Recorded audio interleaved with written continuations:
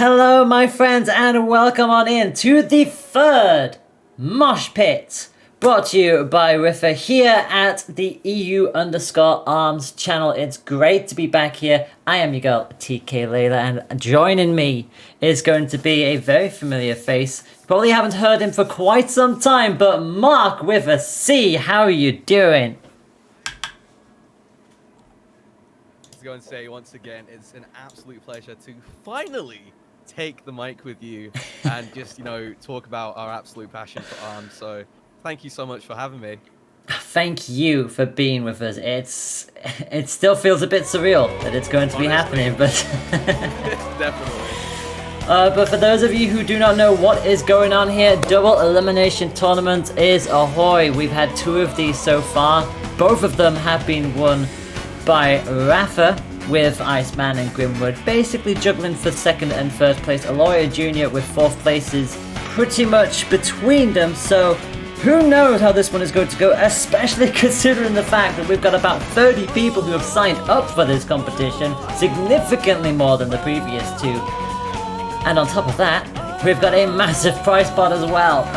Oh my goodness, the community has been absolutely generous with me.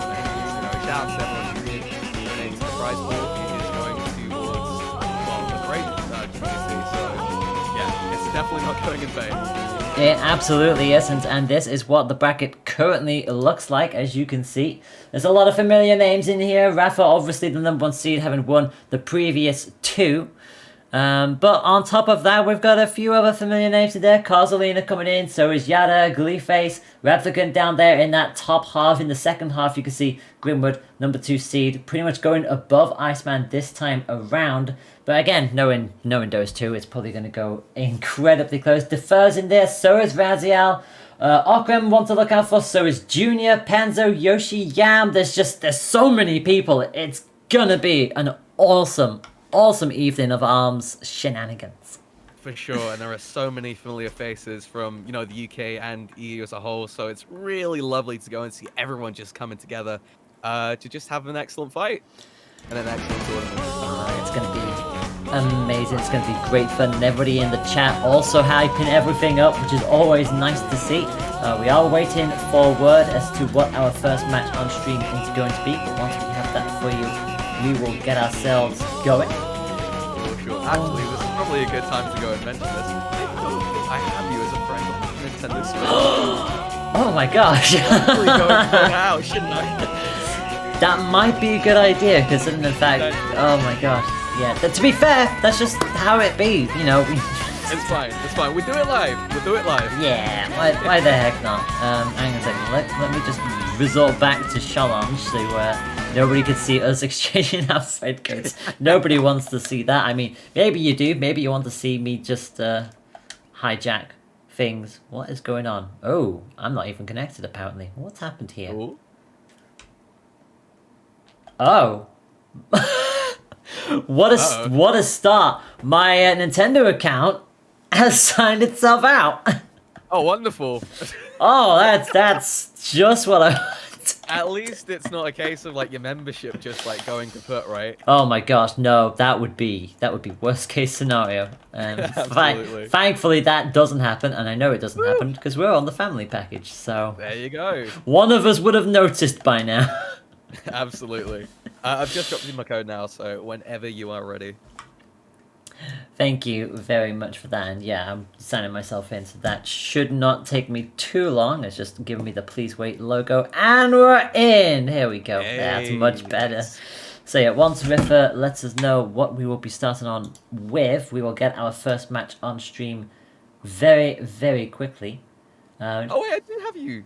There you go. I can see you online now. Yay! I didn't think I had you. Okay, we're fine. I was gonna say, because I'm pretty sure I added you and Nims and Pixie Pew way back when. Exactly. So it's just yeah. Back in the day. Back in the day, gosh, it really does feel like back in the day, doesn't it? Honestly, it's been 3 years. 3 whole years of Splatoon 2 UK Championships. Just take me back.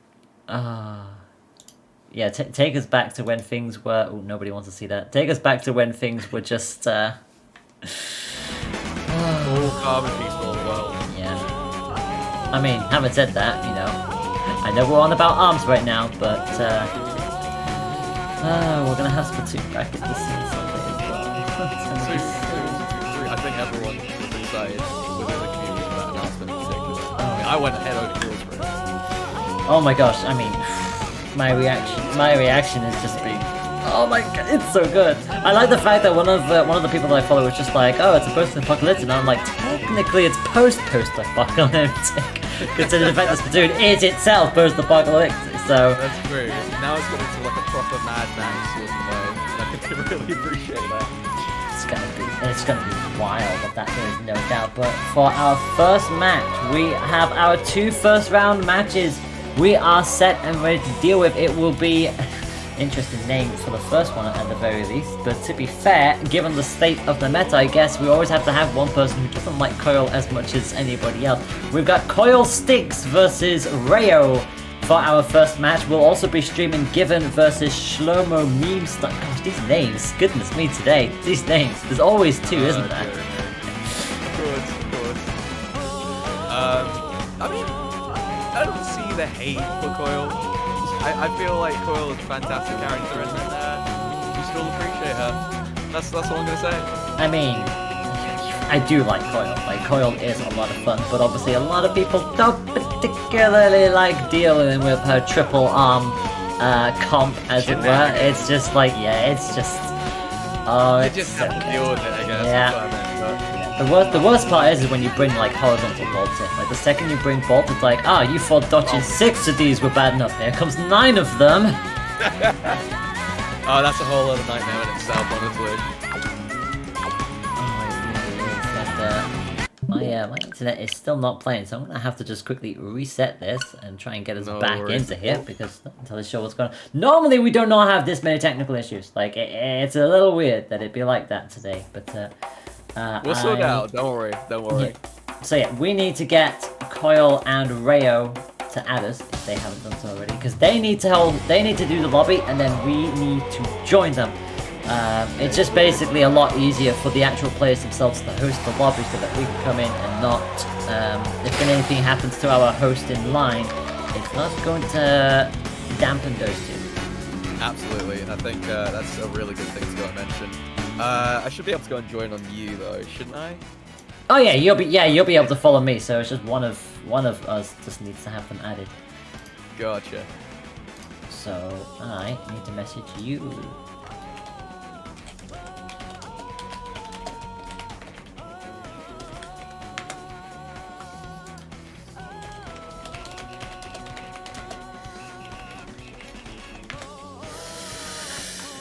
Okay, and whilst we are waiting, just a nice little shout out to everybody who's coming on in here, because there's so many emotes and so many people. Shrimps, it's good to see you. Always nice to have you around here. Alistair, good to have you. Tom, welcome on in. Replicant, Yoshi, I know you're all going to be busy with your matches soon, so have fun and good luck. Iced X with that mark with a C raid. I see you're bringing all of your friends in, which is always nice to see. Jamie Bassoot. Big love to everyone who's coming through right now. Yeah, sport means everything, especially with a game that I think we're all so passionate about with ARMS. So super appreciative. Oh, what was the saying back in the day? Arms nice, I think it was. Oh goodness, I think it probably was. I usually go with fight me at ARMS. That's my go-to response to everyone. Oh my gosh, it's actually been a while since I've dabbled with the competitive ARMS myself. It's just been like, I know so many people are so much better at this game than I am, so it's it's a little hard sometimes, but you made like close to the top of the EU dashboard like many times, I'm pretty sure. I think the highest I've been has been like rank 17, I think was the highest I think I've gotten. And I've gotten into the top 50 at least once, but the second like the free trial happened and everybody came rushing on back, I'm just like, yep, down I go, goodbye everyone. I'm pretty sure I got to like the top 50 of the EU dashboards, and like maybe once or twice I've been top Mechanica. Yeah. But that was back in the day when I played rank a whole lot. But nowadays I'm just chilling, I'm vibing, I'm watching and seeing what everyone else is doing now. I'm more of a observer rather than a computer. Yeah, same. Very much same. I know a few... I mean, you're the one who's helping host all the tournaments, right? This is also fair. Like, every 2 weeks I'm doing the EU Arms Challenge Cups, so yeah, I can't really take part as a result, so... But yeah, it looks like all of our players are joining in. I think my lobby is just becoming rapidly full with everybody who's currently signing on in. So just waiting for our respective players to join in. I know exactly who I'm looking for. So once they have the lobby up, Just we can wait for join your us, lobby to yeah. go live.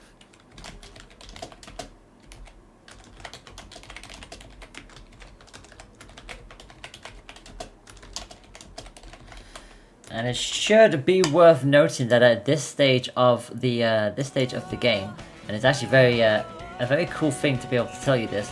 We do have a prize pool, and it's a very big prize pool. I'm just going to quickly refresh this to let you all know what that is currently sitting at. It's currently sitting at 630 euros, which, I can't stress this enough, is one of the biggest arms prize pools I've seen online for a very, very long time. All for the community. All for the love and support. That's it. Yeah. It's absolutely blown us away. I mean, the other day, I think it went up to just under 500, and we were just like, oh, what? Crazy. Excuse like, me? Never expected it to get Yeah. to that level, you know. So yeah, we do indeed have ourselves a bit of a code now that we can utilize here. So I'm just going to quickly send you all over to the brackets just so you can see once again. There is a prediction bracket as well that does exist if you would like to get your predictions in. That would also be a very cool thing to go for. There should be a link. If somebody, I think, Riffer, if you're in the chat, I think you've got the link to the prediction bracket. You can link that in as well. You can head on over to there and get those predictions in. It's all a bit of fun. We'll see how you all do towards the end. Towards the end of the session, and now we're just going to wait for Mark C to join in. Just need the code, and Yep. that'll be good to go. The code, my friend, is hang on a second, where are you? There you are. Boop, boop, boop. There we go. Thank you. No worries. For whatever reason, the code cover doesn't work. It's supposed to work. Like, that's what I got it given for, but apparently it's not actually... It hasn't actually decided to... There you go. There. I don't know why it didn't do that the first time. We're all good now. We're all good. Yeah, it's hidden now. To be fair, you can only have 4 people in a ranked lobby, so that's... So as long as nobody snipes my spot, I'm good. Yeah, you're absolutely fine. So, there we go. So, we are getting ourselves our bans underway. For those of you who do not know how this is going to work, our fighters will be banning stages. Before we get into the thick of things, these matches are going to be thick and fierce, and it's going to be a lot of fun to see what both of these two bring to the table. Now, I have only just realized that one of the names, Coil Stinks, that is Cosolina. So, it is Cosolina versus Rio. So Cosolina, very good fighter, currently the 9th seed in this competition. They're on the first half, so they will go on to face the winner of Yada and Daza, which is going to be a very interesting match to see how those two play out. But yeah, it's going to be a lot of fun to see what these two bring to the table. Cosolina generally coming out with a twin tail. Between that, we've seen them play with a couple of others as well. So it'll be good to see what they bring on this occasion. As for Rayo, a bit more of an anomaly this one. Not seen them as much in the Challenge Cup, so we'll see what they have. Especially considering the fact that Cosolina is a very experienced player. Absolutely, totally agree with you. I've seen a lot of what Cosolina can do, and genuinely, damage. Oh, the amount of damage that Cosolina can do in a bracket is immense. So let's just see if that carries on over to the Moshpit 3, honestly. It'll be interesting to go and see what particular arm selection that Kosa goes with. It'll be a lot of fun. Also, somebody was making a highlight saying with the one of the players called Frank, who is currently in the tally as well. It was like, is that, you know, Frank? And it's Frank. It's like, yes, it is. If you are new to this, if you weren't around during the very early days of the Challenge Cup, Frank had like 3 in a row of top 3 positions in the early goings. Like, came 2nd in the 2nd cup, 3rd in the 3rd cup, and then 1st in the 4th cup. It was just like, yeah, Rafa, yeah, it's just one of those things where it's like Frank has been around in the very early days, and we haven't seen them since, pretty much. So yeah, it's nice to see them back. Resurgence of OGs, right? Yeah, like we have that every now and then in the Challenge Cups, where sometimes we'll get players who haven't been around for quite a while just suddenly appear. Like Penzo made a reappearance very recently, so it was just like, oh, okay, hello again. So. Like fell off the face of the earth for a bit. And it's like, hey, I'm gonna go and pop in and play some arms again. Why not? Yeah, why not indeed? Never well, there's always a good time to go and hop on arms. Let's be real here though. That is very, very true. I did have an arms 2 on my bingo card on the off chance that it came up in the direct, but unfortunately it didn't. I mean, I'm happy we got Splatoon 3, but arms 2, yeah. I feel like if it does come out, they'll do things a lot better this time. It's like we've got the monkeys for right now. It's like, give me a Nintendo sequel. Splatoon 3, no arms 2. Yeah. Alright, and we are set and ready to go. So our first matchup will be on Mausoleum, one of our usual starter stages. It will be Lola for Kozolina, and it will be Springtron for Rayo. So here we go, our first matchup on stream for the Moshpit 3. And this is going to be interesting. Lollipop coming in with the Tri-Blast Ice Dragon. Springtron coming in with Double Toaster. Absolutely. And because they're playing the far away, keep away game right now. Just weaving in and out. Managing to go and get quite a few proper ranged hits. And yeah, already picking Tron down. The arm weak on the left-hand side is certainly not going to help them in the slightest. And again, breaks that arm as well. Doesn't get the grab, though. Just a little short of the side. Just a little shy of it. Both players do have Rush currently available. Nice grab connection there. Yeah, it's always a bit scary, especially when Springtron has that EMP. The last thing you want is your arms to be disabled, and Rayo just comes straight on in with the rush. Having said that, they'll go for it now, and catches Koza in the air. Because it is a little bit behind in the health deficit, and immediately, as I say that, ties it up there. Very, very close still. Oh, and the combo! Just barely clutching out there. Yeah, very barely there. That was a very interesting start for both of these players, and Rayo goes, okay then, let's go bolt for bolt, except it's going to be the stun variant for the bolt instead of the explosion for Kozolina, who is trying to keep this ranged game at their advantage, still peppering them with the laser. You always never underestimate the fact that that can still curve around and just clip you when you least expect it. And Rayo needs to find a way of just being a little bit more aggressive. Gets the stun, but unfortunately, when you're going for those stun grab combos, you need to be closer to take advantage of that. Oh, absolutely. And Koza once again utilizing the Ice Dragon very effectively, getting those little hits in here and there, but they do certainly add up. Yeah, they'll available once again for both players. And yeah, and the arm on the right just about faded away for Rayo, so they'll at least get through that one. But again, they both come back with a vengeance. Tries to go for the mini explosion juggle, but it's not going to happen this time around for Kozolina. And the trampoline does break, which, to be fair, won't really bother them too much, considering the fact that Lollipop is such a bouncy bean as it is. Absolutely.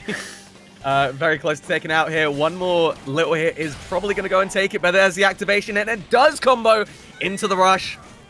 Still got one more section of health left from Koza. Yeah, on the cusp of critical. Rayo knows they can't afford to take another hit, but unfortunately they're going to take the laser straight to the face. And Kozolina is going to start with the early lead, taking the set by 2 points to 0. Yeah, and I don't think Koza really needs to go and change any up of their strategy right now.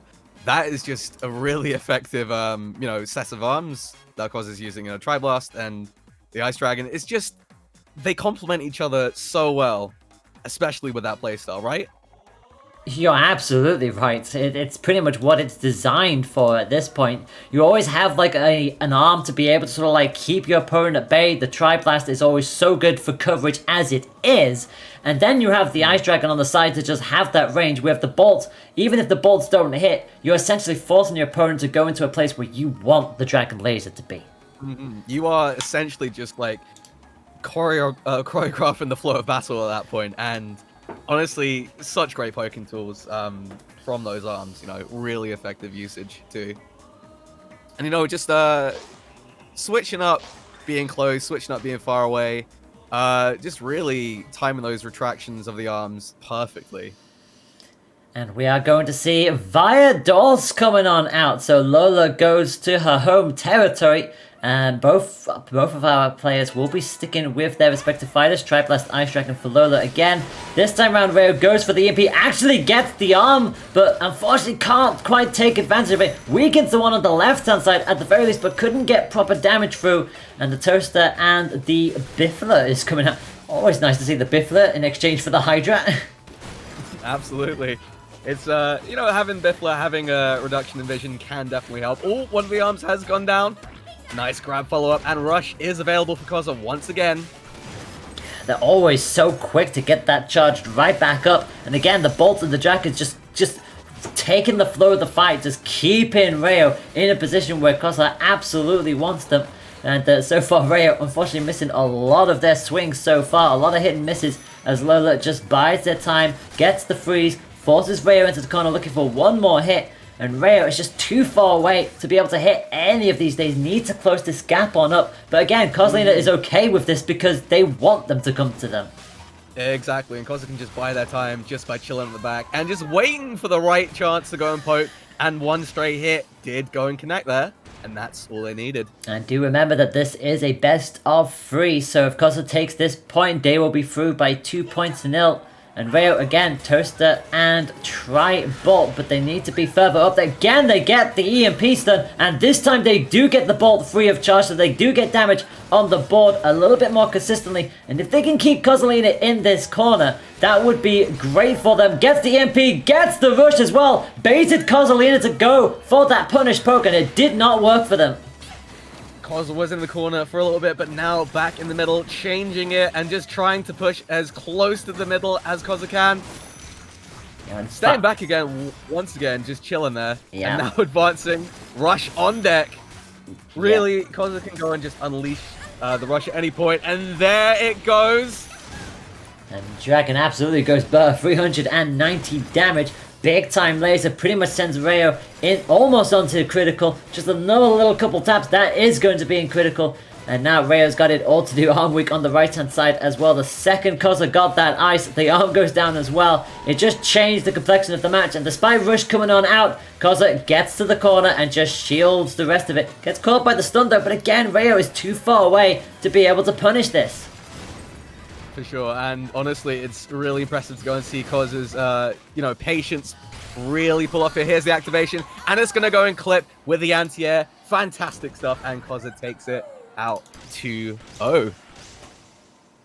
They absolutely do. No looking back for Kozolina. They will be advancing in to round 2. They will take on Yada, who won their match by 2 points to 0. So great start for Kozolina. Rayo was starting to come back towards the tail end of that matchup, but in the end, it just proved just a little bit too much of a mountain to climb. Really good fight, though, and very good use of the tri-bolt, but unfortunately, they needed to be that little bit closer to make it work properly. I did like seeing, you know, uses of the EMP really come to fruition a couple of times. If they were able to go and utilize it a bit more at a closer range and actually just follow up with those EMP activations, I'm pretty sure it would have been even closer there. But honestly, fantastic stuff from both our players there. And with that, we'll be moving on to our second round 1 match, and it will be between Given and Shlomo Memestein. I think their name might be a little too long for the character box, so it will just be Shlomo, which, to be fair, still rolls off the tongue nicely. Shlomo. Absolutely. Shlomo. I hope they play Twintel. That's all I'm saying. Oh, really? Okay, okay. It would just make sense, you know, Shlomo. Yeah, Slow-mo. You know what? It took me like a bit longer to actually get that. I wonder... Oh, yeah. Okay. Yeah, I know what I'm doing with my puns, but then again, I've been casting this for like a good couple of years now, so I guess I kind of pick up on these. I'm just like, oh yeah. You probably wrote all the puns in the book at this point, and then some. But you probably got more just right up your sleeve. Should be good fun. So, I don't know if I have either of these two added as a friend. I know it seems like a bit of a disbelief moment where if I actually have somebody in the ARB scene that isn't on my friend request, but sometimes, right. sometimes it be like that. So Looks like I am going to have to dip on out to have a look at that. While we do so, we can quickly have a look at the bracket at the moment. There's a lot of matches that have finished up so far. A lot of 2-0s across the board.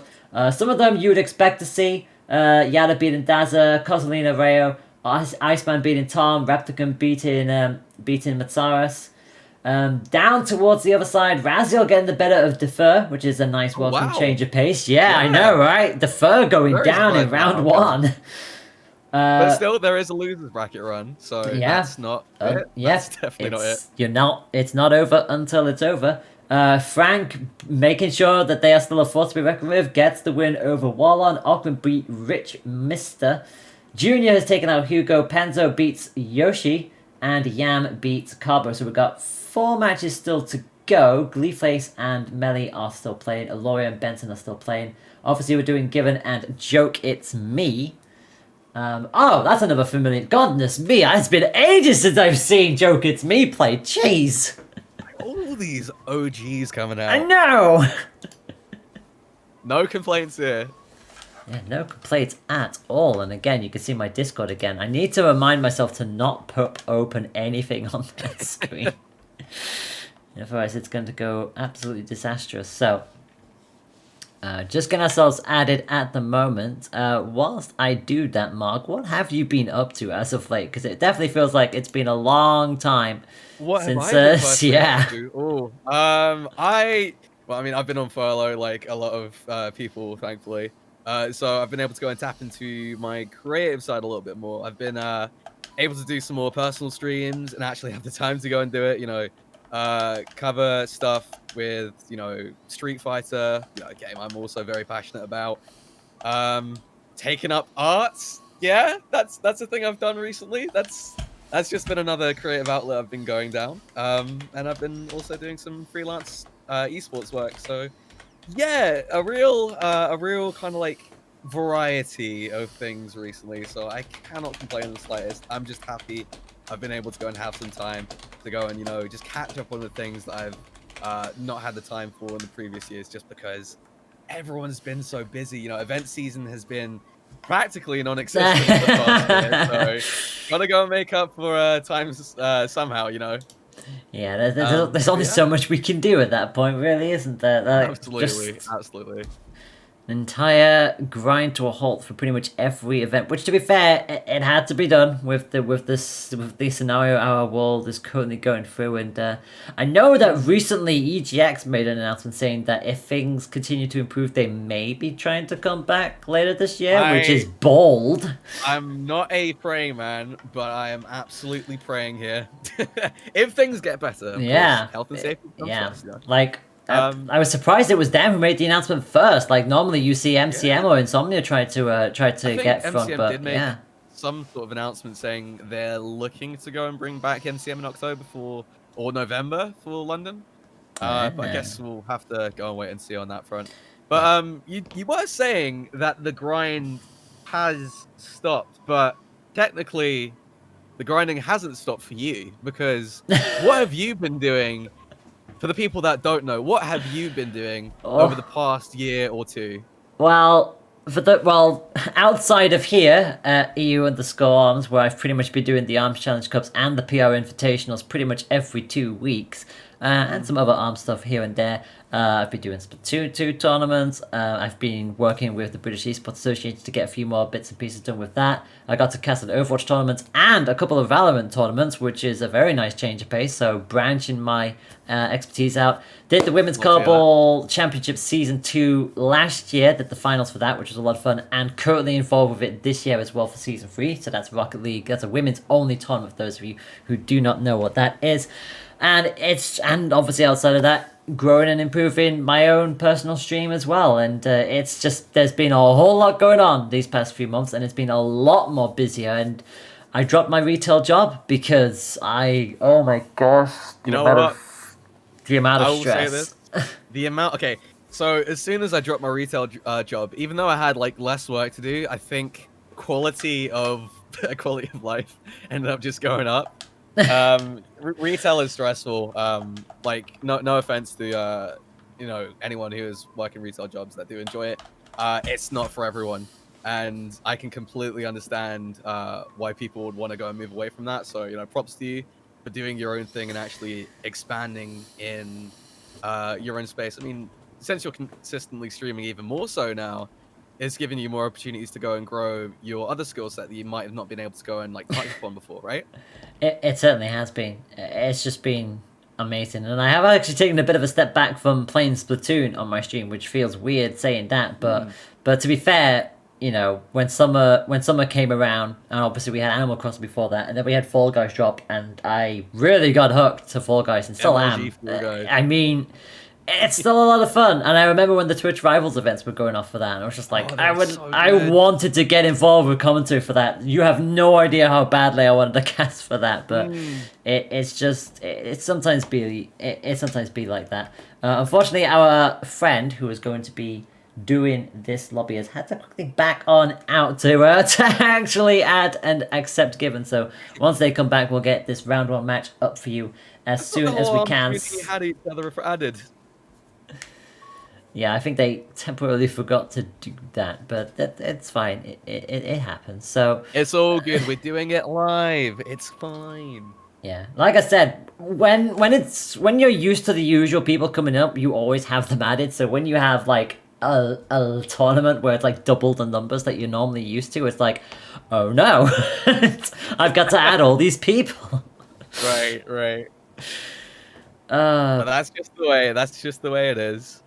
Yeah, and to be fair, we like that. We do like that here, and I think the lobby is going to be back up. So once they have it back up, which they do, I'll be able to join in, and you'll be able to join in, and we should be able to get our second round 1 match underway in just a moment. Do remember that the top 8 will all get a cut of the prize pool on display for today. And if you would like to contribute to that, it is exclamation prize pool in the chat. And like I said, I think at the moment, if I just quickly hop back onto here so I can actually have a look at the main screen, I think it's still sitting at 6:30. I will give it a quick refresh to double check. Yep, it is still sitting at 6:30. So to everybody who has contributed so far, thank you so much for that. Like, it still blows me away that we've raised that much money for this. So yeah, absolutely amazing, honestly. I can't understate how much it does mean to everyone involved. That there's just been so many loving and generous people just contributing towards this tournament as a whole. Everyone really. It's great. Everyone has been coming on forward when we least expect it. I mean, to be fair, that's kind of like our communities in a nutshell at the moment. I mean, if you cast your minds back to a few months ago, where the entire storm with Melee and Splatoon's Open happened, and both the Splatoon community and the Melee community could just rallying together and giving the Splatoon scene pretty much the biggest prize pool I think we've ever seen in Splatoon side. So it's great to see communities coming forward and doing that, and they're starting off without you. Oh, really? Yep. Give me a sec. It's fine. I'll, Well, it's all good. You know what? Layla, you can hold this down. I'll get into the next round. It's all good. Well, we've got Joke on the left-hand side of your screen as Misango. We've got Given on the right-hand side. It is not 2-0, it is 0-0 because this is round number 2. No, it's not round number 2, it's round number 1 still, but it is our first match between these two of the day. Misango versus Mechanica. Windy Slap and a Hot Slaps respectively. Given is coming in with 2 hot slaps.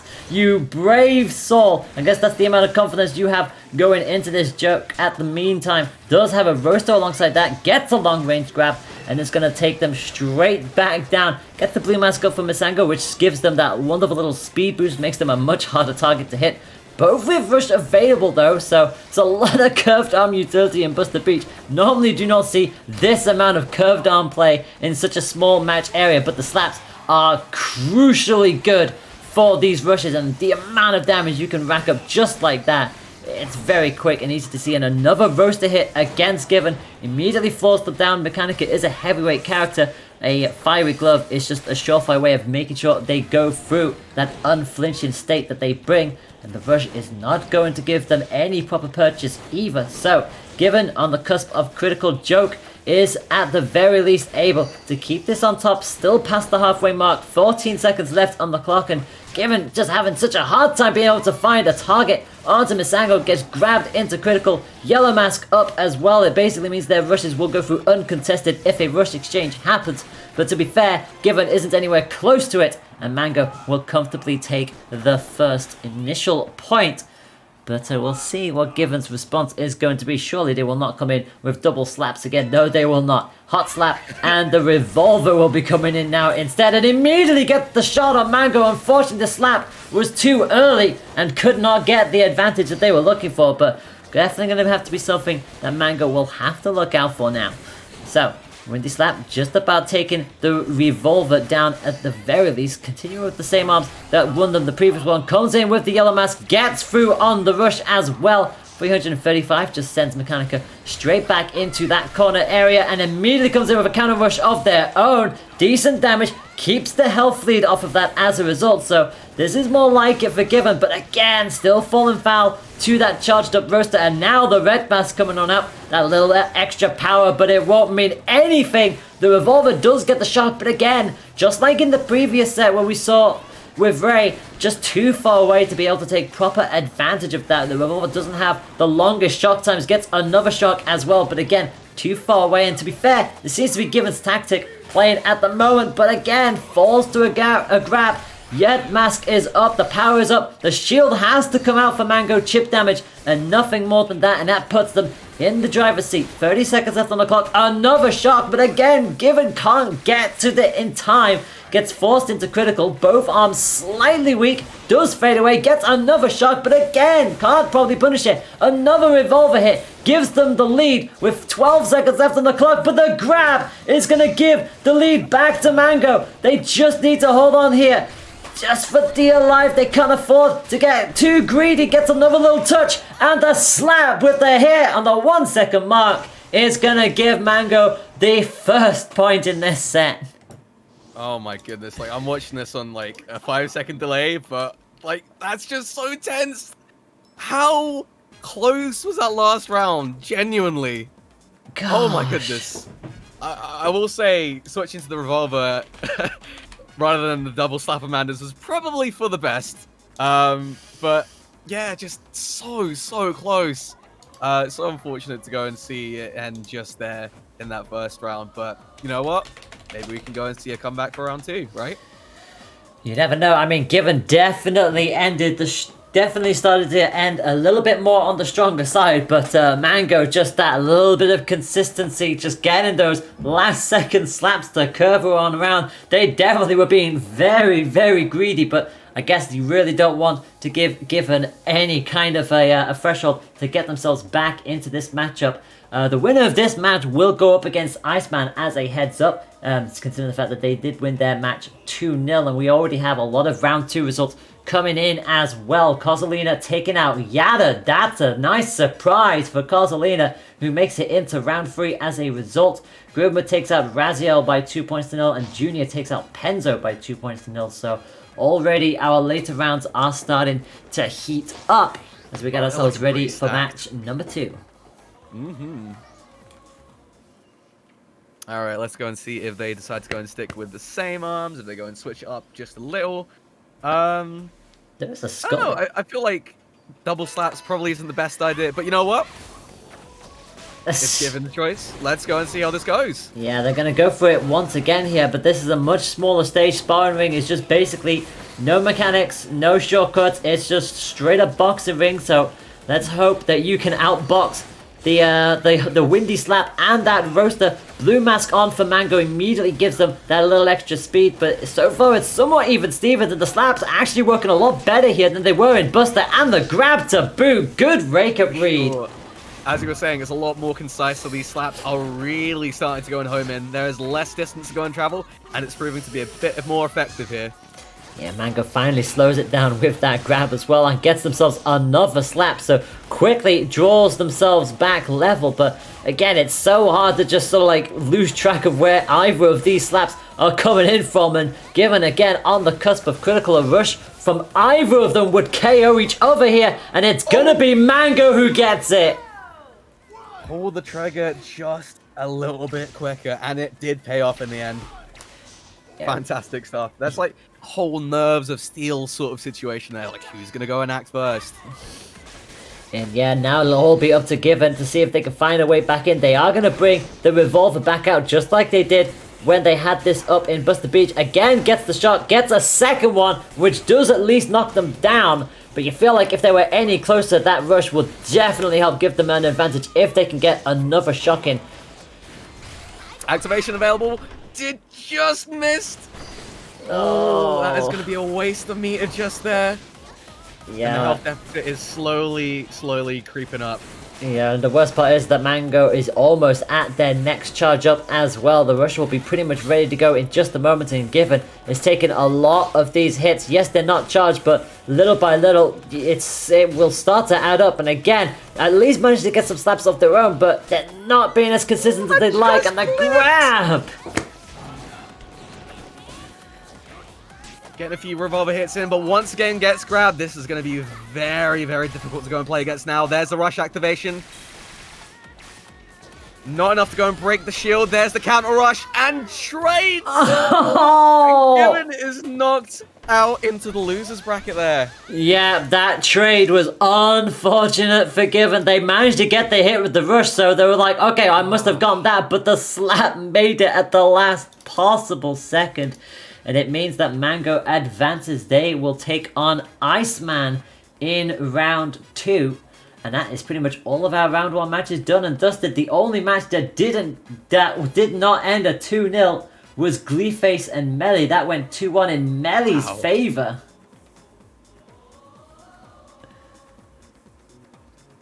Bracket is, I mean, as I was saying, it's turned out to be incredibly stacked right now. Some heavy hitters currently already into round 2 and round 3 respectively.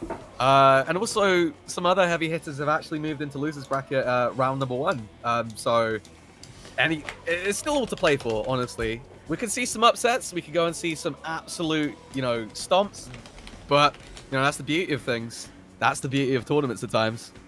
Yeah, the beauty of a double elimination tournament, especially when you're trying to reseed people who have been around for a while, also definitely doesn't help. But that's the joy of it. We always have that kind of excitement. We are moving on to round number 2s, and we are going to be gearing up for 2 very familiar names and faces if you have been watching the EU Arms Challenge Cup. It's Replicant and it's Eloria. And whilst Replicant has been up there going in towards those top 3 positions on the regular basis, Eloria has been making some massive improvements and definitely had a fun showing in the previous PR Invitational where they made a few heads turn over in that side of things. So I'm absolutely looking forward to seeing what both of these two have on offer, because this is going to be very good fun. I've actually been taking a look at your statistics that you tweeted out the other day. And just keeping an eye on it. You know what? That's some actual fantastic work there. And some real nitty-gritty things you can go and analyze from the chart that you've drawn up. Do you have that to hand by any chance? Yes, I do. I do have that saved up. I could pretty much send you to a link for that if you so wish. I have it to hand. I was wondering if the stream wanted to go and see it. Yeah, I might try and pop that up on stream maybe a little bit later on if people want to have a bit of a look at that as well. But yeah, this is what the bracket currently looks like. You can see the underground bracket is on the way. We have got some casualties already. Rayo, Wallen, Hugo, and Udon all dropping out in the early stages so far. This underground bracket is only going to get messier the further it goes on. But for the time being, we have the above bracket to focus on. So there's a lot of stuff to play for. We should have 2 matches from here as well. But first and foremost, it will be Replicant versus Eloria. seeded appropriately. I mean, obviously Replicant, like I said, they are a winner of the Challenge Cups before. A Lawyer haven't had a chance to really do so, but has made it through into the Invitational to have some really cool matches so far. So these two will definitely go all out swinging. Iceman will take on Mango, so the winner of that will take on the winner of this match. And also, let's also just quickly point out the fact that, I mean, you say you've had a look at the stats. I mean, I feel like we should probably be very happy that Riffer is not taking part in his own tournament. And then everyone would be just saying that it's completely rigged. No, Yeah. definitely not. But no, Riffer's been absolutely dominating from what I can see in these stats. Genuinely. Oh my gosh, it's Goodness just... gracious. Yeah, he is 1 win away from 20. No one is even remotely close to that. It's just- No, absolutely. Yeah, it's quite silly, but that's the Riff Revolution for you. That He is the just- Riff Revolution. Putting in work. So much work. You have Yep. the code to the next game, by the way. Should be in Stream Arena. Thank you. You're welcome. Completely missed it. Yeah, all of the codes are up in Stream Arena for the Discord. Cheers. No worries. Don't want to keep everybody waiting for like half an hour. No, it's alright. It'd be like that. We got plenty of time. We got plenty of time. There we go. Perfect. Oh, so yeah, in terms of predictions for this matchup, honestly not sure how this will go. Like I said, Aloy has been improving week after week after week, whereas Replicant has always been pretty much thereabouts in that ballpark. So if there's any chance for Aloy to cause another little bit of a head swing, now would be a great time to do it, especially considering the fact that, you know, we've got so many very famous names from the past coming on in for show as well. So it'd be great to sort of like get another one of these high-end scalps for their possession. I've actually seen Replicant play offline quite a few times, so this is gonna be fun. This is gonna be interesting to go and see. And also, I mean, well, the netcode in this game is just generally good anyway, so offline play and online play kind of like complement each other. If you know what I mean. Oh yeah, I mean, I saw that in person at Breeze when we were having some of the local skirmishes at the back of Winter Breeze when all of the Splatoon stuff was happening. We had like a mini gathering of arms. It's like it's great. It was good fun. Breeze soon. Please come back. Oh my gosh. It's just been over a year now since Breeze, hasn't it? Oh my gosh. Breeze was the like last LAN. Winter Breeze was the last LAN we went to. Oh, wow. The last big gathering we all went to, it was, wow. Gosh, that was February 2020. That was literally the month before everything kicked off. That's it. And, well, hopefully we're closer to getting out of it. But you know what? Here we go. Aloria versus Replicant, and it will be Min for Aloria, as we've seen beforehand. Replicant has definitely been going towards Lola at this time of asking, so we'll see if Aloria can do anything with this. It's going to be the Windy Slap and the Parasol to go up against the Nade and the Phoenix. Yeah, Iloria's going to have to be really careful about that nade AoE. Just make sure it doesn't clip them. Yeah, we've seen so many fighters just get caught out by that so many times, especially with the rush as well. It always really comes back to bite you when you least expect it. The arm already weak for Aloria, so needs to keep that pressure a little bit at bay from Replicant, who is just not yielding anything here. Absolutely, just using arms that are just so quick and fast and just really getting in Aloria's face. Excellent grab mix up there. Rush available for both players. Yeah, and definitely feels like Replicant is in the driver's seat here, but finally does get slowed up a little bit, gets caught with the grab, and gives Min chance to get that Dragon Arm up to potential, meaning that that slam is just that little bit bigger of a hitbox, so always more devastated to go against, but a little too close! It's not going to be it just yet, but it's very, very close. One more little hit is going to do it, and just like that, the unpowered nade takes it. Yeah, I was going to say, so much chip damage, so much pressure, and it is going to go Replicant's way in the end, so Aloya's got it all to do as we go Nade and Phoenix again. And Aloya going to switch out that slam for the Roaster, so realizing they've got to try and find a way of being able to punch that a little bit quicker, but the Phoenix is just so fast. Yeah, and Rep's doing really good at keeping pressure from all distances, honestly. Just mixing up from mid to far to close, and completely avoiding that rush just there and then. Rush available for Replicant just here. And yeah, has this completely under control. Aloria's arm weak on the right-hand side, but shuts down the rush. Very good read from Aloria. Keeps this match somewhat grounded, not allowing Lola to bounce too wildly, but again, still dashing in to the side of the nade, and it does put them into critical as a result, but still getting these really cool roaster hits, and now gets the permacharge back up, but they've got to stay up on their feet that little bit more consistently, get through the grab attempt as well. They're slowly bringing this back here. Absolutely, and there has been some fantastic anti-airs and whatnot. Maybe we could go and see a rush anti-air to go and take it out, potentially. You I never guess know. we'll have to go and wait and see. Yeah, Aloria will definitely would rather have Replicant a little bit closer to KO range before they fire that. That might be the time to do so, and they will register it right now. Will this be a game? No, they couldn't get the second juggle. Replicant does have the counter rush available. 10 seconds remain here.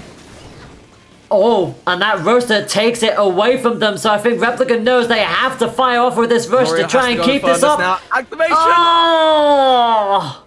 Oh, the timer was just there, and Replicant had to go and do it now or never, and just had Rush on deck at the perfect time to go and use it, and just was able to go and shut Aloria down. Yeah, there's something strangely intimidating about Lollipop just waddling on forward with shield in hand and a rush ready to go. It's just like, you know the rush is coming, it's just how do you find a way of getting out of it? And unfortunately, the closer you allow a shield waddling Lola to get to you, the harder it is to really get into a proper position to do anything about it.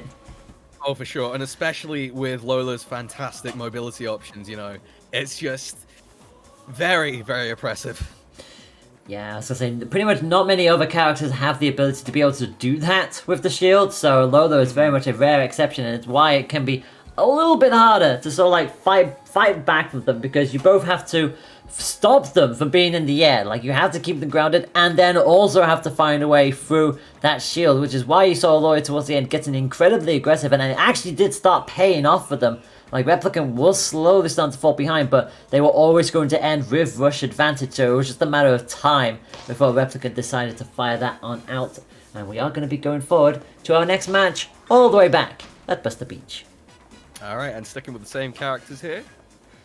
Yeah, I'm not surprised to see that. Both of these two have really been very comfortable with their picks so far. There is a Parabola in the back for Replicant if they want to bring in a little electric goodness, and that's exactly what they're gonna do. So Parabola and Nade versus the Chakram and the Roaster. And again, Aloria just quickly doubles back, gets the permacharge up, and that is always going to be a scary curve tool to go up against as a permacharge. Got two chains off of the back-to-back there, which just tells you everything you need to know about it. The Parabola is quick, but again, the Chakram, it just never underestimate where it is going. Honestly, it can go and like catch you blindsided at any point, so you've got to be very careful with dealing with it. Yeah, Parabola and Nade finally forcing Aloria all the way back in towards the hot pocket, as we like to call it. You never want to be there. Does get the stun, but unfortunately couldn't get the grab to connect in time. And a rush just keeps Aloria back into that corner and gives Replicant a massive health lead. Rush on deck currently available for Aloria, but it's currently stuck on the low ground. Not the best situation to be in, and just gets the left hook in with the nade. Nicely done. Replicant takes round number 1 of game number 2. Yeah, nade straight to the face. Nothing that Aloria could really do about that in the end. And we're going to see a very bit of an odd switch up now. Aloria going to bring in the missile, the homie. So massive missile explosive damage. It's a fully guided arm, unlike pretty much all of the other arms in this game. Meanwhile, Replicant with the only 2 arms that can be unguided and get the cancellation on the rush, but Aloria not gonna back down, at least gets the missile hit right after it. Absolutely, and it's interesting to go and see, well, I mean, they both stuck with arms that are, you know, medium weight, so they're just gonna be like clashing with each other. They're not gonna go and be able to go and power through necessarily, unless they, you know, fully charge it up, so it's very very even in their weight class. Oh, the arm breaks That's on the like left hand side. That's never a good sign. Oh, there's a trade. Just clashed it. But somehow that grab did not register. Lawyer got that for the last possible second. Replicant takes a bit of damage, but they won't worry about it too much. Rush, however, is gonna really big time up. 405 damage. 5 damage. Immediately sends that right back the other way. And now Replicant will be sweating just a little bit harder here. The power bullet is just about gonna miss, and so too is the nade. The Lawyer doing incredibly well to keep this in their favor. They're bringing this back finally to get Fortin in the air. Switching sides here. That was probably his plan all along. Oh. Getting a few clashes here. 15 seconds on the clock. Replicant does have Rush. Again, gets tagged by the missile. Eloya needs to play this so carefully. 10 seconds on the clock. Unfortunately, the nade is going to catch them. Very close finish to this matchup, but it is going to be another 2-0, and it does go to Replicant. Still, both players really showing a fantastic performance there. Genuinely was not expecting that, that almost that comeback in that second round. It was, whew, Gosh, tense. That was, tense. It's just bringing it down to the wire. Yeah, that was so good. That was so good. Excellent patience and excellent, essentially just aggression from Eloria when it needed to be there. And with that, we are going to hop on away from that matchup. We are going into our second round 2 match. We've currently done 2 round 1 matches and 1 round 2 match. So now we go to the other round 2 match that needs to be done. It will be Yam to go up against Cairo in our second round 2 match. Pretty much everybody else is done and dusted. The only match so far in round 2 not being a 2-0 was Rafa versus Melee. The reigning Moshpit champion going to distance to finally best them, and that would have really been an upset had that gone the other way. Oh wow, we're almost on round 3 of, completely on round 3 of the winner's sides here. We're just waiting on one more match, I believe. Yep, which is the match that we are about to do. Exactly.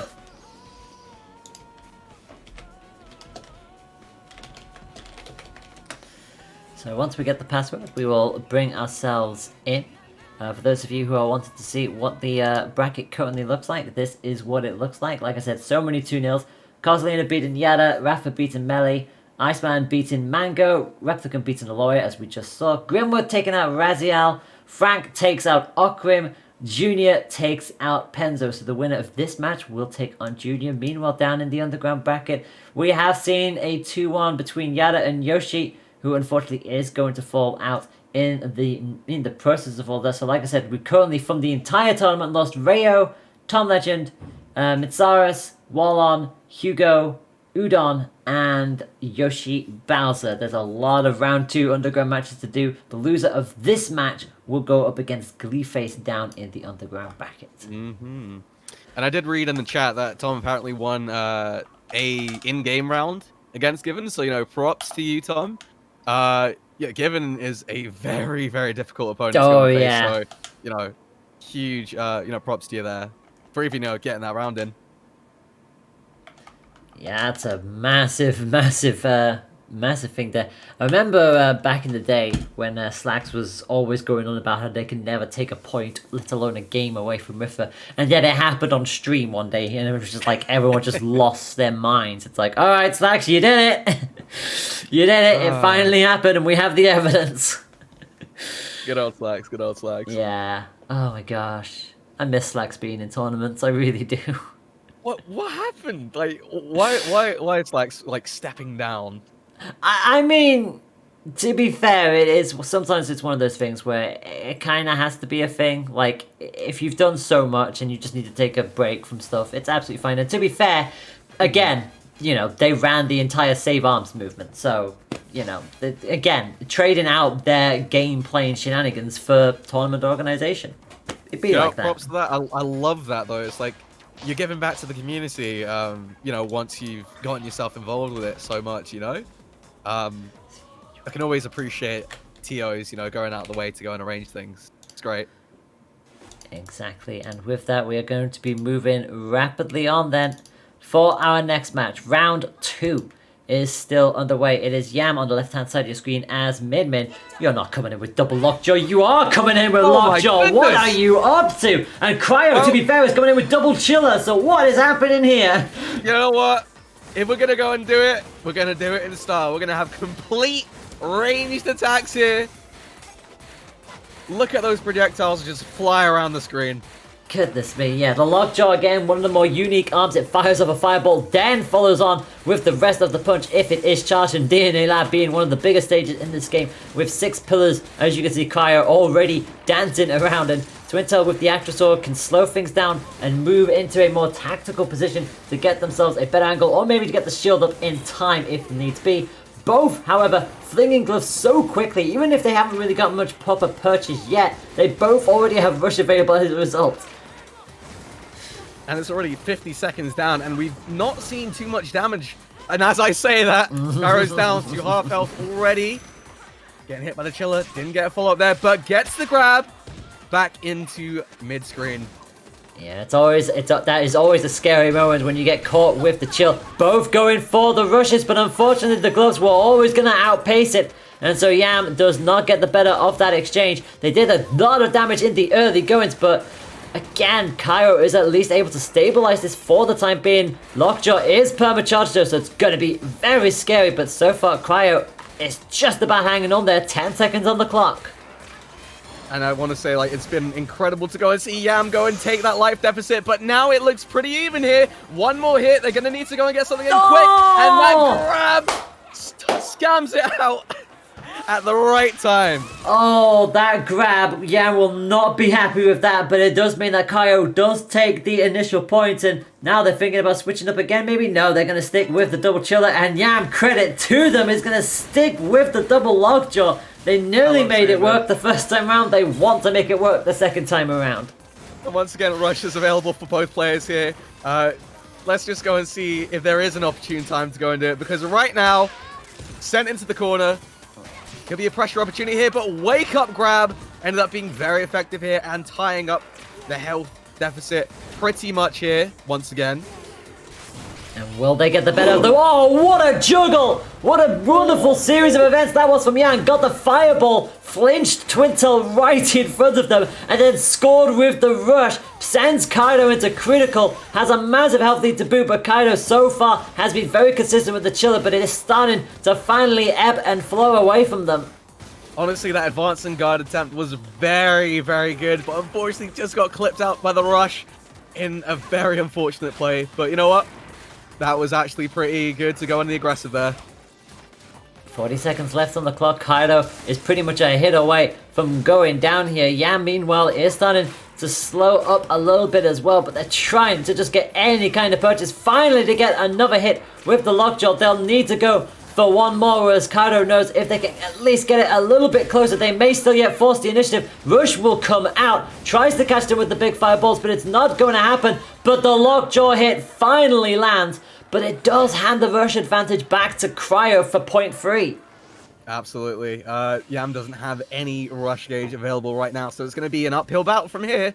But let's go and see how Cairo activates their rush, and if it's going to be right off the bat. Well, it may very well be. Kato is coming in with double popper now, so one of the quicker arms in the game, but also one of the lighter arms in this game as well. So if the Lockjaw can at least fire out the fireball, it'll just cruise straight through it. So gonna be a very interesting series for Kaido to go toe-to-toe with this with, but if they can get the popper charged up here and go for the rush, they may still yet wrestle this right away from Yam. And to be fair, they're off to a flying start.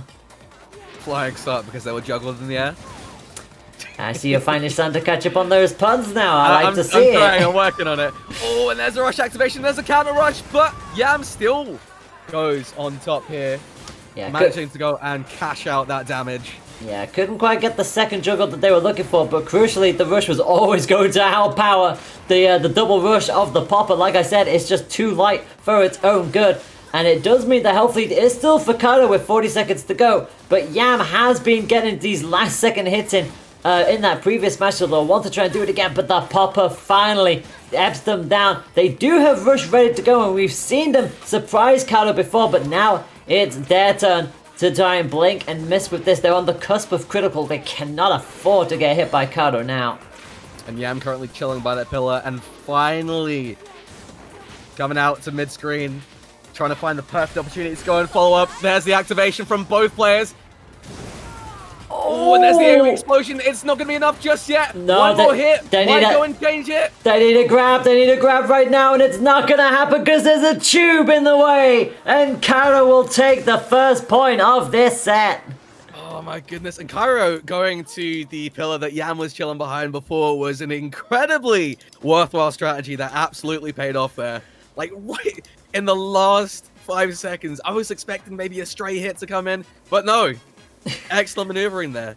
Yeah, I'm flipping credit to Yam big time. Like, I was not expecting to see double lockjaw of all things. That's just brave. That is, I don't even know what other words I can have for that. No one comes in with double lockjaw.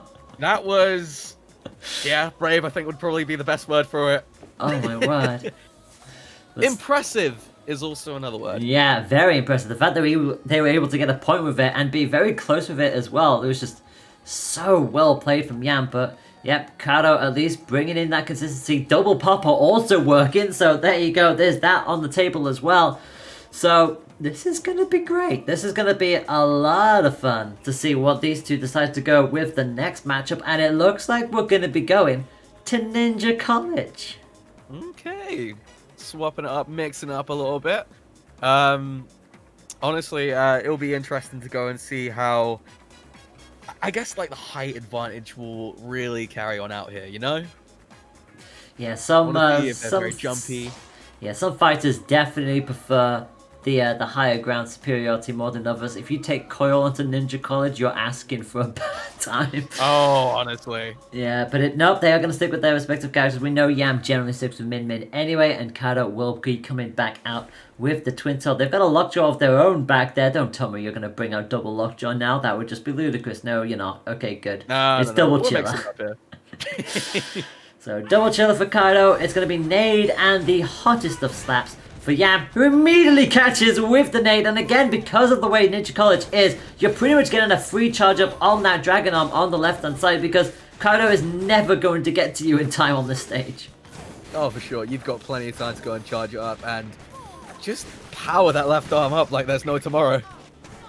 Yeah, and so far able to suffocate Kaito for the time being, but now back-to-back chills into a grab. It's always dangerous when you start having to run into that, because you either have the shield up and your opponent gets so close that the grab is inevitable, or you try to wait out for them to do that and try to get the punish. It's such a dangerous thing to go up against.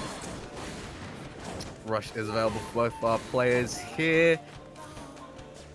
Untitled just chilling in the air for a bit. Yeah, and slowly really handy to go and have that hover property. Yeah, it's always nice. The actress always such a nice little perk for Twin Tail, and they're making it work. In fact, I think they got that via the self-destruct on the nade. It is high risk, high reward. After all, that's just those kind of elements for you. And again, close enough to get a grab for free. Push Yam into critical, and Kaito is definitely on the horizon to be able to take another little bit of a punish, but gets caught with a 200 rush in the end, so they can't afford to be too risky.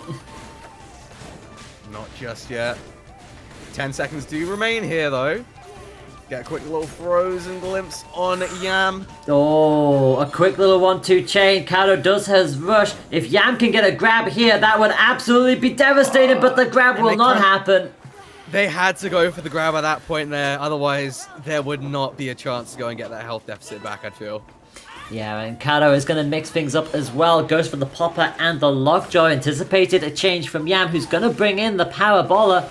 So a nice little electric sting to its mark, and it is on the Dragon Arm as well. So yeah, Cryo does not want to see that as a part of a charged arm anytime soon. Absolutely, and it'll be a great opportunity to go and get a electrify into a rush, if possible. Yeah, it's always a nice lovely chain. Bar that, and the grab confirm would also be a very nice addition for Yam's onslaught, but again gets caught by the popper. Never underestimate the quickness of that popper, and it catches them again on the back foot, which means Yam has to find another opening to get that perma charge back up. And the rush has been activated. Karo still does have utility on deck. And that health lead as well. Yeah, the health lead is nice, but it wasn't able to take advantage of Yam being in the air for such a long time. And Yam gets the knockdown and does get the umbrella back and catches Kato going for that mid-air jump as well. So Yam slowly but surely managing to find a way to unravel Cairo here. Does get tagged, but again, it's not enough to knock them down and gets the shock into a grab. And almost immediately, Yam almost has another rush on deck here. Really just persevering and just putting out arms left, right, and center. Unrelenting pressure right now. Yeah, they're not giving Kato a chance to get... That's a KO! That's it! And Yam has rush into next round as well. Well, Yam has absolutely brought this right back into contention. One apiece now in the match. Can it be one apiece in the set though? Kaido going back to their tried and trusted. The lockjaw did not work for them. Back to double chiller. Yam gets the power baller back on up to its permacharge. And a rush immediately comes up, but Kaido is not only going to avoid it, but rush of their own. Oh, the counter rush punish was phenomenal there. Getting 300 damage. Absolutely. Changing the tide here and just keeping Yam directly into the bottom corner, exactly where Kaido wants them. And now they're forced back in towards that corner. Kaido just waiting the time, waiting for another mistake from Yam. At least managed to get another quick chain into the grab. Nicely done there and gets the permacharge straight back up. Another hot slap, really good read from Yam. Started to bring this back into contention. Arm weak on the left hand side as well for Kaido, and Yam not giving up just yet. Rush once again available for both of our players here. But when will be the perfect time to go and strike? There could have been an opportunity, but just held off and gets caught by the grab instead, taking him right back down to the bottom of the screen.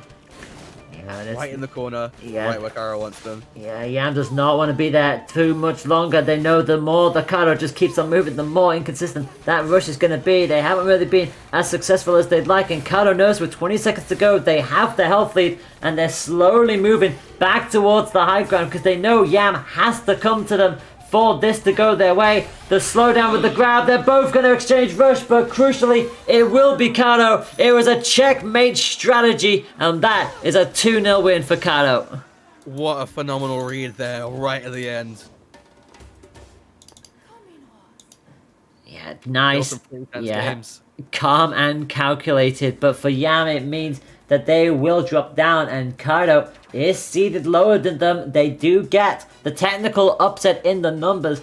They take out Yam and will advance into round 3, where they will go up against Junior. So our round 2 matches are done and dusted. Round 3 is going to look like this: Rafa versus Cosalina, Iceman versus Replicant, Grimwood versus Frank, and Junior versus Kaido. Great showing from both players. Yam very much starting to come back into that, making it work with both the lockjaw in the first match and the power baller in the second match, but just unfortunately Kaido was just too much this time around. Honestly, like, seeing some genuinely amazing performances there. I was not expecting some of those arms combinations, like, genuinely, but you know what? Some of it worked, some of it paid off, and some of it was a little bit dicey. Let's call it that. Yeah, let's definitely call it that. I like I said, I was not expecting double lockjaw, double popper. I mean, double popper has worked in the past, and we have seen it. But it depends on the character. It really does come down to it. When you take that up against a double lockjaw, which is double heavy arm in and of itself, it's like are you sure you want to do this kind of moment? But hey, again, it worked for Cairo, so you never know. These players know exactly what they're doing. Absolutely. If it works, it certainly works. If it doesn't, just switch your arms.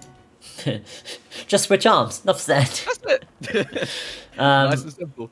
We do have word that our round 3 matches will be starting on up, and first on up to the table, it will be reigning Moshpit champion Rafa to go up against Cosalina. So a lot of stake here. We haven't seen Cosalina in the Challenge Cups for a while, so it's always good to not only see them back, but see them doing well. But if they want to get into winners semi-final, they're gonna have to take out the person who has won this competition 2 times in a row. Alrighty. Let's get on in there. Yes, let's get on in here indeed. This should be a lot of fun. Remember, the other round 3 matches to determine who makes it to the semi-finals are Icebound versus Replicant. The winner of that match takes on the winner of this match. Down on the other side of things, it'll be Grimwood versus Frank and Junior versus Cairo. Grimwood Frank is going to be a clash of styles. Of that, there is no doubt. Like, Grimwood has been making a lot of steps in the Challenge Cup as of late, getting a few wins of their own in between Riffer's dominant streaks, and obviously Frank was very much part of the early goers, managing to get the win on their 4th attempt in the entire competition. So I definitely want to see how that one plays out, but this is where we'll be paying our attention to, which, to be fair, rightly so. Rafa is the reigning champ after all, and definitely has been doing their fair share of work in the Challenge Cups as well, so I am very much looking forward to seeing if Cosalina has a strategy in mind to try and slow Rafa down. Oh, I'm pretty sure Cosalina has a, absolute arsenal of a tool set out there that they can just utilize on the fly. Especially playing, a character like Lola. So, I guess we'll see. We'll see. We will see. Oh, and actually switching to Twin Tail this time. Okay. Yeah, I had a feeling Koza would bring out the Twin Tail eventually, and there she is. So it'll be Cosalina on the right-hand side of the screen, Rafa on the left, as we get ourselves ready for round number 3. Kid Cobra with the Popper, and I thought it was going to be the Mega Rock, but no, it will be the Bird Truck to go up against the Chiller and the Tri-Bolt of Twin Tail. And already Rafa showing why they are an absolute menace, being very quick, very zippy, but does get caught by the grab from Cosalina, and that's exactly what Cosalina is going to need to keep their wits about them and try to slow down this very slippery snake. I'll say a lot of goal from Cosalina right from the start, blocking practically right in Rafa's face and, getting caught by the grab. But that's not going to go and do too much to go and stop their general pressure. Yeah, the arm. It was interesting to go and see from the bat.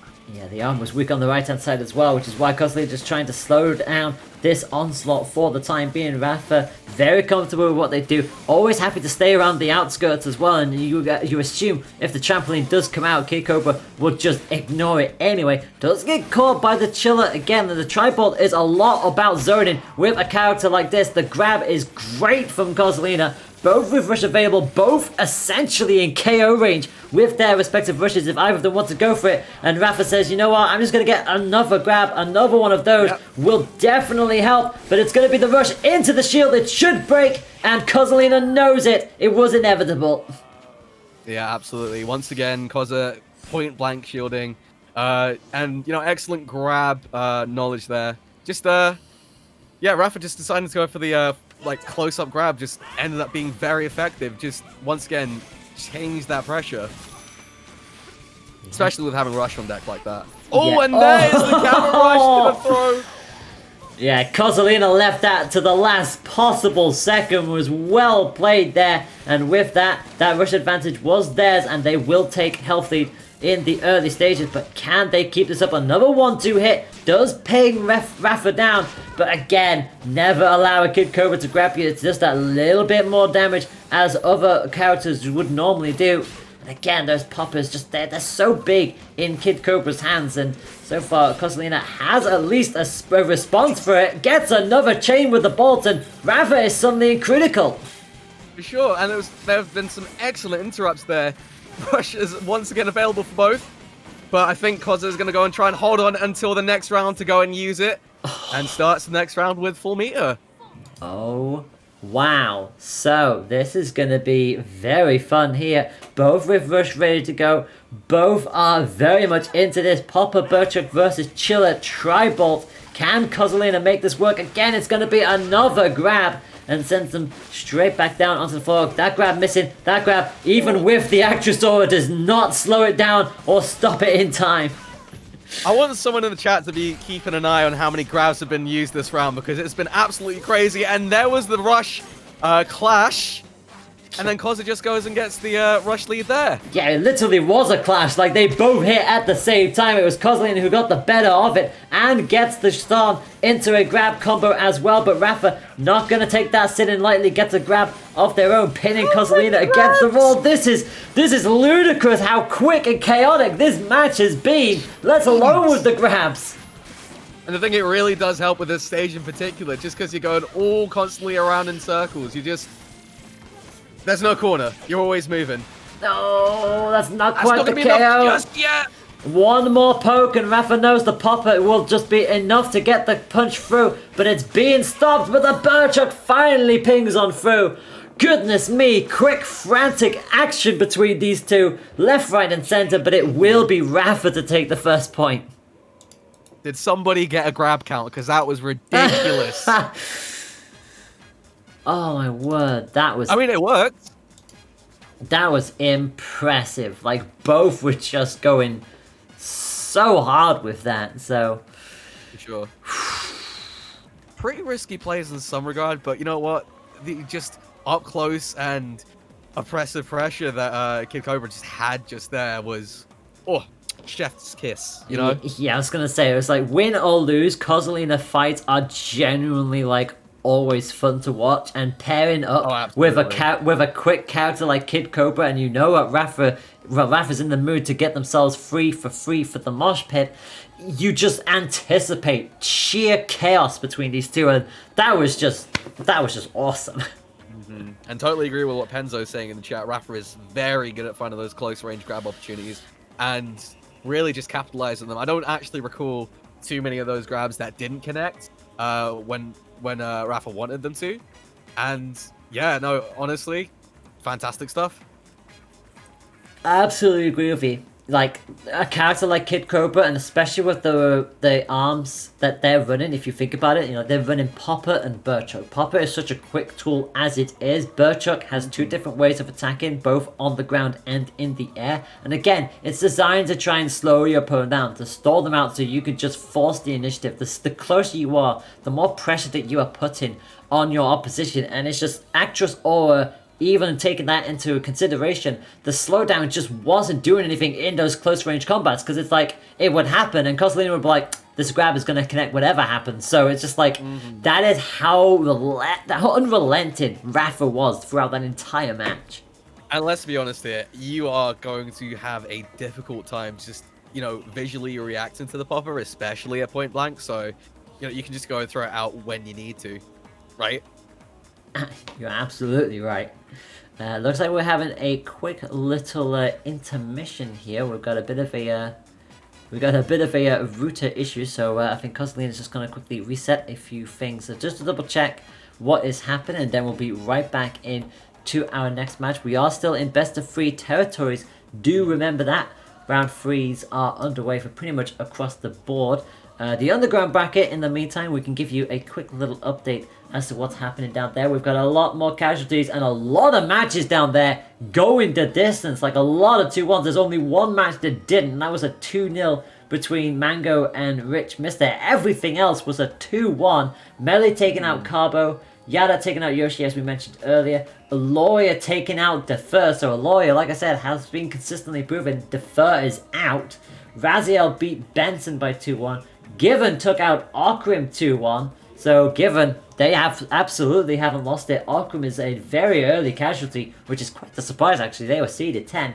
Panzer takes out Dazzler by 2 points to 1, and Yam and Gleeface, I believe, are still having their match at the moment. That is down. That's some impressive showings down there, especially Given getting the better of Okrim. Genuinely, seeing this bracket play out, yeah, some very, very big surprises. As you said, like, I was very surprised that Devil was locked out in, you know, round 2 losers. Very unfortunate. But you know what? It happens sometimes. It's just the beauty of the game. That's the beauty of tournaments at times. Yeah. But you know, it's good to go and see some surprise victories at times as well. So yeah, really interested to go and see how this bracket carries on out. Yeah, I'm absolutely looking forward to it. It should be a lot of fun. And obviously, you also remember the fact that we've had so many people sign up for this tournament, for an arms tournament at that. It still feels weird that we've had this many people, let alone with a prize pool as high as it is. The last time I checked, it was currently...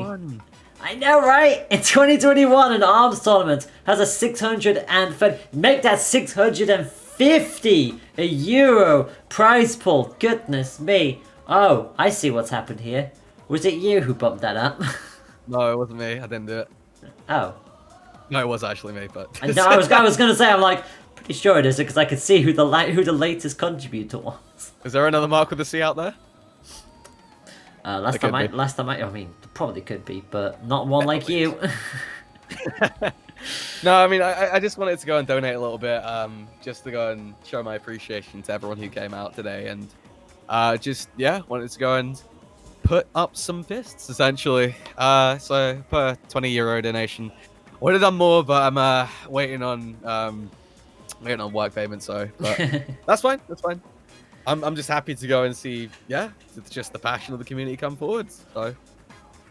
It's so good. So yeah, thank you very much for that. I do appreciate Pleasure. that. And yeah, that means that the prize pool split between the top 8. Yes, the top 8 will be getting a cut of the 650 euros that it currently stands at. If you would like to contribute yourself, the prize pot command did just get pinged up by Riffa, so you can head on over to that link and have a look. See, do remember that we also have the brackets up for you to look at to see where everything is going on. And also, there should be another bracket somewhere along the lines where you can go in for your predictions to see who is going to, in your opinion, get the victory over the other. So a lot of fun happening around here, and it should be good to see what you all decide to do from here going forward. So I'll give that another quick little refresh before I knock on down, because it looks like we have our 2 respective players back in, so that round 3 may continue on.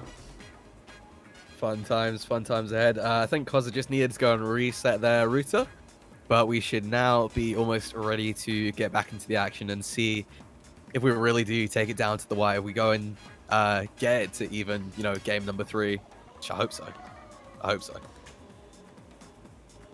I mean, the more the merrier, right? Oh yeah, the more the merrier indeed. I think so far we've had a fair amount of 2-0s already in the above bracket. All of the 2-1s seem to be happening down in the underground bracket, which is just sometimes how that ends up going. So, Rafa on the left-hand side of your screen. I think we're going back to Mausoleum. The Megawatt is there. We have seen Rafa do the lightweight, heavyweight combination before, and it looks like they're bringing it to the table. Popper versus Megawatt. Chiller versus Tribal. So Kozolina now has a little bit more of a heavier tool to go up against. But again, it is one of the slower arms as well. But already look at the consistency from Rafa. Gets the break on the right-hand side. Honestly, like, Rafa has 2 extremes with their arms here, but the amount of coverage that the Megawatt can do is just incredible. It can just go and get rid of 2 of those arms just like that. Like, they're being knocked down no matter what. Yeah, so Koza's going to have to be very careful about their placements.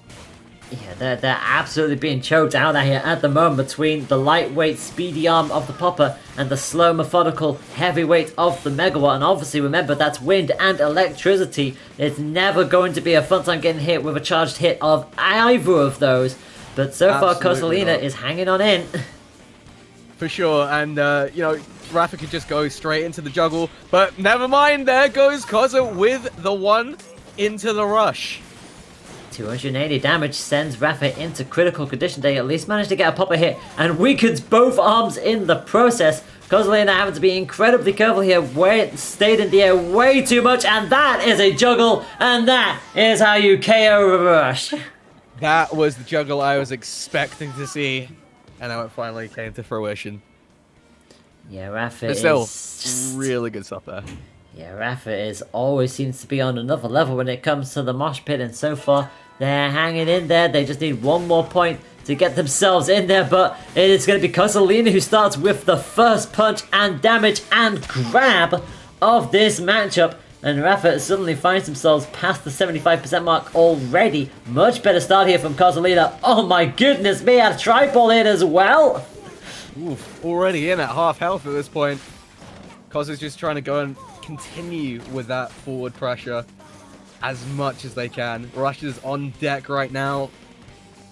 Trying to find an opportunity to potentially use it a little later on, but Rafa will have their rush available shortly, so it might be better to do it sooner rather than later. Yeah, Rafa charges up rush very quickly just because how quickly and consistently they throw the popper out, and that's why it's always dangerous, because the megawatt will just wall out everything. You throw a punch at that, it laughs and continues on its merry way, and Kozlina still finds a way through though. For sure, but cashing out that 380 damage just like that was incredible, but Koza is still out on top. That rush did a heck of a lot, but it's still not over yet. Yeah, Kozlina still finding a second wind in here. They got Rafa on the cusp of critical. They're at the halfway mark themselves, but they cannot allow Rafa to force them against the wall like this, because they'll just go for these grabs and it'll be uncontested. As a result, another windy hit sends Koza into critical. Megawatt will get stopped. Nice tripod. Will it grab it? Glazos! Nicely done. Was not expecting that. Like, I've seen Koza do it about like 2 or 3 times throughout the set so far, but the one punch into the grab has just been proving to be very, very effective for Koza. Let's go and see if they continue to go and utilize that strategy to go and just come out on top. Yeah, they're determined to try and at least get a point away from this, but again, falling foul to the Megawatt. It just laughs when you just repel against it just for dear life. But again, another break in the system. Nice! Break that throw! Oh, Kozlina bided their tire. That was perfectly done. And Rafa on the cusp of the halfway mark, but does still have rush advantage here. Now, we've got to remember that dealt about 480 damage last time with that rush combo. So, Koza's going to have to be very careful, because if they get hit in, if Rafa gets a hit in with that rush, that's practically, you know, done. But still, trampoline's broken. Oh, now the trampoline's going to make this very interesting, and Rafa was too late! Rafa was way too late with that! Oh, the second I saw that happen, I knew that was too late. They were already practically on the ground, but it doesn't matter anyway because the trampoline works in Kid Cobra's favor. Kozlina is in critical, does have rush, but they've got to find a way through. They're going for the rush now. They hit it! Can it KO? No, it won't! It doesn't KO! Not enough just yet. Arm weak on the right-hand side. Kozlina gets hit, what, once but twice. They are each a hit away from going down. Kozlina needs to find something. Finds it! Finds it! We've got the match free! Oh my days! What is going on? Oh! Kozlina takes a game away from the reigning champ. Match free cometh. Right, so I've currently got like my smartwatch on right now. My heart rate is currently set to 102. That's what I'm letting you know. That's what I'm feeling right now. Oh, that was so good. That was awesome. And with that, Kozlina takes a point, and we are going the distance with this. And we already know exactly where we're going. So, Kozlina banned violent sparring. Rafa, for the 3rd time in a row, is going to say mausoleum, please, and thank you. But knowing full well that Kozlina can best him in this stage. Oh, my heart's beating out of my chest. What is going on? What is actually going on?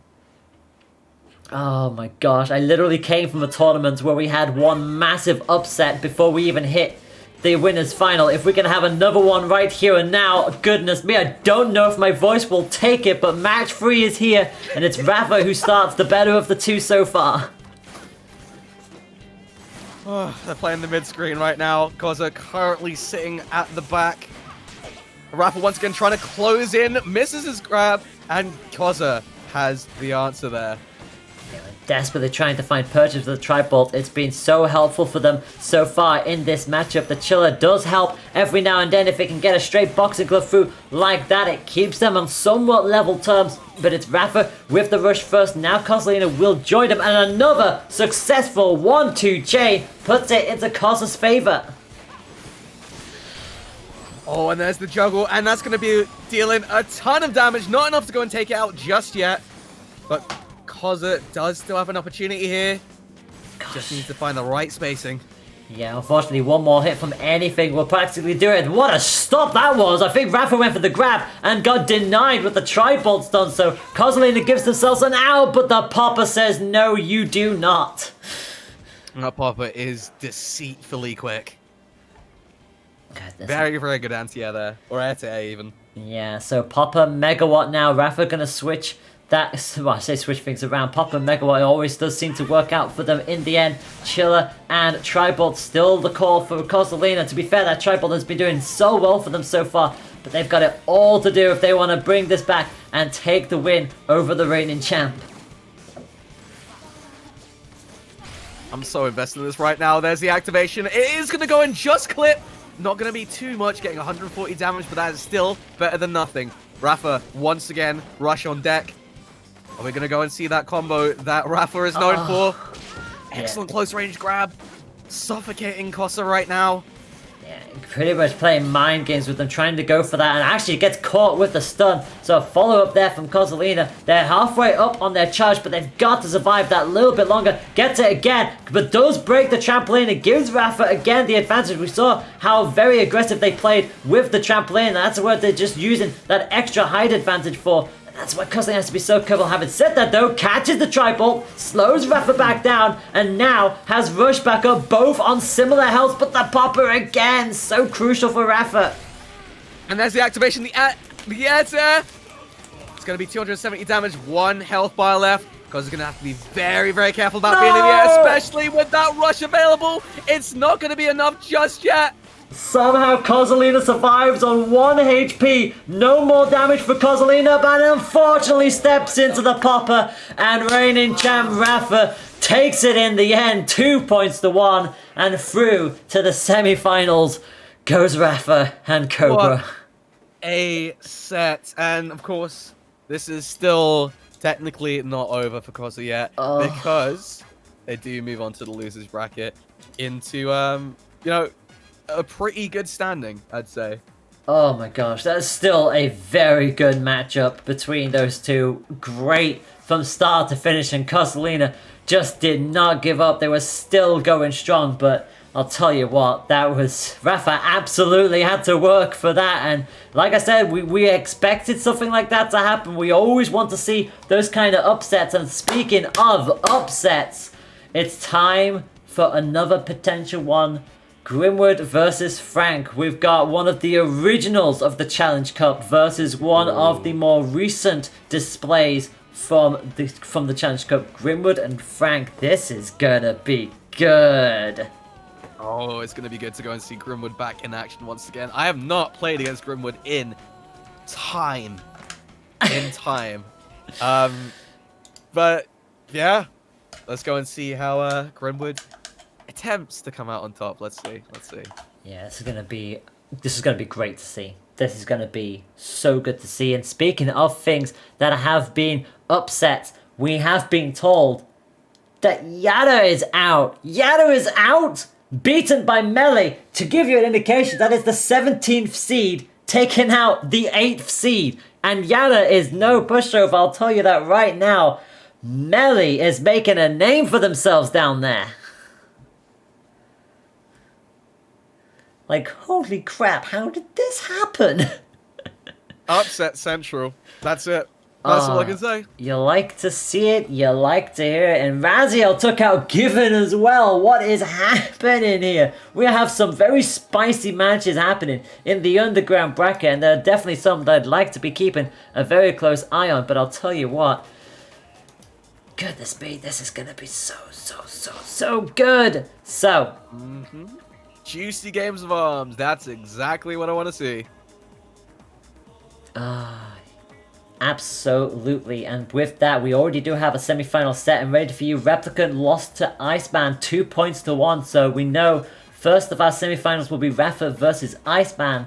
Meanwhile, down here, however, we know Junior is through, having beaten Cairo by 2 points to 0. But who will join them? Will it be the top 4 seeds? Will it be Rafa, Grimwood, Junior, and Iceman, or is Frank going to throw a curveball into Either way you shake it, yeah. Either way you shake it, it's gonna be an intense set of like matches coming up soon.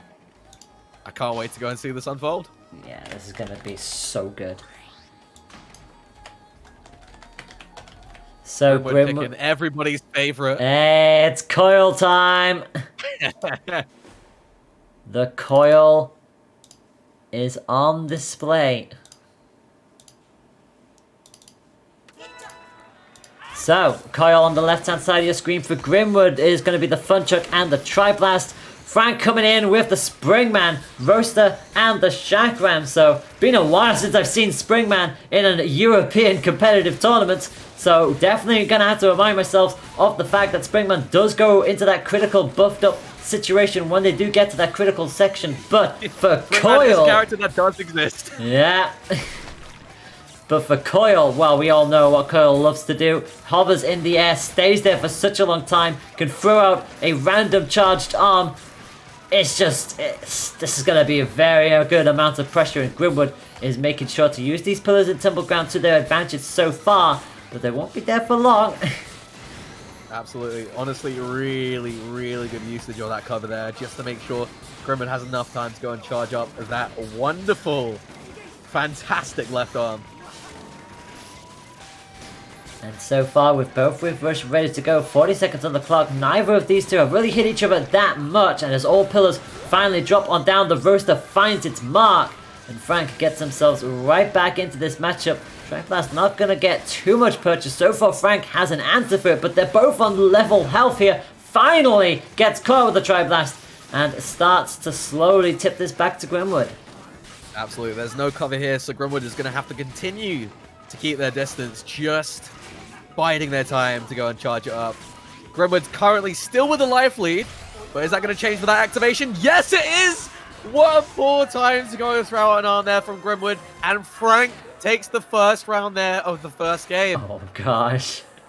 It's gonna happen, isn't it? You just get this ever so slightly feeling that this could be one of those moments, but Frank with the Roaster and the Boomerang now coming on out for them, and immediately tries to curve around, but unfortunately completely committed. Nothing they could do. Grimwood didn't get the finishing touch though! Unlucky there, but still quite a great deal of life lost already for Frank. Putting Grimwood in quite an advantageous position, especially since the rush meter is pretty equal in terms of meter gain here. Yeah, you have to remember, because Coil flings out a third arm every now and then, it does still count as a punch, so Grimwood just charges up Rush so quickly. Notice the fact that Frank has only just gotten their first rush ready and charged. Grimwood already has a second pretty much ready to go as well. Great use of the block there. It's not going to go and do too much from that shield crush. Yeah, it means that Grimwood is now going to force the initiative, gets into the shield as well, so chip damage and nothing more as well. Frank does get the shield up, but again, crucially, it's so much pressure onto Frank at this point. 40 seconds left to go, and Grimwood looking like they're in a bit more of a dominant position here. Absolutely. Oh, rushes on deck once again. Hopefully we won't go and see another situation like last round, but still to play for. Well, Grimwood can't afford to have anything like that one happen, because if it does, they'll lose the point for sure. And with 12 seconds left on the clock, they are being pinned into this corner, and Frank is probably going to make another one of these moves, and Grimwood is going to expect this, gets caught with the grab. Now that actually I think gives them health lead here. I think it gives them health lead. I think Frank's going to take it. Yep. Go! Wow! Oh, Grimwood was just too far away to go and connect any of them, even on chip. That would have definitely changed the health deficit, but just too far away to go and catch Frank in that situation, and that was excellently spaced by them. Wow. I'm actually quite surprised, considering the fact that Grimwood fell for it the first time round, being pinned into the corner right with a few seconds left on the clock. I thought they'd learned their lesson, but they didn't. Frank just forced them all the way in, got the grab, and then also could not get the rush because Frank had the wise decision to just immediately double them back, because they knew Grimwood would have to go for that. So, unfortunate for Grimwood, but it does mean that Frank gets themselves on the board, and well, this could be quite the turnaround here if Frank completely takes Grimwood by surprise. For sure, and it looks like we are going to be changing it to Sparring Arena. Oh, and it looks like Natty Brass is coming out to play. It's maximum brass time, so it's gonna be the Master versus the Apprentice. Who will win between these two? Brass with the chakram and the nade. Frank going double roaster. So pretty much every single arm here is unguided, all manual position with the exception of the chakram. Oh, the AoE does catch. That chakram does just flip around. Yeah, Frank has to be so careful with this. Yes, Grimwood only has one arm to properly box with, but again, the AoE explosion is catching Frank by surprise. Almost halving their health down already, and tries to go for the grab. It deflects, goes for the rush as well. Chip damage and nothing more. And Grimwood again has to succumb to a grab as well. Yeah, smart from Grimwood to go back off after that rush didn't connect fully. Just to give them enough distance to go and charge up and make sure to maintain that pressure from that mid-range. So far it's working. In fact, Frank now turning this around. Not only gets the self-destruct, but gets the roaster hit as well. And another. They're going to try and go for a rush here. Goes for it, but it's going to get met and blocked by Grimwood. Chip damage and nothing more. And a big-time hug from the brass just for punish. And as you said, the AoE explosion of that nade has just been very effective. That health deficit is slowly creeping up. Oh my gosh, it's a trade!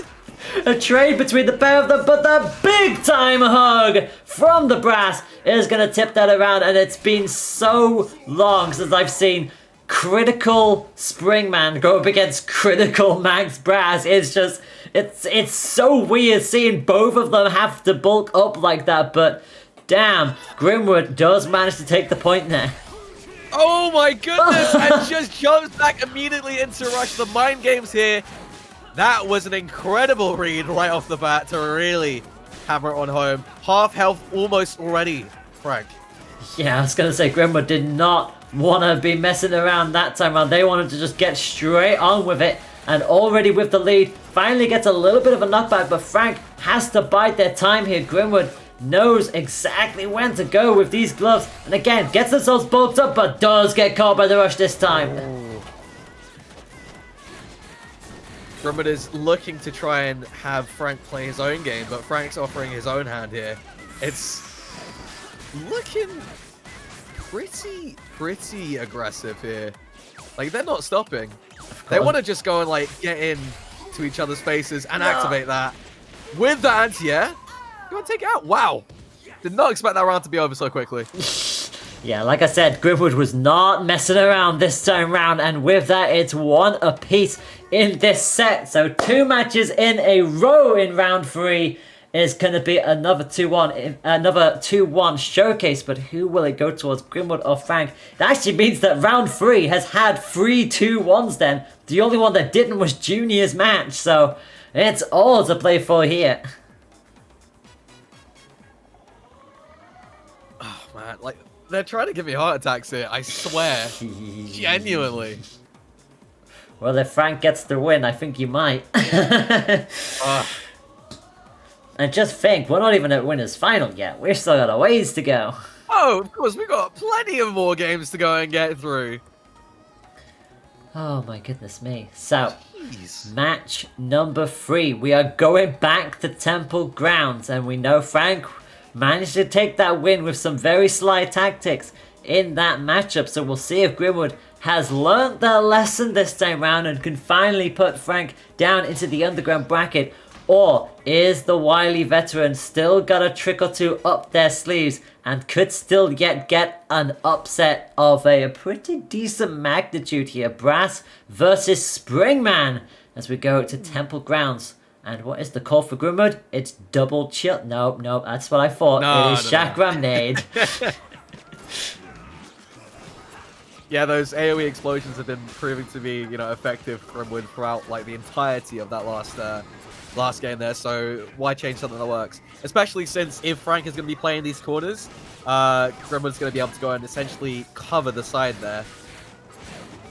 Certainly the plan, and already the nades are doing a lot better than what Coil did on this stage earlier on, with 2 successful nades. Make that 3 successful nades for Grimwood now, and Frank has yet to get a point of damage onto Grimwood so far. Again, the AoE explosion, It's just not stopping. It just lingers. You gotta be aware of it, honestly. Like, sometimes you just have to go and firm that block and just play into your opponent's hands at that point.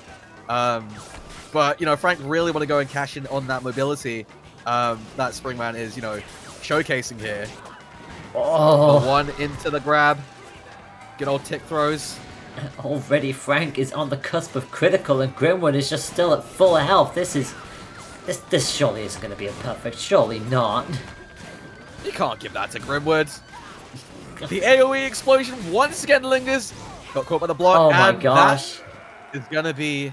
Oh, it's not a perfect. I think they must have got it. They must have got a bit of chip damage. So it's a pixel perfect. And I think some of the players in the community do like to call that. But yeah, Grimwood was just an unofficial official perfect.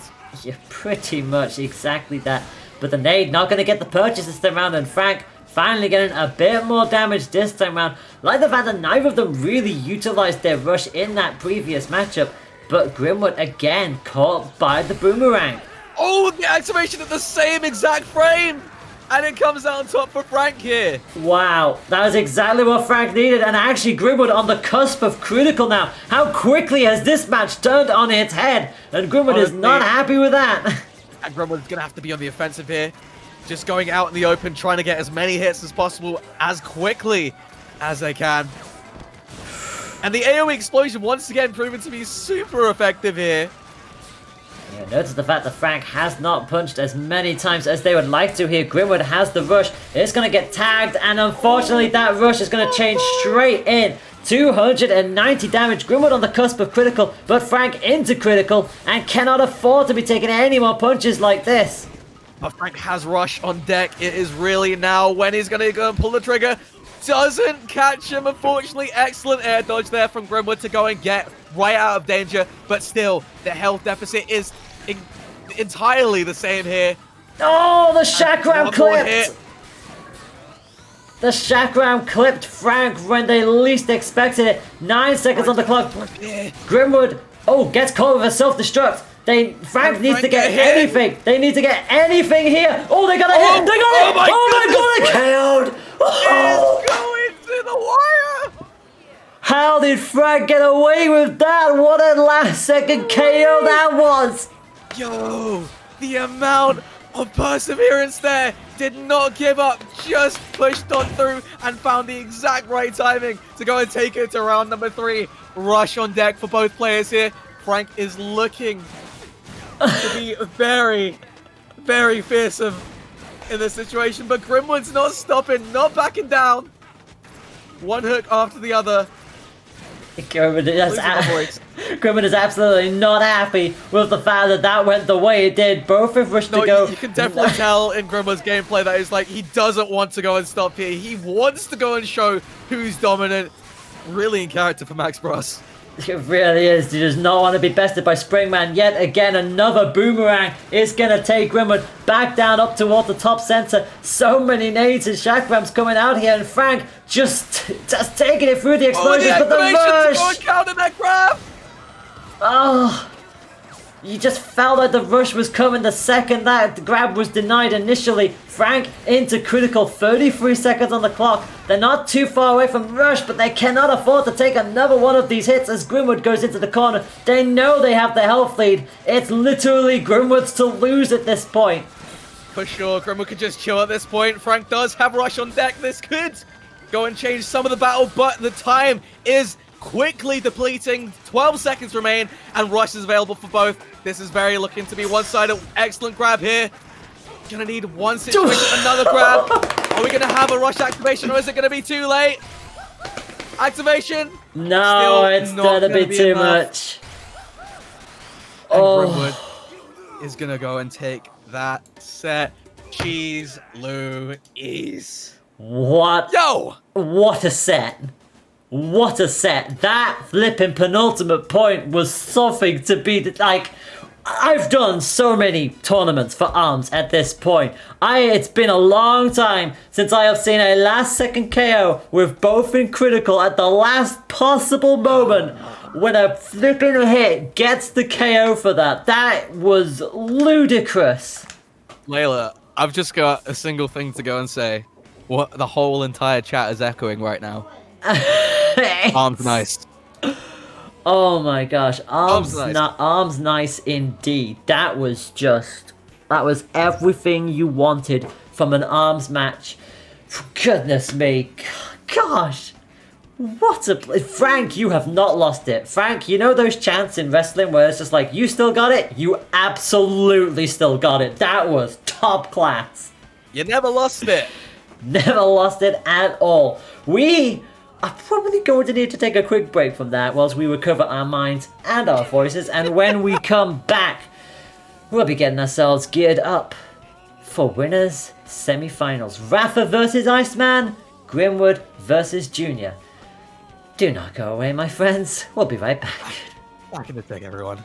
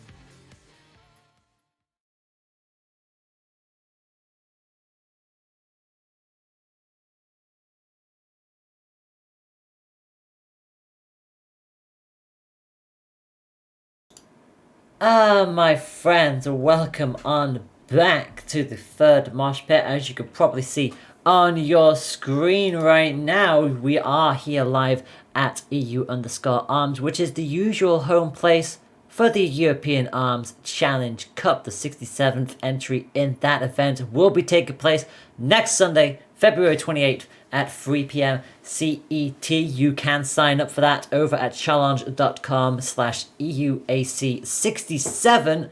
You get PR points for that. The top 8 in the season will go through for a little invitational where they compete over a little bit of a prize pool of their own and to see which one will take the crown that time around. There have been so many different unique winners in the Challenge Cup as it is, and like I said, Riffa is very, very dominant and stable and consistent in this tournament. So if you want to try and rise to the top and take out the Riffa Revolution yourself, feel free to sign up and we can join you next week for those shenanigans. But in the meantime, we are back over here at the Mosh Pit.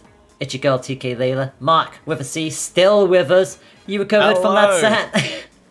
My voice has not fully gone just yet, but I fully expect it to be by the end of this entire tournament if the matches continue to be like this. Wow. Yeah, it's been awesome so far, and I cannot believe that we're only just hitting the semi-finals now. That's just that's how top the quality has been so far. This is going to be winners semi-finals. And first up, it's reigning Mosh Pit champion Rafa to go up against Iceman. Ooh. It's good to see an Iceman back in the bracket. Yeah, Iceman has been pretty consistent as of late, which has always been it's always been good to see. Riff is still being able to get the better of them so far, but Riff is not in this tournament now, so yeah, it's going to be all out between these two, and we've seen these two go at it time and time again in the past, and Rafa will be determined to try and take that crown once again. Remember, Iceman has been here before. They came third place in the previous Mosh Pit, second in the first one, and both times thwarted by Rafa. So, revenge this time maybe for Iceman? Well, revenge is a dish best served ice. Oh, I knew that was coming. Yeah, I try.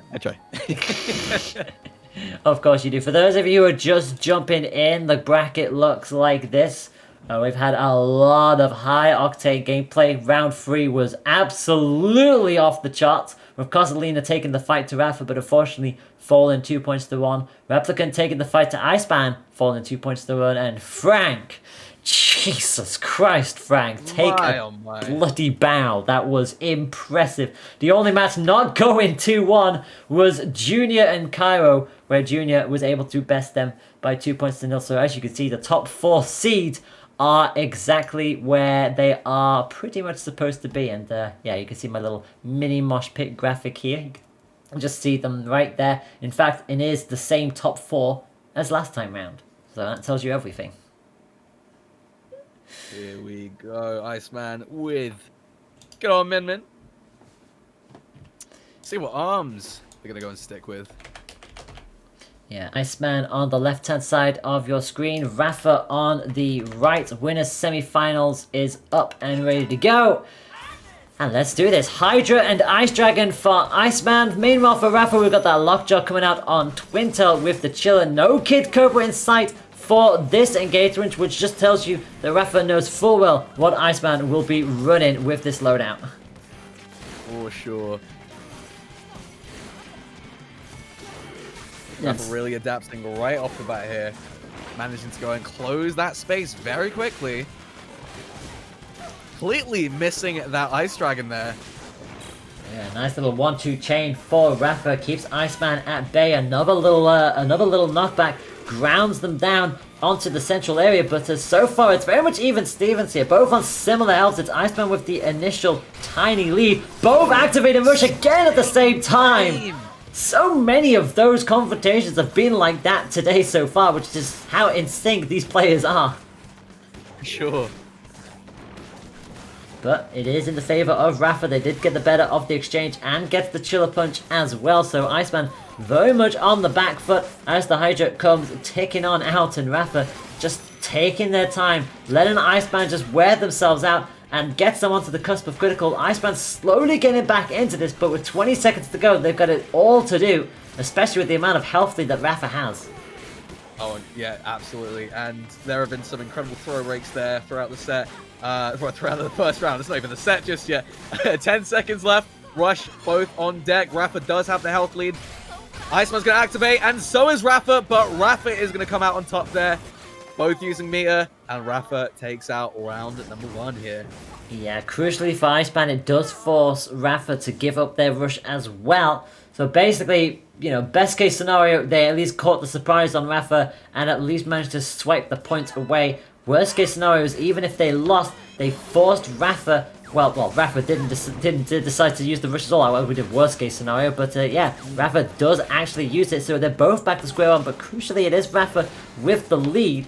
I don't think there was much to really change there as Iceman just continues to try and chip away and ground down Twintel. For sure, and we can see, of course, Iceman has changed it out, so no longer has the Ice Dragon there. But I mean, it's a bit too early to say if it will go and pay off, but I guess we'll wait and see. Yeah, the Ice Dragon switch out basically means the Iceman will play in a little bit more of a closer range game. Does have the Chakram up on that Dragon Arm still, so trying to find a way to get through. But again, Rafa chains it up, sets up the Fireball, 345, and Iceman already on the cusp of critical. They haven't even gotten Rafa to halfway.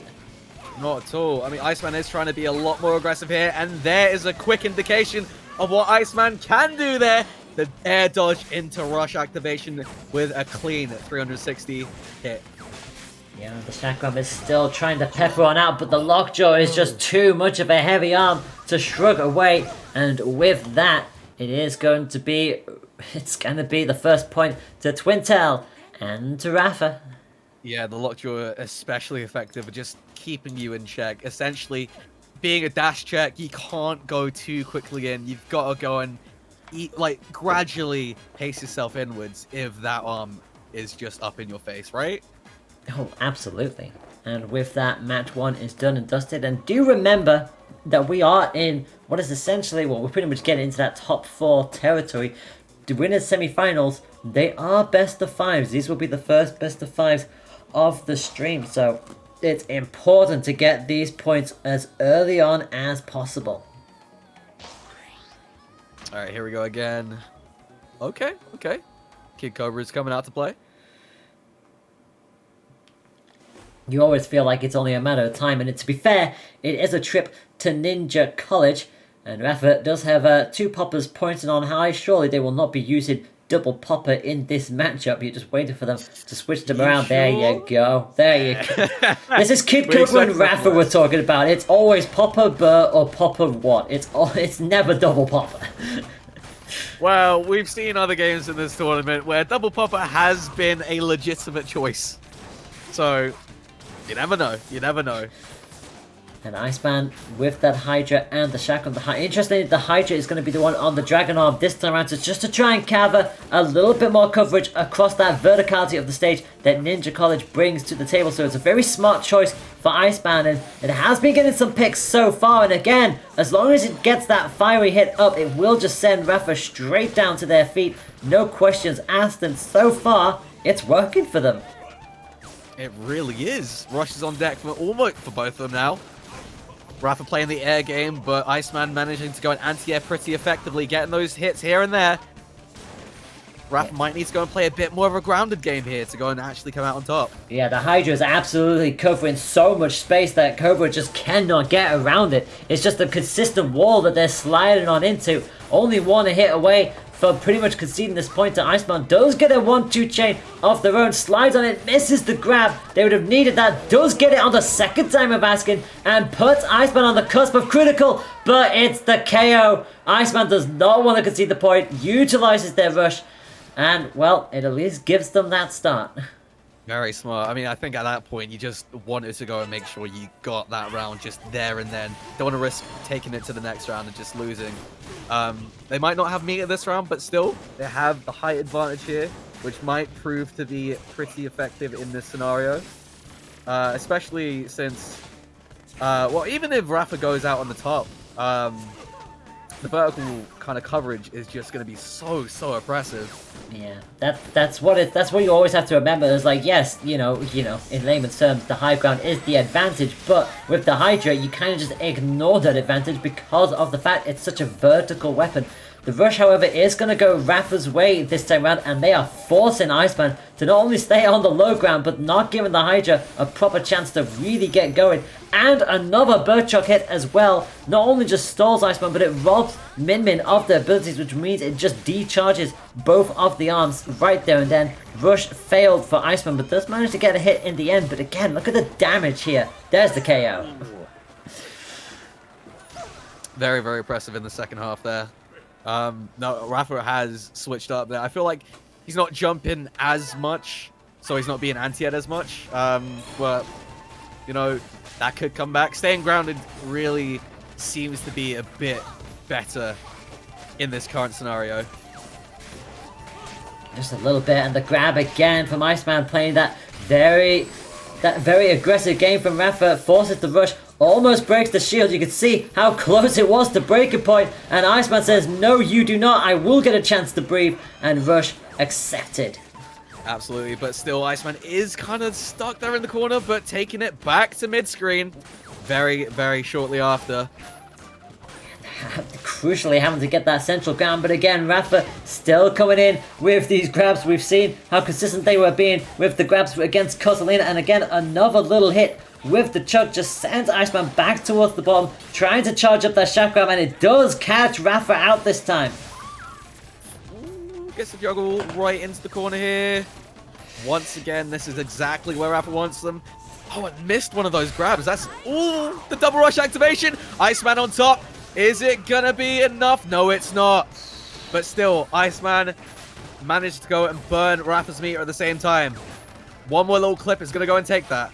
Yeah, and especially since how consistent the Hydra has been so far, Rafa knows they've got it all to do. 20 seconds on the clock, Hydra just about missing. The Popper did find a way through, and so did the Birdchuck. They're both on practically level terms, and the grab from Cobra, ouch! Iceman lost all mobility there and just got, well, straight up, his namesake, frozen Iceman.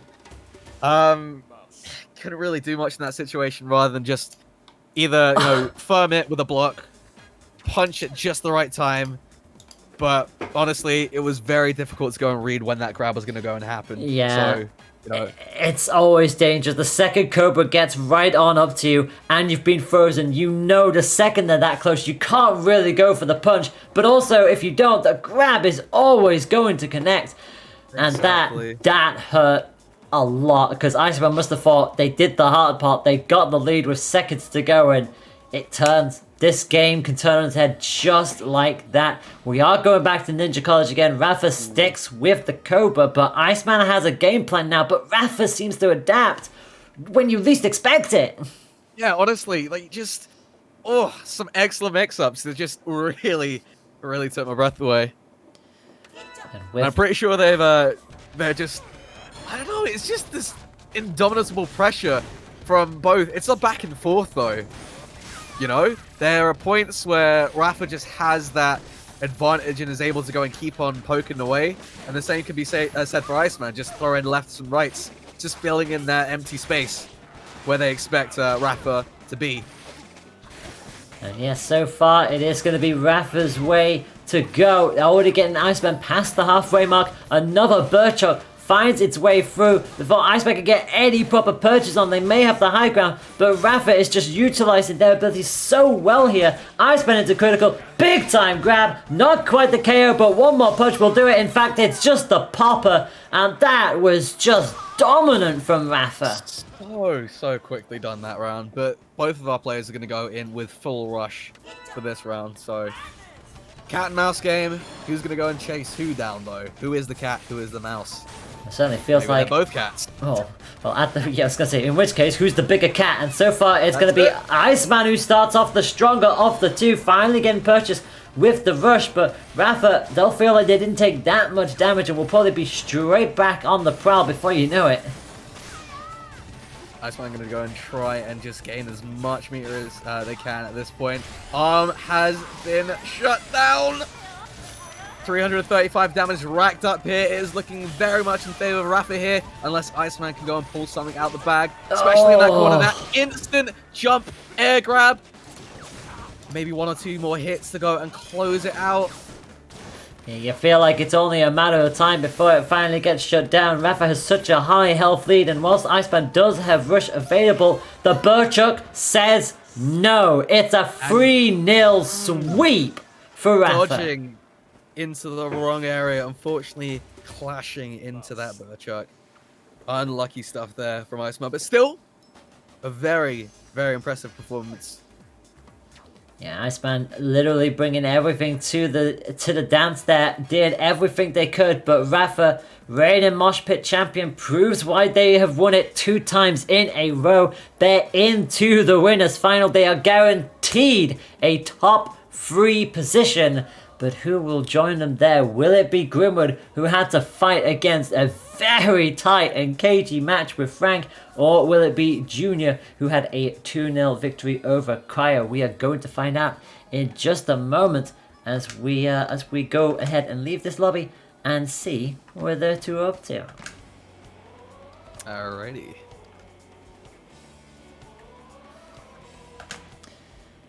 And whilst we do that, again, just a quick look back at what the bracket currently looks like. Now that it will refresh in just a moment, I assure you, but it does mean Rafa, reigning champ, will be weighted in winners final. We do have the lobby pretty much up and ready to go. We also do know what stage we'll be starting on between these two. And it's going to be Sparring Ring. Okay. Sparring Ring, I believe, was one of Grimwood's choices in the previous match that we saw with them against Frank. And yeah, no, that's the one that actually helped change Grimwood's tide of battle and actually getting that victory.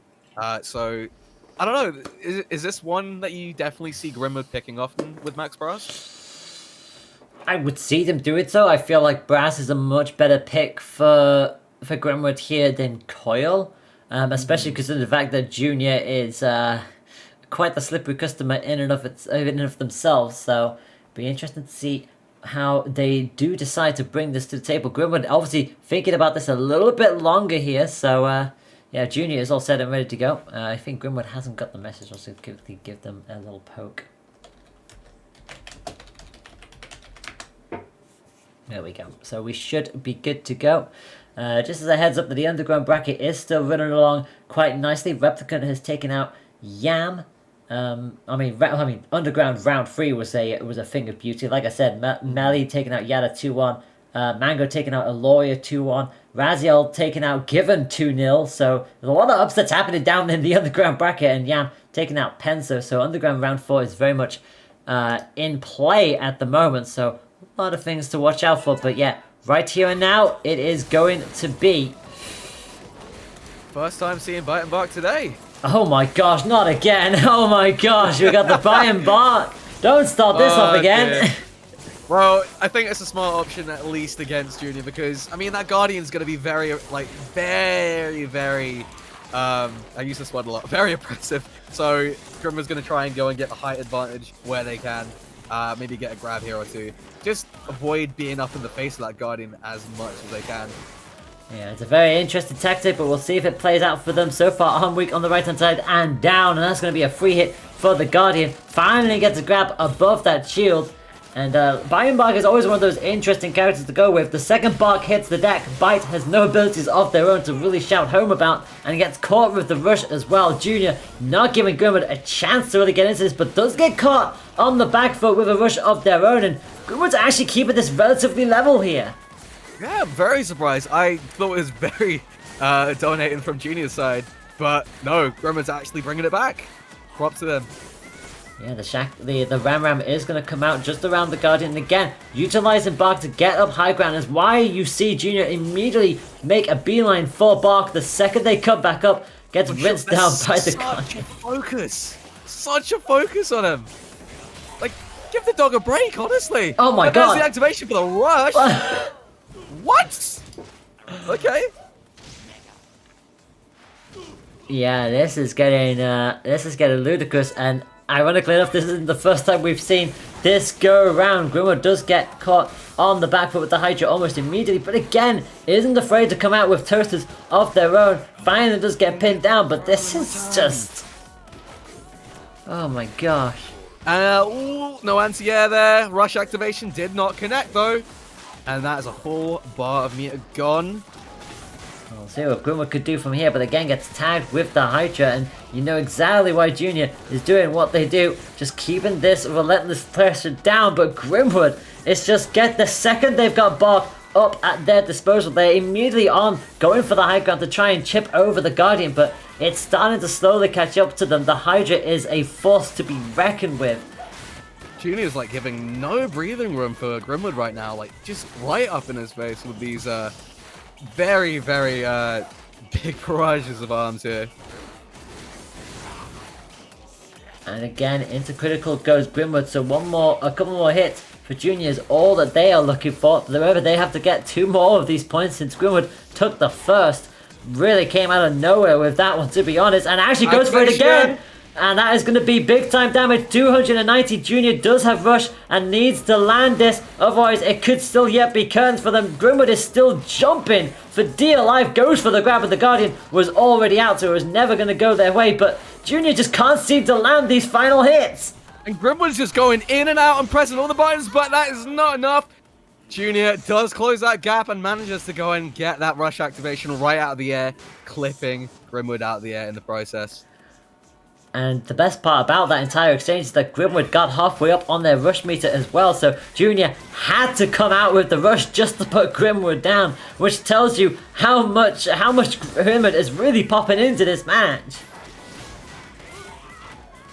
Bark going down again at the hands of the Guardian, but again that popper, now that Grimwood has switched up from those 2 little toasters going into the Coolerang and the popper, it's actually managed to get through a little bit more consistently, and actually does still yet catch up. Doesn't get the second juggle, but still 130 damage, nothing to sniff at.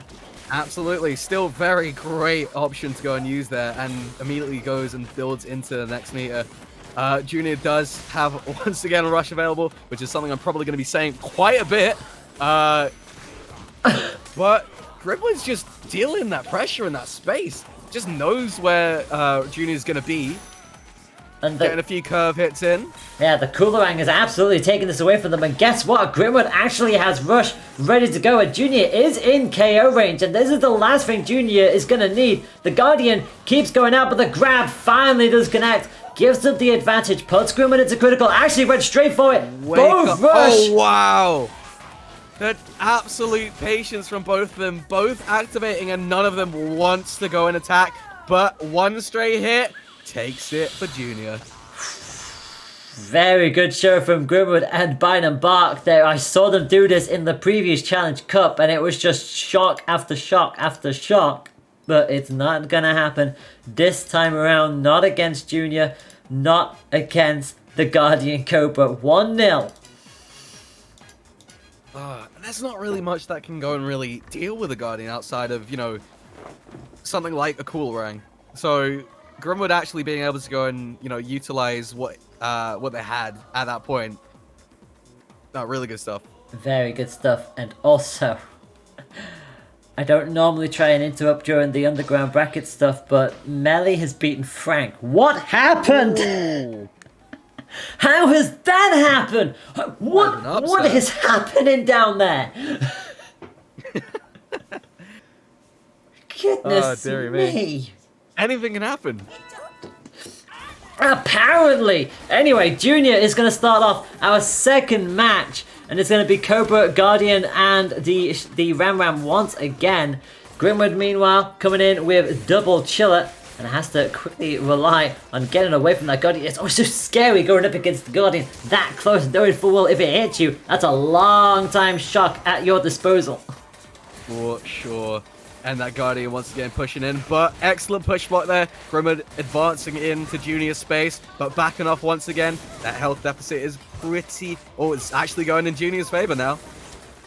Yeah, not intimidated in the slightest, and slowly but surely finding themselves a way around. The tubes aren't falling as quickly. I say that knowing full well the tube immediately drops, and this one probably won't be lining up anytime soon, as Grimwood on the cusp of critical. Junior with a decent health lead, make that into critical for Grimwood, and Junior definitely looking like they are the ones who are a bit more in control here in this match. Absolutely, Junior's really just playing those barriers, like those DNA tubes like nothing else right now. Those pillars, well, they're all gone now, so Junior's gonna have to go practically on the offense at this point, even with that health lead. Yeah. Because Grimwood does have that rush on deck. Yeah, but one more hit will do it, and no sooner have I said that, that Guardian is going to zoom on in, and that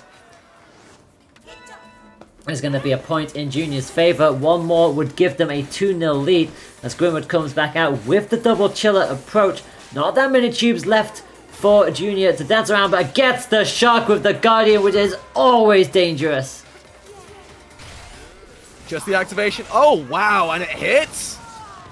Yeah. Doesn't get the finishing touch there, but still 3, 4, 5 damage is a great deal. And Grimwood has their own in return with 250 bits of damage. Yeah, kind of had to try and keep the health level somewhat, but Junior with so much of a health lead. Grimwood nearing that critical mark does manage to find a chill onto Junior, but again can't take advantage of it. Clipped by the Guardian, gets themselves another charged hit, so they're slowly bringing it back, but the Shack Ram knocks Grimwood into critical, and Junior almost has rushed as well, so there's going to be a lot of pressure against Grimwood here.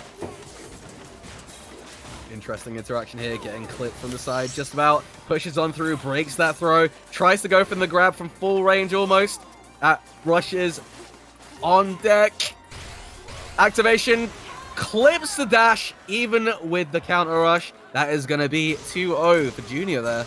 Yeah, the Guardian rush is always a scary thing to wail in on.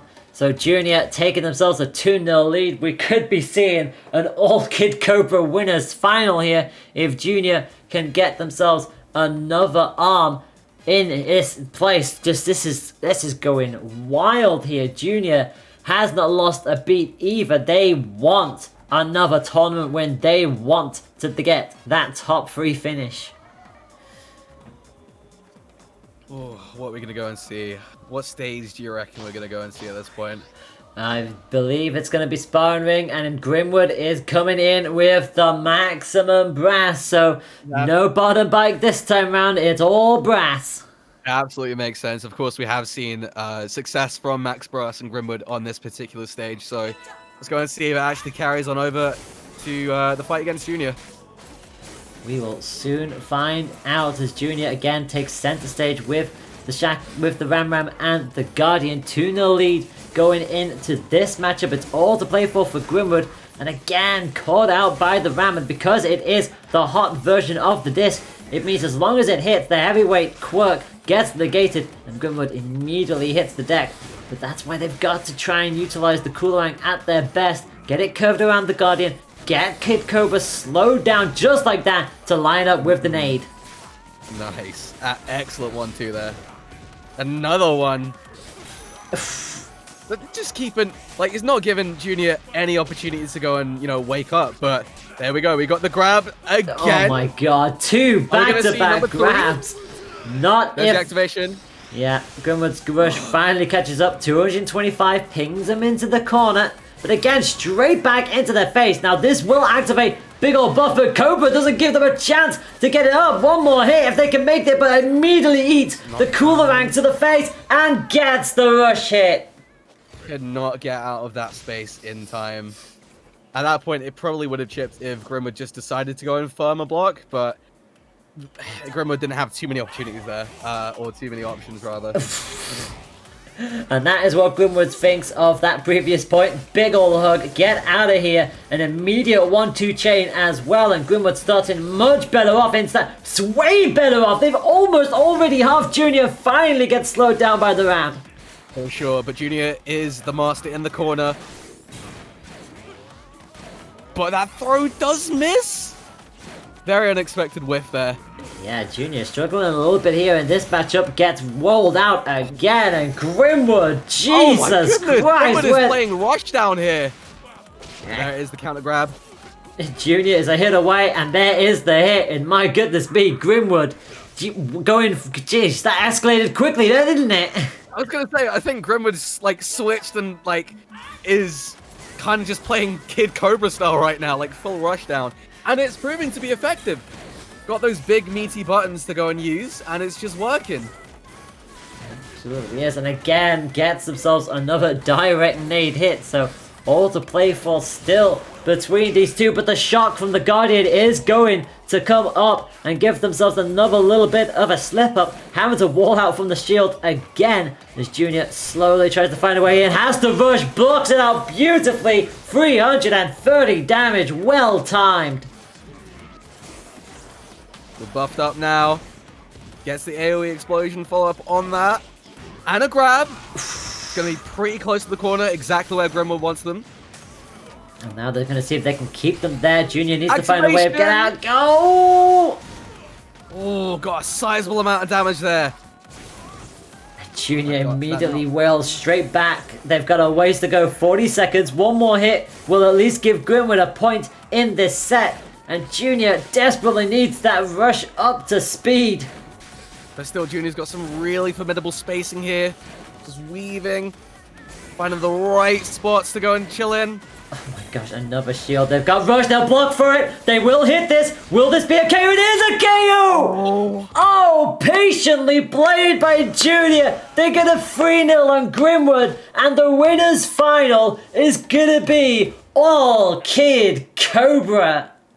Oh, Grimwood. Unfortunate. Went a little bit too aggro there right at the end, but it is what it is. Wow. Junior just 3-0'd Grimwood between Bite and Bark, Twintel, and Max Brass. Just... Oh, Brass Sparring Ring has worked so many times for Grimwood, but not this time. Not in the semi-finals. My, oh my. So I believe next up on stream we're going to have very shortly is Rafa versus Junior. And are we going to go and see it? Are we going to go and see the duo Kid Cobra? Oh my gosh, it could What do you indeed think? be. It could indeed be a Ditto Kid Cobra. We'll have to find out. Whilst we wait for these two to get themselves a lobby up, we'll give you an update as to the underground bracket. So from underground round 4, we've got Replicant taking out Yam, 2-0. Raziel going past Coslina, possibly on a default, it looks like. Mango beats Kaido 2-1, and Melly took out Frank by 2-1. What is happening down there? So it means in Underground Round 5, Replicant has bested Raziel by 3-0. Mango and Melee are currently duking it out. The winner of that match goes on to take on Iceman. That's going to be a hard enough fight as it is. Grimwood will take on Replicant down in Underground Round 6. So, bearing in mind, I just want to double check here. So, this is essentially 1, 2, 3, 4, 5, 6, 7, 8. Melee is in top 8. Melee will at least get part of the prize pool here. Blimey. How is that prize pool right now? Do we have the updated statistics on that? The last time we refreshed it, it was at 650 euros. It is still at 650 euros. If you would like to contribute to the prize pool, the top 8 get a portion of it. There should be a link in the chat. Thank you very much, Riff. You can head on over to there to see how that goes, and you can pledge in if you want to. Remember, the bracket is also there as well, which we can give you an update as to what that currently looks like, so you can see it from our perspective. This is what we are looking at. Goodness me, what a tournament it has been so far. Yeah, like, I know I've been saying this constantly, but there have been a bunch of matches I just did not expect to go down the way they did. Whether it be upsets, whether it be just absolute, like, clench, like absolute clinched, you know, like, right on the edge of losing, but just coming back, you know? There have been some incredible sets throughout the entirety of the tournament that have been broadcast, and it's been really exciting to go and see him in action. It absolutely has, and the lobby is up, so we're gonna get ourselves queued up and ready to go for what is going to be winners final. This will obviously, these two are already guaranteed to be in top 3 at this stage, but who will book their ticket into grand final and be guaranteed no lower finish than second, and who will have to drop into the underground final, we are going to be finding out in just a moment. And that is a significant prize pool that is actually on offer today. It's nothing to sniff at, you know. I mean, €650, that is not bad. That is not bad at all. I mean, you could go and buy a bunch of copies of ARMS for all your friends with that. Oh, for Pete's sake, not this joke again. I know ARMS nice, but I also remember that one team who just kept winning copies of ARMS. It's like, no. It's true, it's true. It's like, please give them something else. Ah, dear me. But yeah, we are set and ready to go for our best of 5 set. Winners final. Reigning Moshpit champion Rafa to go up against Junior, who's been having some unbelievable matches so far.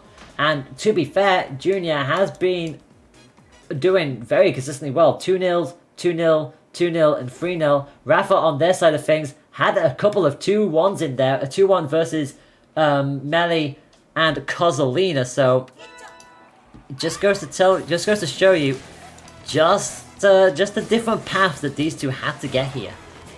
Ooh, and immediately with the shock into the grab. Excellent way to go and start it off, taking off a whole entire section of health. Yeah, not bad at all from Junior. And unfortunately, finally going to get grabbed in by the Popper Megawatt combo. And look at that, 2 grabs in it. How do you react to those? The answer is you don't. Exactly. You just got a permit. Oh my goodness, though. Rafa is going to lose an arm, just about gets it back in the nick of time. And these two are just trading blows at this point. But finally, it's starting to go Rafa's way, proving that they are the dominant Kid Cobra in this scenario. But does get a little bit overconfident, gets caught by the Ram. We know that Guardian can do absolute wonders and is at least walling out the Megawatt, but it's the Popper that Rafa so far has been really making work between these two Cobras. Another grab, close range for Junior. And goodness me, this could still yet change. Junior is a point away from going down. Rush is going to come out. Yes, the juggle. Not going to be enough just yet, but still on the cusp, on the cusp. Yeah, double committed there with the Guardian as well, and actually gets it! What? What? Junior, calm down! Excuse me? Well, that absolutely was against the run of play. Rafa must have thought they had that signed, sealed, and delivered, and Junior just decided, you know what, Rush and another last second Ram clip. Oh, you can go and tell that Junior is just absolutely popping off right now. Oh my. Solid Ram play. And try to get... There we go. Ooh, that's going to be a ton of damage. 350 crashing out there. Yeah, they try to be... immediately wait for the grab. It's like Junior has 0 chill at all. Immediately gets rushed, goes for the wake-up grab anyway, because why not? And Rafa's in critical! Rafa's in critical! What is happening? Not even give an opportunity to move, just in Rafa's face. And Rafa knows a rush is probably imminent, especially because of the fact that anything at this point will KO it. There it is. No! Missed the juggle. Yeah, it clipped Rafa as they hit the ground. Both arms weak for Rafa, so Junior's pressure still going up and finally fights a way through. And I take back everything I said in the first part of this. Junior is going to take the lead of this set. What on earth? The amount of pressure as well. Just like the advancing guard, basically just getting in the face no matter what. Not stopping, unrelenting. If you're going to go and jump, I'm going to go and throw a button out. We're going to go and just catch you out there, just there and then. Stopped. Now, Junior did have a resurgence as of late. We hadn't seen them doing the Challenge Cups as of late. They came back for the 60-second cup, came second against Iceman. and then won the 65th Cup. They didn't show up to the 66th, but maybe this is why. They were prepping for this, because they knew they had a chance to take Rafa out of this. They lead the set by 1-0 as we head to Mausoleum. And that trampoline is going to be utilized by both players here very effectively when they get the opportunity. So let's go and see how long it will take until it actually pops. I think the longest I've seen so far has been like 14 seconds, so we're definitely at the shortest anyway. So it's definitely going to be past that, and so far these grabs. What is happening here? Junior now on the back, but Junior is in critical. So many grabs went the wrong way there, and it's Rafa in control at the moment. Goodness me, Junior takes it. Oh, there we go. There we go. That was the match. We didn't even get to say anything else there. Just straight down. Rafa taking no prisoners. Guardian Roaster is going to be the call for Junior. So going to drop the curved utility. But Rafa immediately jumps over with big time damage. But having Sims, what? How did he drop that there? Well, for starters, the rush didn't fully commit, so Junior got a shield up and then had the audacity to go for the grab and gets the rush themselves. Junior, Jesus Christ. Why? Oh my goodness. Another roaster hit, catches Rafa off guard, another one for good measure. And suddenly Rafa is now on the back foot. It's like just changing the roaster and playstyle a little bit, and Junior has this back under control. The Guardian is just going to sit on that central platform and do nothing for a little while, so the Popper is at least going to catch them on the side. But the Megawatt again stopped before it can take the damage, and Rafa in critical. Backed it off. Oh, and has a grab counter and still has rush available. Probably going to hold on to it for the next round if possible, and that trampoline is available. There's the activation to just confirm and secure that victory there. Yeah, I was going to say, I honestly thought that they were going to hold on to it as well, but no, they decided to just go for the point, tie this up. Final round in the second match. Remember, Junior does lead the set by 1-0 already, so Rafa needs to keep Junior on lockdown, but immediately gets pegged in mid-air. Both of these will utilize the trampoline, but so far it's almost like they both want to wait for the other to make the first move. Yeah, exactly. Like, who's going to go and like lead this dance of destruction right now? Nice snipe right there from that left hook. Goodness, man, the Guardian. I like the fact that Junior just utilizes the Guardian and keeps it on that trampoline. It literally means that Rafa knows they can't jump onto that because they will get shocked. You don't get to go and play on the trampoline today, son. The Megawatt did get the shock, but again, Rafa just could not get the punish. Does this time round. Juggles on up to 385 damage and make that another 100.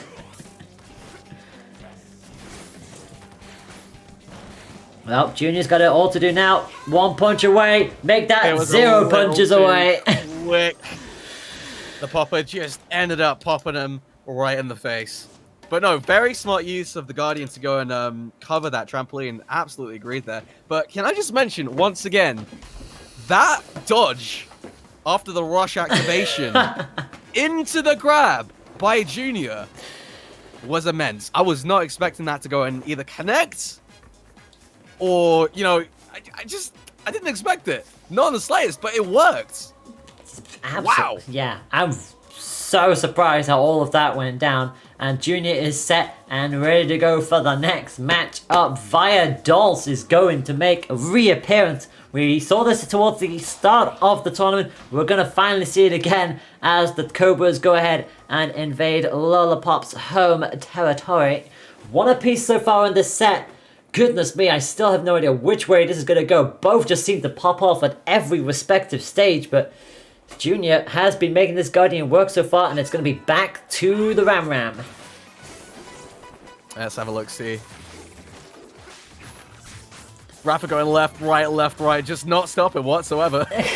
I mean, when you're two Kid Cobras, I don't think they're ever going to stop, ever. Rafa gets tagged by the Ram, shoved into the corner, not where you want to be. And it's crucial that they get the popper hit of their own, nice and charged up. And again, if you get caught into one of these small squares on Viadol's, especially with that Guardian, it's so much added work to get out of there. Like, there is barely any space to go and just move, but there, perfect timing, perfect spacing, going with the grab and resetting to mid-screen. Yeah, Rafa getting caught down again. Every single time they finally get back into that central area, Junior somehow finds a way of shutting them down. And even despite getting frozen, still goes for the grab anyway and catches Rafa completely by surprise. Goes for the rush, but stopped in midair. Didn't have an opportunity to go and use it because the Popper was just so quick to go and take him out of the sky. Oh. Rush activation to take it out for this round victory. Very good showing there from Rafa, just biding their time. Manages to finally get through all of that. Popper Burchuk does seem to be the way to go against this this Guardian play. And again, Junior has to try and find a way of just slowing this down, keeping Rafa pressured in to that corner. Both pretty much on a similar charge capacity at the moment, but it's Junior who's taking more of the heavier knocks, but finally gets the shock and into the grab combo. Oh, excellent jump and into a hit there. That Popper, never underestimate the quickness of it. Another ram gonna collide into the side of Rafa. So used to Nice saying juggle. Riffa. No, I hear you.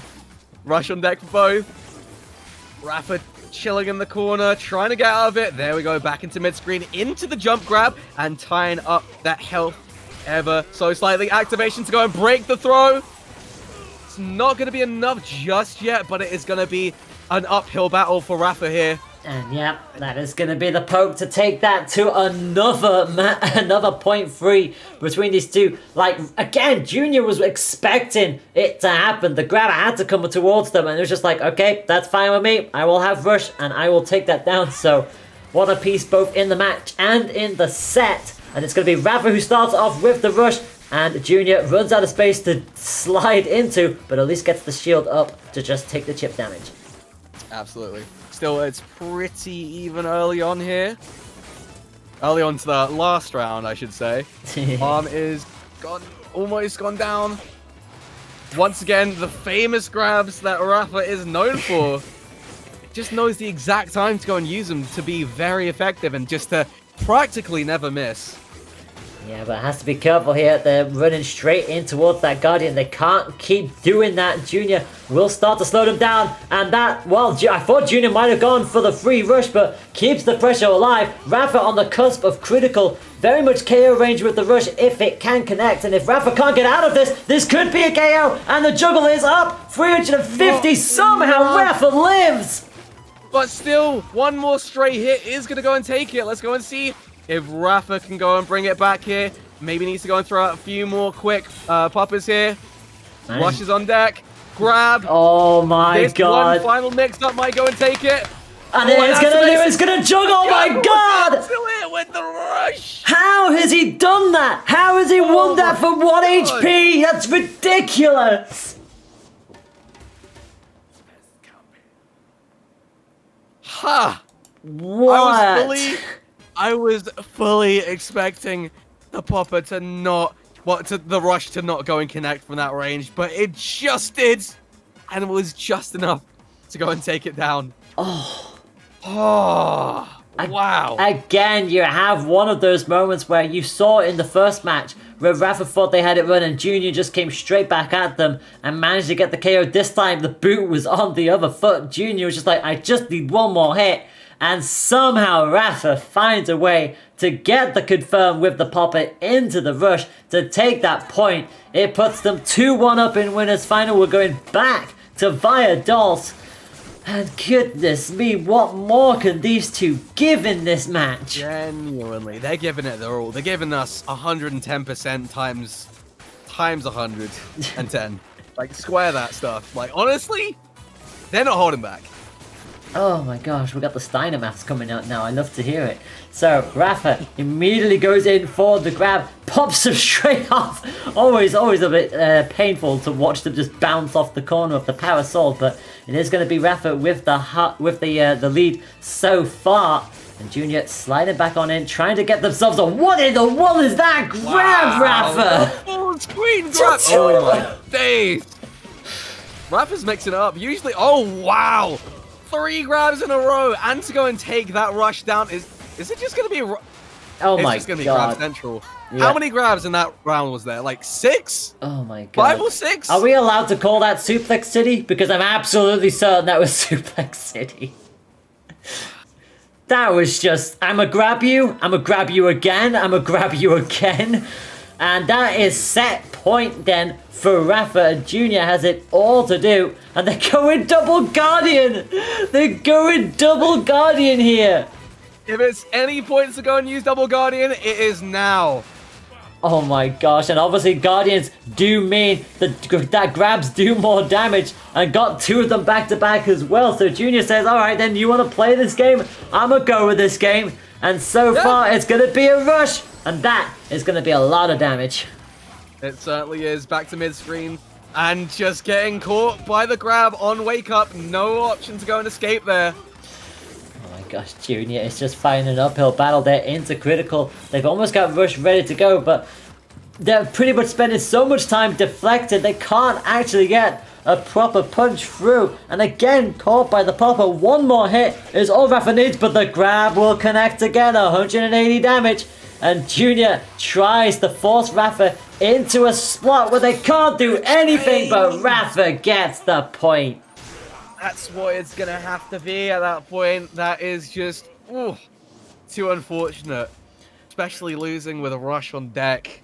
But still, a formidable effort. Yeah, and with that, Rafa wins this set by 3 points to 1. The reigning Moshpit champion is in the grand final for the 3rd time in a row.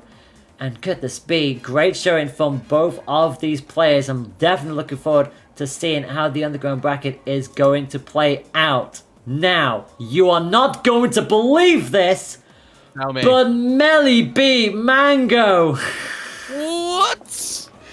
Okay, alright, okay, we have to stream Melly Iceman. We have to stream Melly, we have to. It's not even a request at this point. Melly has to get their butt in here. You have to be on stream. Iceman versus Melly. Seeded number 4 versus seeded 17. How are you this high up in this competition today?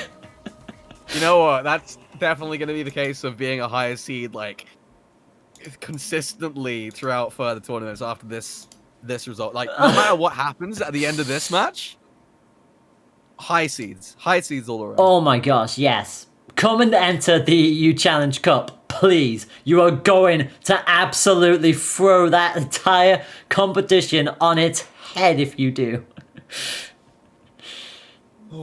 Oh my goodness me. Yeah, so let me just get this straight. Let me just get this on point. So Melee in their opening matchup, if we go back up here, they beat Gleeface by 2 points to 1, and then they fell to Rafa by 2 points to 1. Actually took a game off reigning champ Rafa. That tells you everything. From there, they beat Carbo 2-1. They beat Yada 2-1. They've beat Frank 2-1. They've beat flipping Mango 2-1. And now they're against Iceman. What? What? Yeah? Oh, it's going to be really interesting to go and see how this plays out. I'm very excited to see how Melly plays. I am looking forward to this. Of that, there is no doubt. From the other side of the underground bracket, Replicant took out Raziel 2-0, not 2-0, 3-0, and then fell to Grimwood by 3 points to 1. So Grimwood making sure they keep that consistent streak going. They are in to underground semi-finals, so the winner of this takes on Grimwood. Again, this will it be the top 4 seed, or will we get the surprise of a lifetime? You know what? Upsets. Oh, they're fun to see. They are fun to see. Oh my gosh. Oh my gosh. It's been an amazing tournament so far, but I tell you what, I'd have paid good money to see Melly's run at this point, because I'm looking at the names they've toppled, and I'm just like, that's not happening. I'm sorry, what? That would have been really interesting to go and see. Shame we can't see that. But that's fine. That's fine. We can see some absolutely fantastic gameplay from them in this round. So, guess we'll Just wait and see momentarily. Oh, it's going to be good. It's going to be so good. Oh. Well, as we wait to take ourselves a little bit of a breather, a firm reminder to you all, as Riffa has just pointed out, the next EU Arms Challenge Cup will be happening on Sunday the 28th. If I just send you over to the screen, we aren't going to be upbeat, do not worry, we are still in this, but here is our lovely little banner. It is at 3 p.m. CET. Make sure to go to challenge.com/EUAC67. That is where you can find all of the information that you need. Get yourself signed up. If you're already in the Discord, then that's great as well. And that is how that will be going on. So, Iceman's lobby is up and ready to go. So let us hop on in there. Perfect. And prepare ourselves for what could be a very entertaining matchup.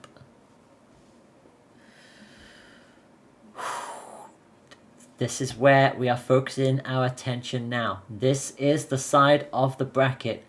If Melee is able to best Iceman, this will be... I mean, this already is an underground run and a half. But goodness me, this... I have no words. This would be monumental. Because... Melee is all that stands in the way of the same top 4 that we're used to seeing in Moshpit versus another new name making it into top 4. Bearing in mind the first one was Rafa Iceman Grimwood Aloria. The second one was Rafa Grimwood Iceman Jr. So we've had 2 different names make it into top 4. Can we see it for a third time in the most expected way? It's always nice to go and see a mix up to the top 4 in the bracket. So I'm not going to pick favorites, of course. I'm just interested to go and see how they both go and take this match in particular and how they approach it. Yep, and it's going to be Ribbon Girl versus Coil. Iceman with Ribbon, Melee with Coil. There we go. Underground round 6 is underway, and remember, this is a best of 5, so let me just quickly update that score. It didn't flow away for some reason. I definitely updated it. You're all good, you're all good. And it is a, so far, it's a hitless match. No sooner have I said that, Commentator's Curse strikes, and it's Tri-Blast and has to do the damage. And it's a very... Interesting, I haven't seen a lot of the Phoenix arm today, so... Yeah, we've seen it here and then, but... yeah, odd to see it. Well, I mean, obviously, odd to say it now. Phoenix on Coil definitely is a nice touch. It's an all-fiery loadout as well. So, but we know what Iceman is capable of, especially with the Ribbon Girl. They are very bounty. They are very hard to hit. So many double jumps. So many springy steps. But Mello does have the triple arm advantage. But again, so far, just really struggling to keep up with Iceman. Puts them down into critical. And so far, Iceman in control on the early goings. Iceman does have quite a little bit of quite a fair bit of an advantage here. Really just able to go and work in the space that Iceman's created. Ellie looks to be trying to go and close in, but backing off ever so slightly, going back and forth in that effective range. And gets clipped just out the air there. Yeah, definitely. Rush is available for both. And actually, Mello is going to go for it, despite there being 10 seconds left of the clock. You feel like it's an odd decision to go for, considering the fact they did not get much purchase with that at all. And yeah, that's going to be out of time. And yeah, nothing that Mello could do. Was very surprised to see them go for that rush. But then again, Coil will charge this up very quickly. But crucially, it is Ribbon who takes the initial point. Okay, round number 2. Let's go and see if Mello actually switches the playstyle a little bit. Sticking with, well, we've got the Phoenix on left. Not too bad, not too bad. It's very much a similar case to the last round. No hits have been in with the first 20 seconds, and just as I say that, the hit comes through, except it's on Iceman this time. Yeah, Mello not taking as many hits early on. This again, no sooner have I said that, immediately drops on down. I say I need to shut my mouth, but I need to keep my mouth open. I am a caster after all. Exactly. And so far it is going to be Mellow who at least is just keeping on top of Iceman. Now they're slowly starting to learn their prey style. Like, gets another hit with the Phoenix, so actually putting Iceman on the back foot here. But again, that Tri-Blast, always a struggle to go up against. The second it hits and it's charged, it does its damage and then it explodes. So it's just insult to injury. But Iceman is actually on the back foot here. They're past the halfway mark. Finally managed to tag Mellow down a little bit closer, but with 30 seconds to go, Mellow just needs a good rush hit, but then again, so too does Iceman. Fantastic juggle there. 22 seconds remaining. That rush is still available. Are we going to go and see an anti-air rush activation? Oh, you would not be surprised. And Mellow, to be fair, is one hit away from going down. Has to go for it. But again, Iceman going to get... Oh, actually gets caught. I don't think they could quite get the juggle, though, so they have to go in for the kill. And again, Iceman is so good at evading these last second hits. Mellow has to get a grab. Actually gets a hit. Oh, is it enough? what? It is enough. What a point. The last split second in the overtime. Actually caught out the air and took it. What on earth? Well, that came out of absolutely nowhere, and Iceman will be kicking themselves for that one. And again, has to come straight back on the offensive. Not happy with how that point went. Gets a quick 1-2 hit, but Mellow is wise to that. Actually getting the Phoenix out where they can. And slowly but surely, they're bringing themselves back into this. But again, Iceman's Tri-Blasts have been so consistent so far. Alright, there's the clip. Into 350 damage. Yeah, nicely done for Mellow. Nice, good number. Actually gets another Phoenix hit as well. Iceman does have rush, but we've seen them come back from the harder positions, but the trampoline is out and they're in critical. Activation. It's not going to be enough to go and tie it down completely. Iceman was up in Mellow's face. But this is the part where Iceman is going to be a bit more consistent here because Mellow is coming up stronger here. They have the rush as well. Yes, they're both in critical, but Mellow knows one hit is all they need with this rush, and they will absolutely yoink this point right from underneath Iceman, but both are now on similar health. Both could probably KO at this range with one respective hit. Mellow is just looking for a moment to go for this, but Iceman has been so little twitchy. And Iceman's almost got the rush on deck, so they're going to have to activate now. Did not get the clip. It's not going to be enough to go and break that shield. And they're going to go and have to firm that rush. Oh my god. Dodge it completely. Yeah, they've dodged it completely. They've got 5 seconds. They got the KO. Mellow gets the KO. They got the point against Iceman. What is going on? Oh my. You know what? You can sense it. They're both times. They're just taking it down right to the end of that timer. And just... they have to go and be on the offense, and then simple, like, small little mistakes come forward and just change the tide of it. Just like that. Oh my god. Take a swig of water. Oh my gosh. This is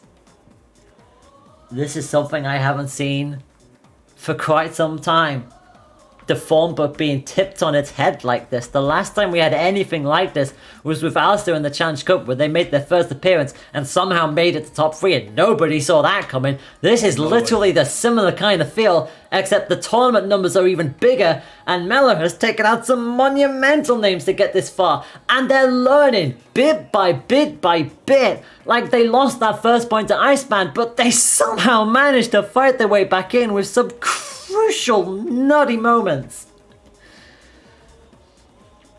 Oh, I have nothing to say. I have nothing to say. You took the words right out of my mouth at this point. Like, gosh, honestly. What more can you ask for here? Iceman will go in to Ninja College, first and foremost. They're switching character, so they're going to mid. They're bringing the Hydra in. So again, trying to wall out Coil, trying to use the verticality of Ninja College to their advantage. So it's all going to be how Mellow deals with this. Again, sticking with the Phoenix and the Toaster. But again, Iceman is not going to be an easy target to hit. The verticality is just very, very good. Honestly, I'm not surprised that Iceman's going with this arms loadout in particular. especially on this stage. Yeah, especially on the stage. And so far the Dragon is working, but again, falling foul to that Toaster. And again, Mello needs to be keeping Min Min knocked down so that permacharge on the Hydra cannot get going. And unfortunately juggled in the air. 355 damage. The Dragon Laser does so much hurt. I was not expecting the Dragon Ice Laser to go and follow up there, but it did. And it proved to be very, very damaging. Yeah, if you get that juggle in nice and high, the Dragon will always hit from that range. And that is going to be a nice and quick KO for Iceman. The stage and the weapon set definitely favoring Iceman here, and immediately get that Dragon Arm up for the Hydra. Mello has it all to do, does start with the rush, but again, the timing seems to be all off for them at the moment. Iceman very much on form. Absolutely. Iceman's really on form here. Oh, that still manages to go and actually cancel that rush out by hitting them right at the right time. Was not expecting that rush to go and falter there. And Iceman has a rush of their own with the follow-up with the Ice Dragon Laser for 310 damage. And clipping just with the Ice Beam there. And I think just one more is going to go and take it here. And you know what? That tracking is phenomenal. It just... Oh.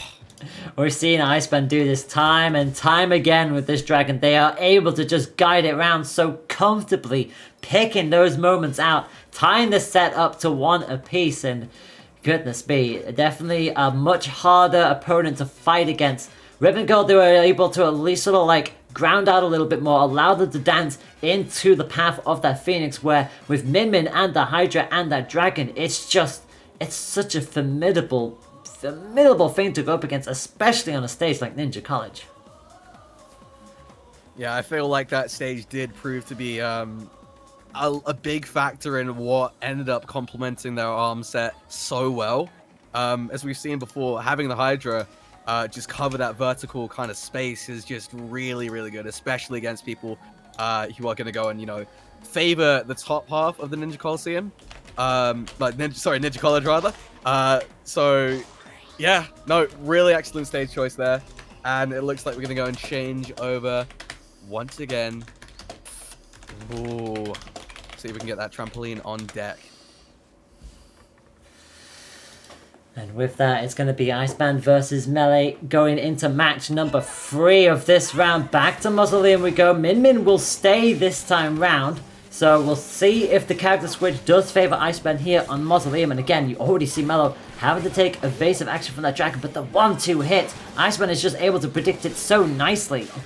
And once again, the Hydra covering that vertical space. Just really, really good against a floaty character like Coil. Yeah, the Hydra always just walling them out, not giving them a chance to stay in the air for long, and especially considering the fact that it is the Fire Elemental, so it just immediately drops them down. Finally gets a hit in with the Phoenix, so at least robs them off the Hydra, but they've got to keep this push up. They can't afford to let Iceman just charge that up for free, although having said that, the Phoenix does catch it, but the Dragon excels at long range. You need to close that gap up. Activation, it is going to go and clip.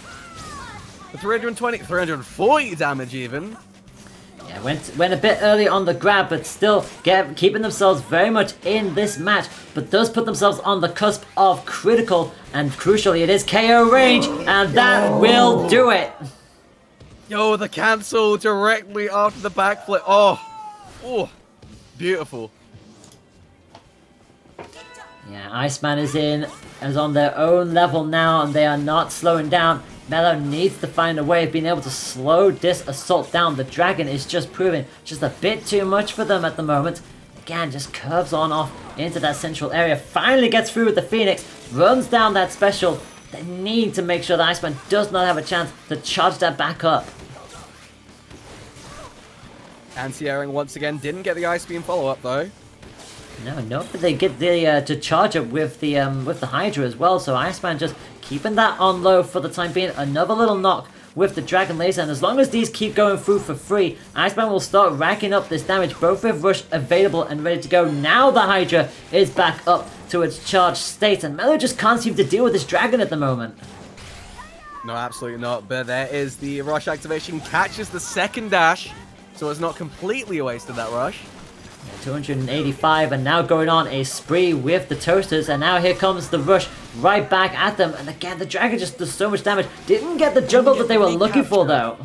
No, there's still a fair amount of damage to go and take it down.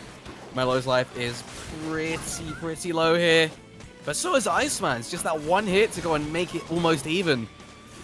Yeah, we've seen Melo come back from this before, and Iceman knows full well that this is very scary territory. They know they need one more hit, and there it is, the 1-2 punch. And Iceman goes from 1-0 down to 2-1 up.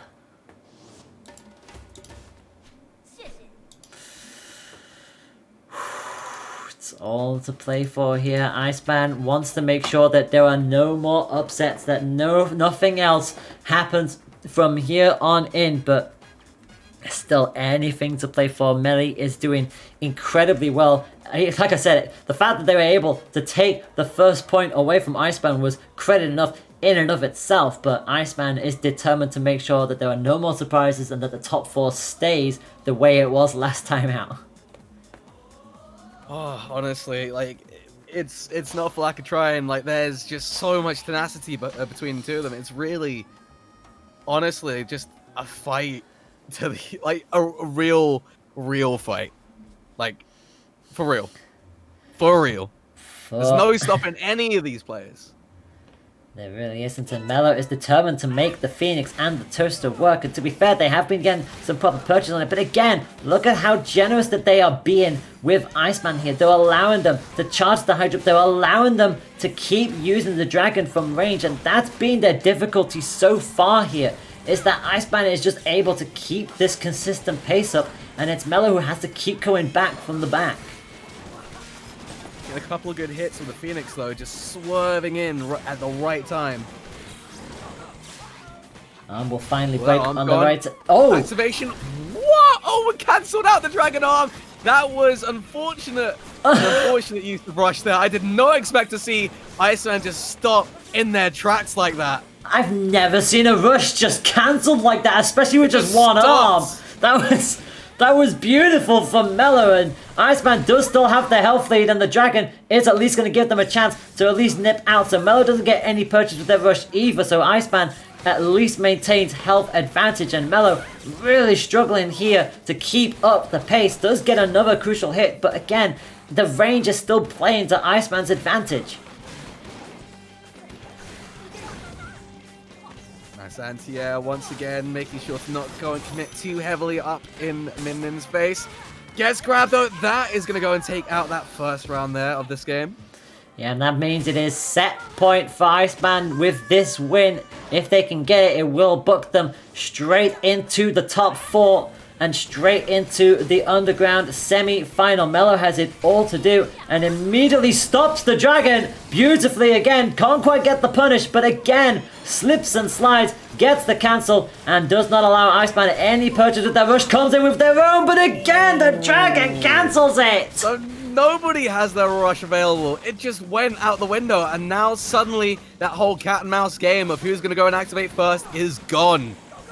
Yeah, but now it's going to be who's going to get it charged up quicker, and it does seem like, despite the fact we know Coil charges up rush quickly, Iceman just seems to be so consistent with their punches that they're able to get the rush up so much quicker than Melo and Coil does. And it just seems to be too much for her to handle, as Iceman is just chipping away. They've got Melo in KO range with the rush. They know anything pretty much will do it for them, but now with Melo getting the rush, that's going to be the juggle, but again, can't get any purchase on it. So Melo in critical has to go for the rush, gets it. With 300 damage, just over 300.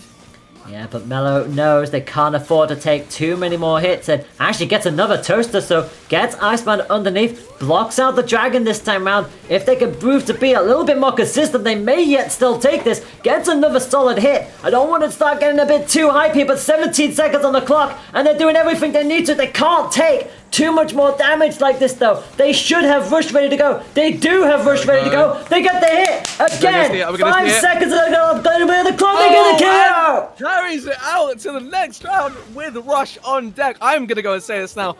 Melo's had some really fantastic maneuvers there. Just really excellent spacing and just excellent dodging. Honestly, Really impressive stuff. Very impressive indeed, but can they make this go any further? Iceman is in a bit of an issue here and actually falls foul to that rush, 350. They have a rush of their own up and ready to go, but falls to the Phoenix, and Mellow suddenly coming out swinging here has Iceman at 50%. Okay, Oh okay. my god. Rush comes Extra out, stuff. shield. Ooh, got hit for only for 19 damage. That's good. That's fine. But it Less than a does. normal strike. It does give Iceman a chance to get the Hydra back up, so it's still going to be a scary thing to run into, and that's what I mean. As long as that Hydra is up, that is the most scariest part of Iceman's arsenal. Mellow did the hard part to get back into this, but they've got to find a way of keeping that at bay. But they get the rush. Whipped it with the right side. Not going to be enough just yet. One more good mix-up is going to go and probably take this. Oh my god, they need one more hit. They need one more hit. Anything will do. Anything will do at this point to take this to match 5. Just any kind of uncharged hit with 30 seconds on the clock, but Iceman does have rush to go. They have to block this. They do block this. Crucially, the shield is up. Done. So now it is all up to them. The toaster hits. Match 5 hype. Oh, it's so unfortunate that Iceman didn't get that recapture there after the rush, but it proved to be in Mellow's favor, and it just ended up being an intense end of that round. We are taking it to the final round of this set. Gosh. Oh Final my game. god. Can the upset happen? Can it happen? Right here and now, it would be monumental. Temple and Ninja College have been banned. So where will Iceman choose to take us? There won't be the verticality from college. We go to DNA Labs. Okay, so we have the pillars to go and play with. Let's see if they actually end up chilling around the area often. Let's find out. It will still be the same characters, so you know it probably still will be the same art, especially with it being DNA Labs. It's the longest, it's the biggest stage we have here, so anything can happen. It will be Hydra Dragon, it will be Phoenix Toaster. This decides the top 4. Goodness me, it's Iceman who starts off with the initial hit, but how will Mellow deal with this stage? That's the thing, Iceman's already putting out a ton of pressure right off the bat here. Just playing that mid-screen very, very effectively. Playing that mid-range and just keeping Mellow out from any kind of advancement whatsoever. Again, Flipping with the Ice Dragon and immediately goes into a grab with full rush on deck here. Mellow trying to keep away as much as they possibly can. Yeah, Iceman absolutely has their number on this stage. At the very least, into critical they go. Iceman has barely taken any damage at all. Another Hydra that Mellow just unfortunately glides straight on into. Past into the corner they go, and actually finally gets a Phoenix hit of their own, but they've got to keep this distance as close as they can. The Ice Dragon is still getting so much damage. In fact, pierces through the tube. That is quite unfortunate there for Mellow, who is now on 1 point of damage, but again, still lands this Phoenix every now and then, but it's a Hydra again. Hydra just knows. It just knows it can go and clip the highest of heights. And with that, it's set point once again from Iceman, who gets a free charge up on the Hydra. No rush really needed for them, but does see the Hydra lost away. That Toaster is absolutely crucial. Again, more of this pokes, and unfortunately the Dragon does hit 330, and that's the last thing Mellow needed. Another 110 for good measure, and Iceman in the lead here, but does get caught with the rush. Now Mellow's in the effective space, hoping to get a couple of stray Toaster hits in to knock him down and just close that gap in a way that is just safe to do so. Yeah, the Phoenix needs to keep this up, and actually both are on similar healths here. The tube goes down again, so Iceman doesn't have as much to really run back to. There's still one up, and you can see that that's what they're trying to go back towards, and Mellow needs to keep them in this central area, both with a rush ready to go, and Iceman will absolutely want to take this from afar. Gets caught by the Toaster, but so too does Mellow. Both very dangerous here. Oh, it's a punish! It's a punish for Mellow! But again, that rush. Let's see if that is going to end up being worth it in the end. We'll soon find out. They've got to. They can't afford to take damage. They actually hit Iceman again. 20 seconds on the clock. Iceman knows anything can still take it away, and it does. No, it does. Iceman wins it in the end. I honestly thought there might have been one more punch in it, but Iceman brings the fairy tale journey to an end. The top 4 will stay the same as it did last week, and Iceman wins an absolute thriller by 3 points to 2. Yo, I want to go and say right now, what an incredible run just there from Mello. Like, all the way from losers round 2, all the way here. Round 6. So close. But that was absolutely phenomenal run, so I think everyone should, take a bit of time. Give props to Mello where it's due, Oh my gosh.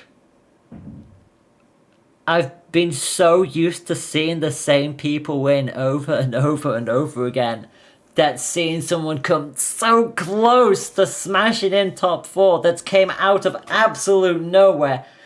It was just tantalizingly close, but unfortunately saving that rush was unfortunately to their detriment. A still incredible run from Melee to get this far. They at least finish in top 8. They do get a slice of the prize pool, so you have to applaud that.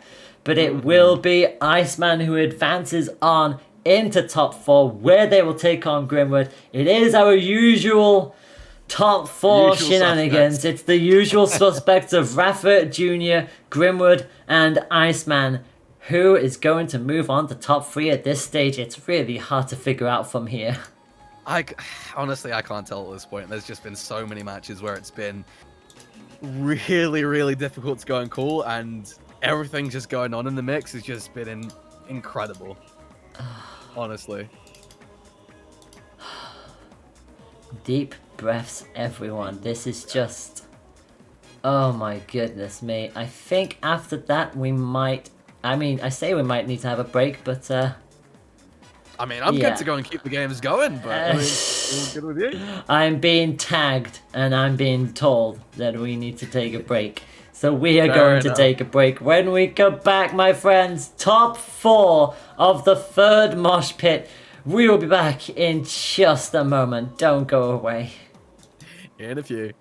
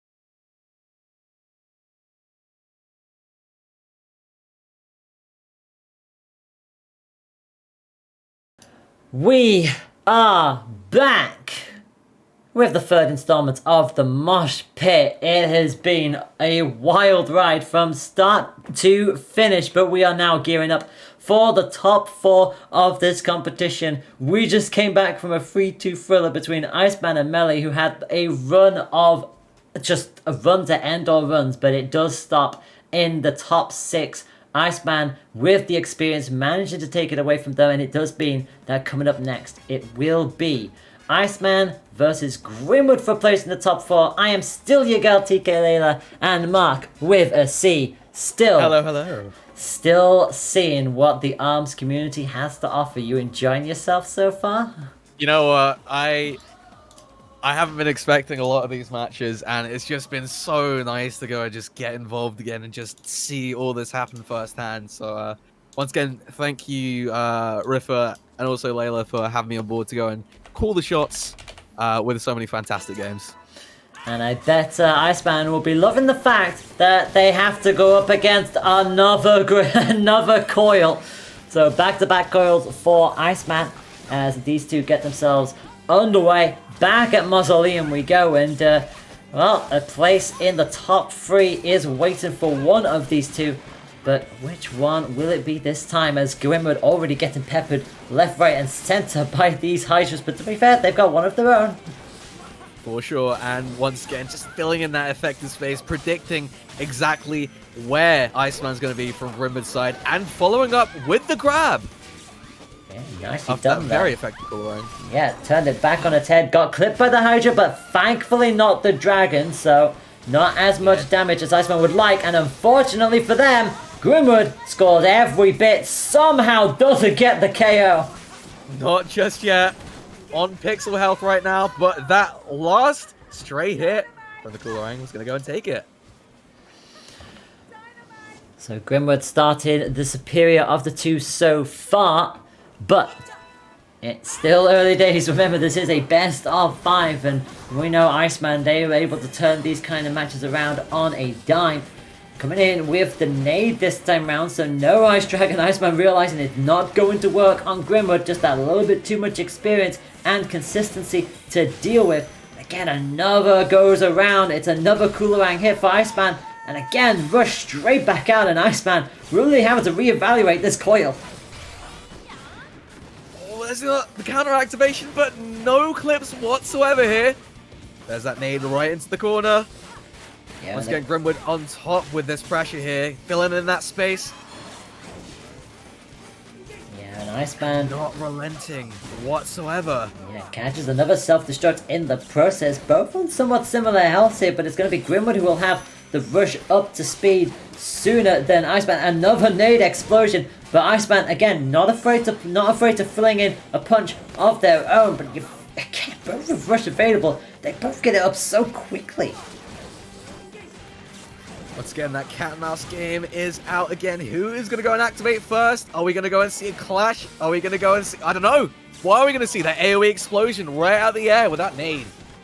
Grimwood just about waiting on a little bit longer, but that Dragon is going to cause... Not Dragon, it's not the Dragon, it's the Hydra nade. Does a lot of damage. Grimwood pretty much on one hit away from going down. 10 seconds left on the clock. Activates the rush, but can't get the damage. There is no damage for Grimwood, although another hit, a grab or a punch would absolutely do it, but it's not going to happen this time.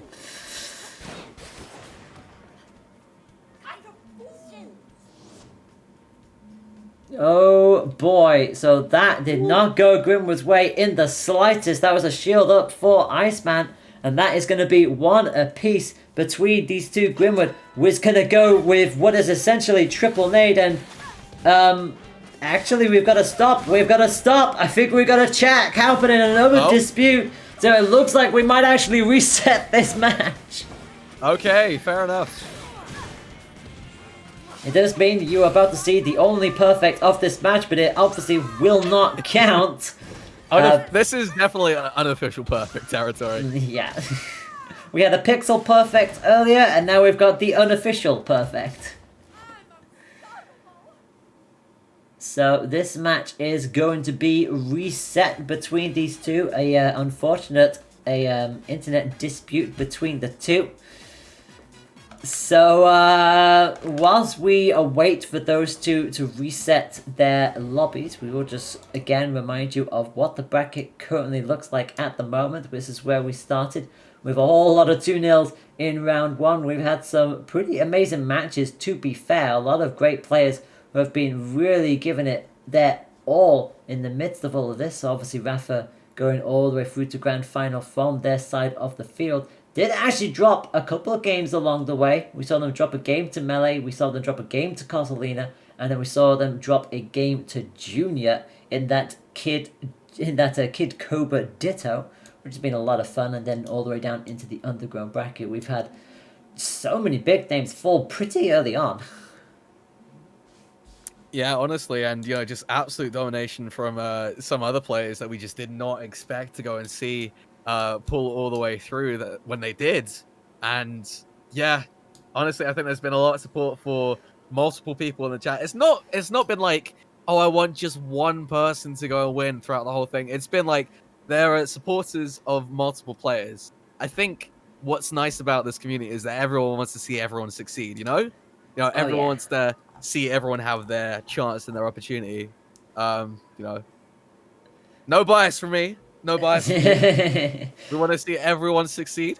Yeah, we want to see everyone have a really good time here. And to be fair, it's been that way so far. So it's been great to see, and everybody's been so hype in the chat as well. So friendly and welcoming to everybody who has been joining. Like I said, this has been one of the bigger ARMS tournaments community-wise we've run in a long, long time. I mean, pretty much anything outside of the Opens, you generally just don't see numbers like this anymore. So this has been a breath of fresh air. Of that, there's no doubt.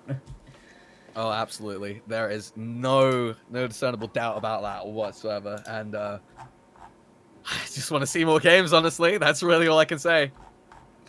And hopefully we will have exactly that. Like I said, Junior awaits the winner of this set. It looks like we are going to have this be a reset matchup. So once these two get back up with their lobbies, we will get you the action as quick as we can. Remember, in the grand finals already is Rafa, the reigning Moshpit champion, having won 2 out of 2 so far.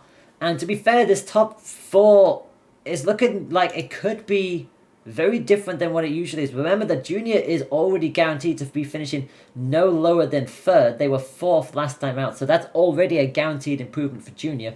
Rafa, at the very worst case scenario, will finish as runner-up, but they will obviously be looking to retain their title and go 3 for 3. So really it's between Iceman and Grimwood as to who is going to be dropping the position more. Like, they've both had 1 second place and 1 third place in between the Moshpits respectively. So yeah, one of these two are definitely going to finish lower than expected. Mm-hmm. And once again, that prize pool is absolutely phenomenal for an EU ARMS bracket. There's been so much love, outpouring support from the community to go and raise this together, and we are currently at 650 euros, and that could potentially be even bigger if anyone wants to go and make any last minute donations over here. Yeah, to go and add to whoever wins' pockets. Yes. You can go and check out the link over there. We are still accepting donations to the PayPal prize pool, and top 8 will be paid. Yeah, the top 8 get paid in the thick of all of this, and the cut, I think I remember seeing what the percentages were, and unfortunately I've lost that picture, which is a bit of an oopsie, but that's okay. It'd be like that. But yeah, I definitely know, I know that the top 8 will definitely be welcoming all of that, and like I said, there's been so much money dropped already, and that, again, as we say, not just the numbers, but the 650 euros, again, outside of, LAN events, you just don't really see that for online competitions for ARMS. Especially, this is 2021. ARMS has been out for years. We really don't see this ever at all, so yeah. ARMS lives. Yes. Anybody who says that X game is a dead game, just stop it. Just go away. Yes. If there is a loving community behind it, then it is never considered a dead game. If at least one person is out there enjoying themselves and actively playing it. Still on. Exactly. I can't echo that more if it tried. So Yeah, I mean, to be fair, it will officially become a dead game once a sequel comes out, but that's for when a sequel comes out. And to be fair, I think that's what a lot of people have been like in the community as well. A lot of people have been saying, not if, when, because it did do well. Yes, it didn't do as well as people would have thought it would do, but at the same time, it was still a good selling game, and it still has had a lot of attention. Anytime an openers came around, so many people have came out to take part, which is why the European stuff is still going. I mean, yes, the European Opens, they just don't happen. It's always America that gets the Opens. Europe has to just do it via their community events, which is why we still keep going, and people are still coming up, so... Really hoping there is, like, some kind of UK or EU equivalent at some point. Gosh. I know nothing, by the way, just to confirm. Oh. I was gonna say, I'm like, wait a moment, aren't you like supposed to be like the Nintendo UK person? I hope there is an official, UK one. If there ever is, I feel like it feels like a bit selfish saying it, but I feel like a lot of people in the community will be like, you're gonna get Layla to cast it, right? If it's at a European event, it's just gonna be like, I have to be there. Oh, you've been covering so much. I'd think it'd be, silly not to at that point. Yes, I have a lot to. I have Slacks to thank that one out for. I think Slacks very early on. Slacks and Malieve, between those two, definitely got me into a lot more ARMS commentary, and I'm very glad that was the case, because obviously now I stream and host stuff on the EU ARMS channel, which is where you all see yourselves now, so... And even though Slacks can be a little cheeky at times, he is very supportive and he is very caring, so... Don't let his outward demeanor fool you, people. He is a lovable chap. The amount of times he comes into my streams and flipping just decides to just drop a gift sub bomb and then just wanders out, it's like, Slacks? Slacks, classic Slacks. He is such a good guy. He's so good. Big ups to Paul Slacks. Do you reckon Riffer will tell me off if I say, yeah, can we get a shout out for Paul Slacks? I don't think so, honestly. For those of you who do not know who Slacks is, basically Slacks is a massive hero for ARMS, and I say that knowing full well that yes, that was indeed a tongue-in-cheek joke at the expense of the Save Arms series, considering the fact that he did indeed run that for so long. So yeah, it's just he's a precious bean, and he's done a lot. He's done a lot in this community. Oh, for sure, and I'm pretty sure that Slacks understates that quite a bit. So yeah, please give him credit. Absolutely deserves it. Alright, so we are both, well, I say we're both ready to go, so is Grimwood, but we are just waiting on Iceman to come back on in before we can get the mosh pit continuing to go. Also, I think this might be the longest time that we've had an ARMS tournament run for quite some time as well, because we are currently at 3 hours and 45 minutes. Hell yeah. That tells you everything you need to know. Normally, the Challenge Cups are pretty much done and dusted in about 2 to 3 hours, if that. Like, they very rarely go to 3 hours. Most of the times, it's 2 hours, 2.5 hours. So, yeah, we are definitely running a lot longer this time around. And again, that's partly because we don't have like 30 people signing in normally. The more games, the merrier. It is absolutely fine. I'm totally cool with that. And so, as we await for Iceman, it looks like... we are just still waiting on Iceman, unfortunately. So, once we get this all geared up, we will have the top 4 brought to you. Rafa awaits in the Grand Final. Junior awaits in the Underground Final. Remember that these are all best of 3s. Best of 3s? No, that's not true at all. Best of 5s from here on out. You can tell I've done 2 tournaments a day, can't you? Back to back, of course. Oh my god.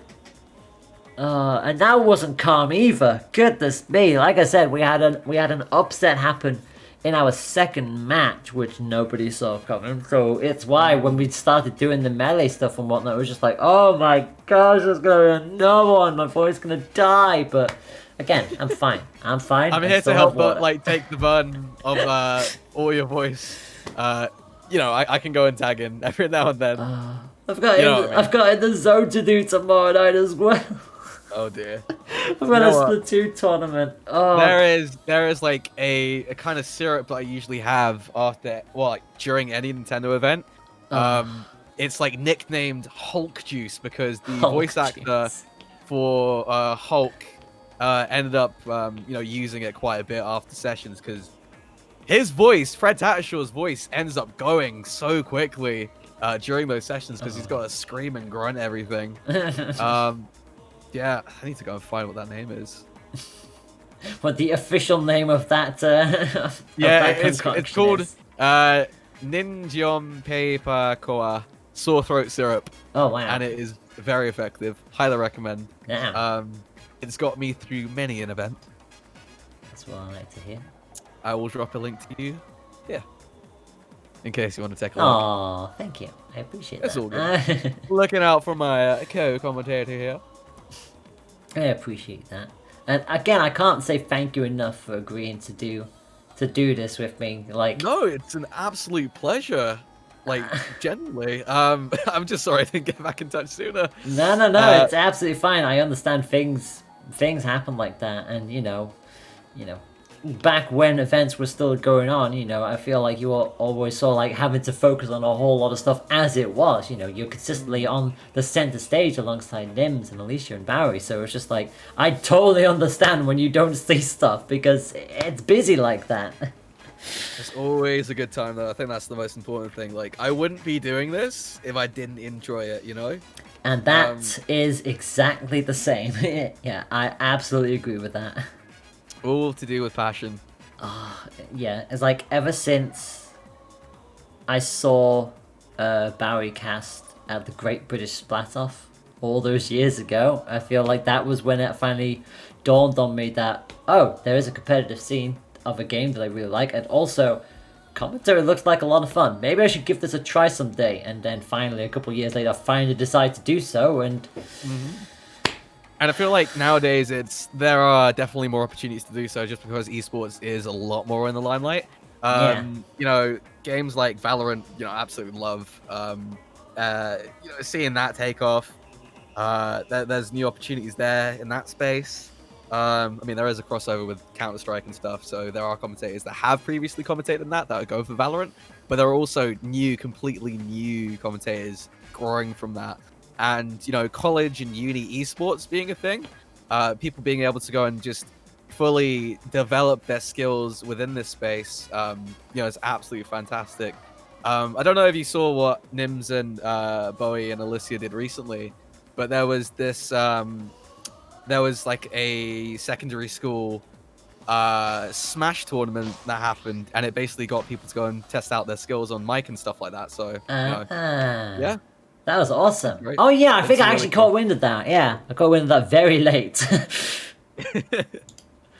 Yeah, I was helping with the admin on that one, so good fun. That's awesome. That's what I like to hear. And it looks like, with that said, we are geared up and ready to go. So top 4 will be coming to you live. Hopefully there will not be any more internet issues, as it's Grimwood versus Iceman in the early goings, who gets the freeze into the grab chain to kick us off. Knocked down already. Grimwood really pressuring that approach there. Catching it with the AoE once again.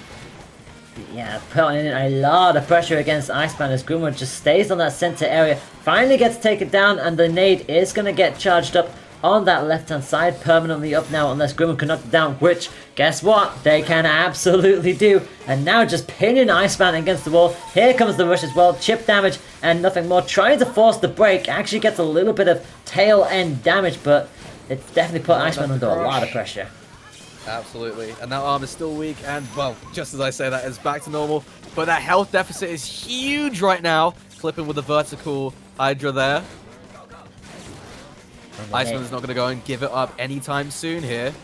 Yeah, just consistently just whizzing by Iceman's feet. It was just a hit away from going down, and finally they do drop on into the floor. And that is going to be the initiative going the way of Grimwood. We'll see Once how... again, covering that vertical space so well. It's very dangerous for either of these players to go and just jump at any time, you know? Yeah, and again, well, I say that... You say that knowing full well the coil doesn't really need to jump. She's just in the air, and there she is, and there she will stay. Exactly.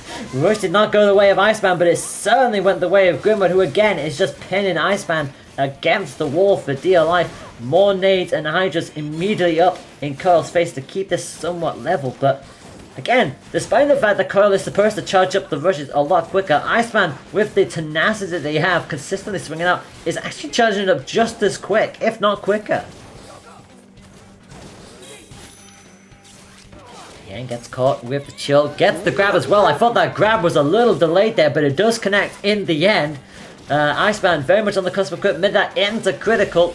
And again, Rush will come out. Grimwood gets around it. Doesn't quite get the purchase. Actually gets caught. Not entirely sure how they got caught there, but Iceman at least got some form of damage on. But Grimwood stays up and keeps health lead. I'm just so drawn in. I have nothing to say at that point. But that grab is going to go and take it out and actually take it down. 2-0. Nicely done. Yeah, Grimwood is going to get themselves on the scoreboard. It is going to be a 1-0 match up for Grimwood to lead into this.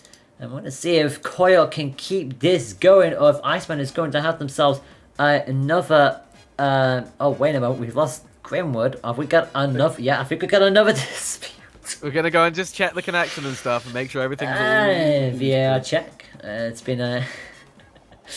I guess it would not be an arms tournament without at least 1 or 2 lag disputes. It does seem to be the theme of how... Actually quite surprised that it's happening here, considering the fact they're both UK based as far as I remember, so... That's of course, weird this is happening. Both these players are UK based, so I'm surprised it's not happened to any of the international, well, national lot. International? National? I know what you meant. I knew exactly what you meant. Geography, I got a B in geography. I'll keep it as that, you know, I'm happy with that. I mean, a B's a B. It's still a decent grade. Exactly. But yeah, we'll go and quickly check and see how their connections are right now. Soon. And yeah, Benny, Grimwood did have a Hydra on their loadout before, from what I remember rightly. And yeah, the rules are very much the case of if a match does need to be reset, you keep the same stage, you keep the same characters, and crucially, you keep the same trio of arms. You do not have to start with the same pair you started with, though. That can still change. But you have to make sure that the 3 arms that you have in your loadout are still the same. Makes sense. Hopefully it won't be too much longer until they're both sorted. But of course, you know, connection does take priority here. We want to make sure it's a nice, fair, and even match here with everything taken into consideration. Yeah, and it means granted, we are actually getting very, very close to the end of the tournament. This is, of course, our losers finals here.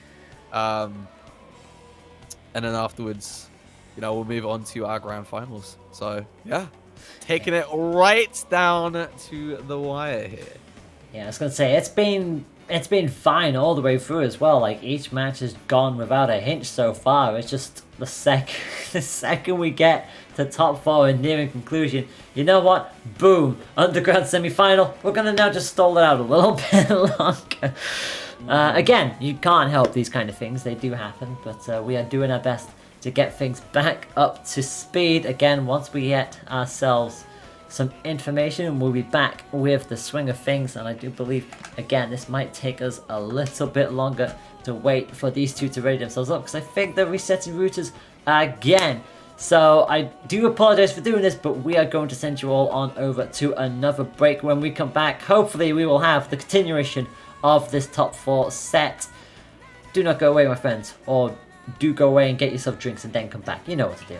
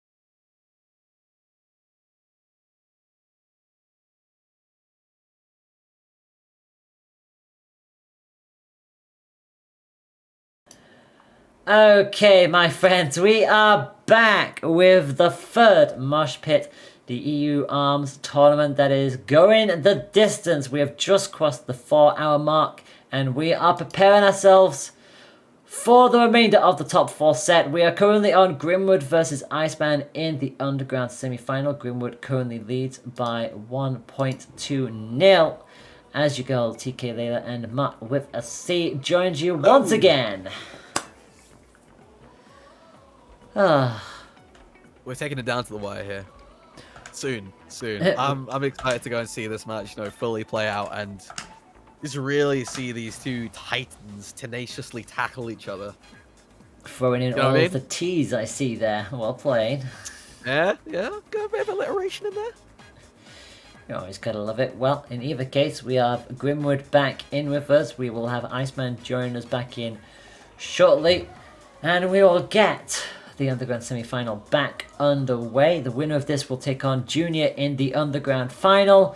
And then the winner of that will take on reigning champion Rafa up in Grand Finals. At stake, a much larger cut of the prize pool, which currently sits at €650.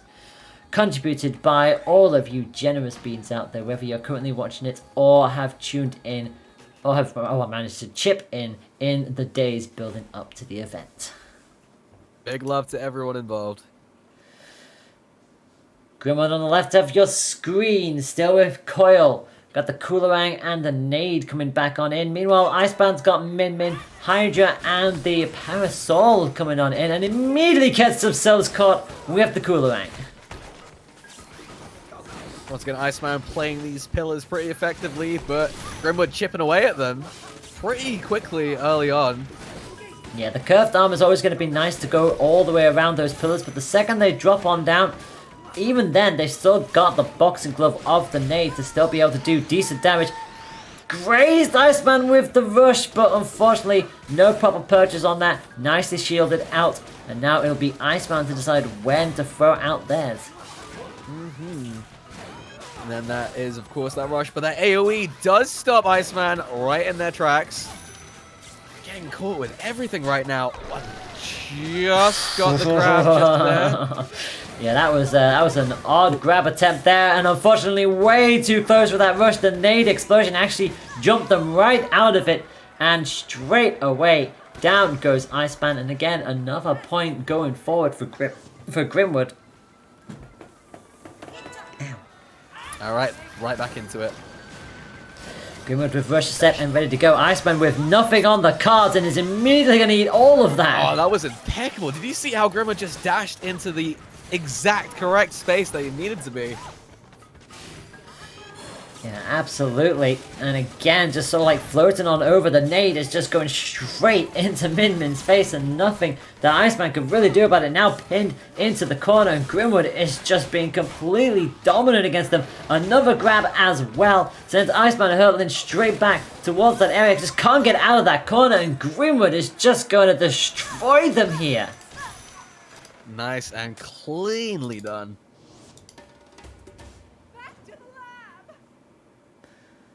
And with that, it is 2-0 up for Grimwood in Underground semi-final. And it looks like, don't tell me we're going to have another drop out of this lobby. We might do. Keep an eye on the chat right now.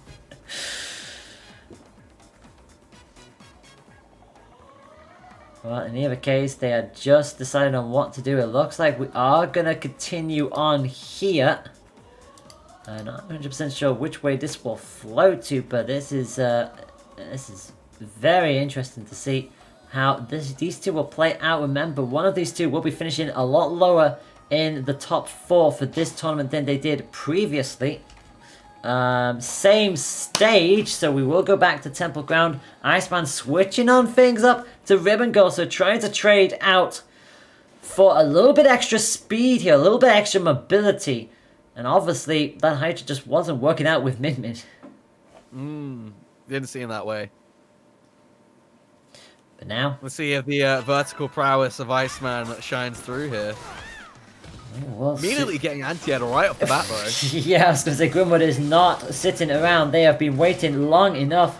But again, Iceman switching out the vertical bolts for the horizontal bolts, the Tri-Blast, and having that toaster as well. We've seen Iceman do wonders with Rhythm and Girl beforehand. Again, the pillars are just falling down before they've even had a chance. And again, another fiery hit from the Hydra as Grimwood has rush set and ready to go. Iceman only halfway there, but again, still getting some decent picks here.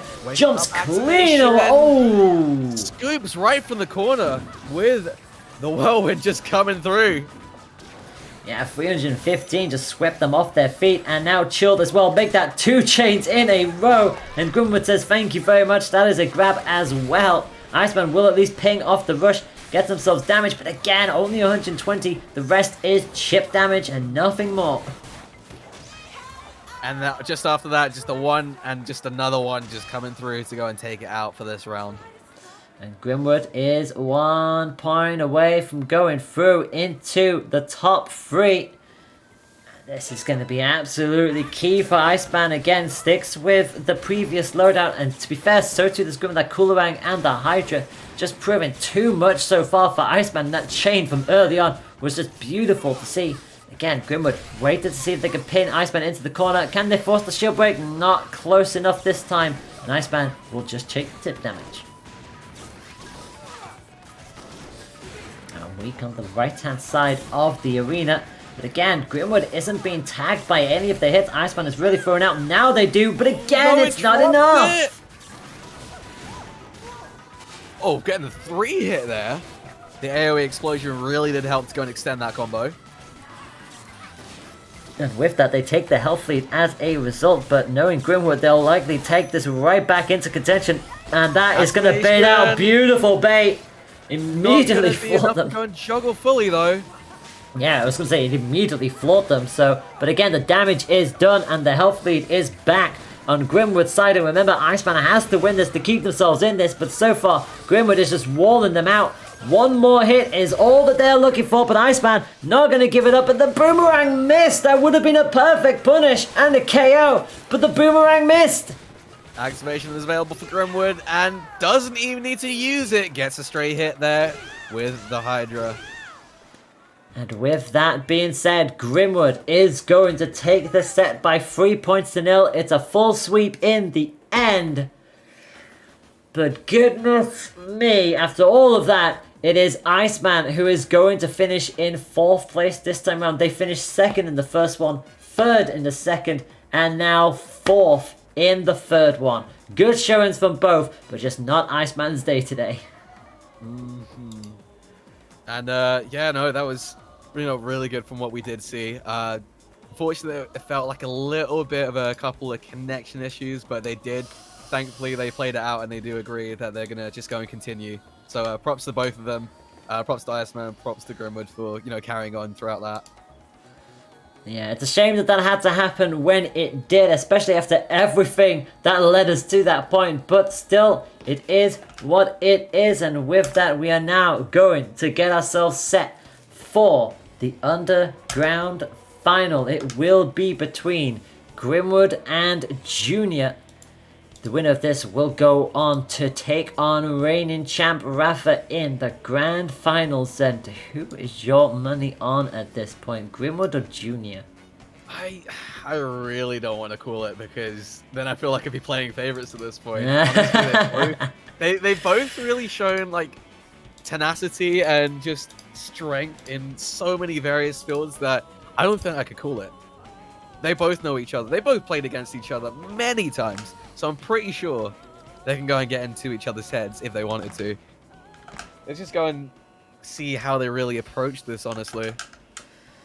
Yeah, I'm very much looking forward to how they both deal with this. Obviously, Grimwood having to go for a few additional matches. Junior got to winners final, but having to wait in the Underground Final for such a long time after that very intense Kid Cobra ditto between themselves and Rafa. So already the bands are coming up thick and fast. It should be good fun. I'm just going to quickly pencil in the fact that Iceman does indeed finish in 4th place this time round. But will Grimwood at least make it back into the grand final for 2 tournaments in a row? Or is Junior going to just completely skip finishing in 3rd place this time around and book their tickets into Grands. We will soon find out, as both of our players are just waiting to ready on up, and we will get the Underground final underway in just a moment. Oh, I'm looking forward to this one. It really is just coming down to this. My oh my. It's been fun so far. It's been quite the journey to get up here, and yeah, both are set and ready to go. Buster Beach is going to be where we will start this Underground final. And once these two ready up, we will get the action in. You would assume that Junior will come in with the Cobra, but which character will Grimwood start with? We've seen Bine Bark, we've seen Twin Tar, we've seen Coil, we've seen Brass. Where do we go from here? That's been quite a selection. Alright, so it looks like we're going to go and play with Kid Cobra and also Dr. Coil. Alright. So yeah, Coil will resurface for Grimwood. Underground final is about to take place. Ram and Guardian per usual for Junior. Grimwood with the Fun Chuck and the Toaster. And we are underway. The winner of this set will go on to the grand finals. And Grimwood starting off as they mean to go on with a stun and a grab confirm. Got the speed. This is filthy so far from Grimwood. Holy crap. They are not giving Junior a chance to get into this matchup at all. Again, another chuck is going to hit. So too does the Toaster square one, but finally gets caught with the grabber Junior. Rush is available right now and immediately gets sucked into the grab there. I was going to say 2 grabs back to back there for Junior, but finally Grimwood slows it back down, gets another Toaster hit. Junior just unfortunately dropping the shield just at the worst possible moment sometimes so far. The Guardian not going to find any purchase, and the Rush is going to KO. Again, Grimwood not afraid to just use that straight away. And that is going to be a very quick initiative here. Solid activation there. Very, very good.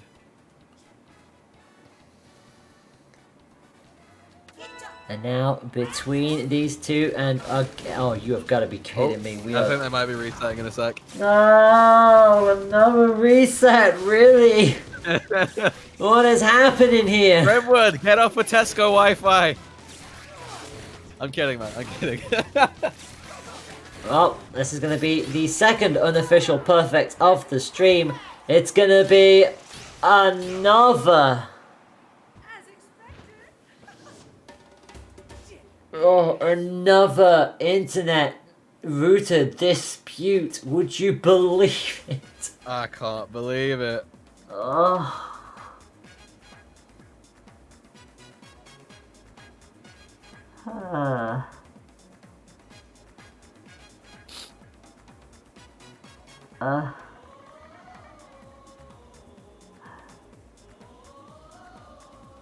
Soon.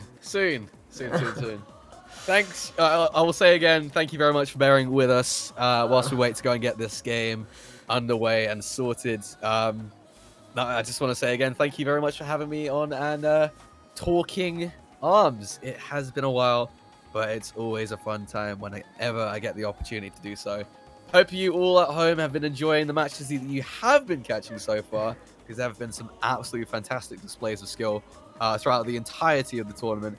And some matches we didn't expect to go and see the way it did. Oh my gosh, it has been phenomenal, to be fair, up to this point. And actually, that's a fair question to ask, actually. When was the last time you cast arms? Oh, goodness. You know, I want to say it was, in terms of like an official capacity with Nintendo UK, I want to say it was Nintendo UK Versus, maybe? So, like, back in July 2018, before Smash came out. Oh my gosh. Yeah. Yeah, because I was there for that as well, because I was there as a player, because I couldn't commentate. But yeah. But I mean, even then, it was just it was a quick little thing. I don't think it was too much in terms of coverage for that. But there have been some like major things that we have done in terms of arms. You know, there was the Insomnia Cup at that point, where the winner, I think it was S3 who won, ended up winning a golden like Max Brass belt. I think it was the coolest drop ever. Yeah. That's I can't remember awesome. if James ended up commissioning that or what, but it was just super, super cool. Love to get a championship belt. Oh, that would be so cool. Like, Yeah. I mean, I think I've got. I mean, obviously, I would love to have something like that for stuff that I like as well. I mean, like I said, I've got the runner-up plaque for the Splatoon British Splat-Off when I took part in the Inkling League. And I've obviously got the Smash medal that I won at EGX, which you were on stage for. That was still a bizarre moment in and of itself. Oh my gosh. It was a great moment. Oh my gosh. It still feels surreal that I took that, because it's just like, I don't win tournaments. It just doesn't happen, let alone a fighting game tournament. And I think I got a bit lucky with my Inkling play in the initial rounds, because it was that 16 round thing where you got people up and then the winners sat onto the stage and waited their turn for like the finale for the final four. And then I went in and it was the, oh my gosh, it's the flipping 3-piece cannon that I put together, and I got 2 KOs with it. I won it by a point, and I still cannot believe that of all things, it's like, that was the moment that I get my first win in. Like, of course it was. Of course it was with my favorite character from my favorite franchise. Exactly. You gotta go and stick with. I don't know. There's a thing about being a character loyalist or having like a favorite franchise or something and just sticking with them. You know, like I was playing as. I played a lot of Joker and Smash because I absolutely love the Persona series. And I tend to feel like I do a lot better when I do play as Joker. Yeah. You know?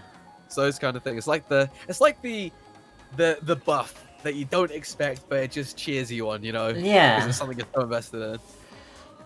And it still feels surreal because every now and then somebody messages me going, "Hey, are you selling your EGX, man?" I was like, no. First Wait, of all, someone actually... Wait, hold up. I want to hear this. So I think I've had at least 3 messages from 3 different people asking me if I'm selling my medal. I think one was on TikTok, one was on Twitter. I forget if the other one was also Twitter as well, but yeah, it was just like, why? It's like, first of all, it's the first thing I've ever won in a game competition, and second of all, even if I didn't, that is a personal attachment I have with that medal at this point. I was gonna say, yeah, like, what was the point? It's official Nintendo goods. It's collectors. It's like, go away, mate. I earned this. It's like I know this wouldn't happen, but like I've gotten to 3rd and 2nd place for a couple of tournaments for a fighting game I really love. Wood Fighting EX Layer. You should all probably try and check out. But like, if anyone asked me to go and sell the medal, like, what use would you get out of a silver medal or a bronze medal? Like, why? It's weird. Yeah, it's a weird thing. It's such a bizarre thing. Yeah. Thankfully, nobody has asked. So, thankfully, nobody has asked my wife to part with any of the winnings that she had, at the very least. So there is that. She won the art contest, and okay. I actually tagged Alex from Nintendo Life to see if we remembered the event, but he didn't respond, so I don't think he did.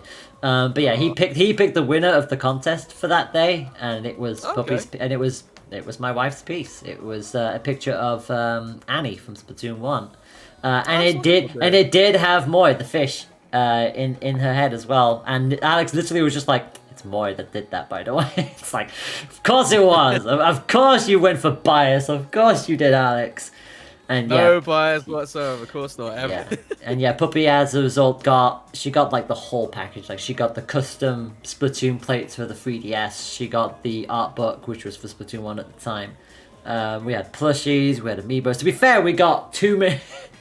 We all got way too many amiibos at the event because we both entered the Inkling tournament, and because we got runner-up, we both got more amiibos. So it's like, oh crap! There is no such thing as too many amiibo. Even if you don't have shelf space, you will make the shelf space. No, but it's like we had three copies of Callie and Marie amiibos. It's like we don't need 3 Callies and 3 Maries, so we just added 1 in box.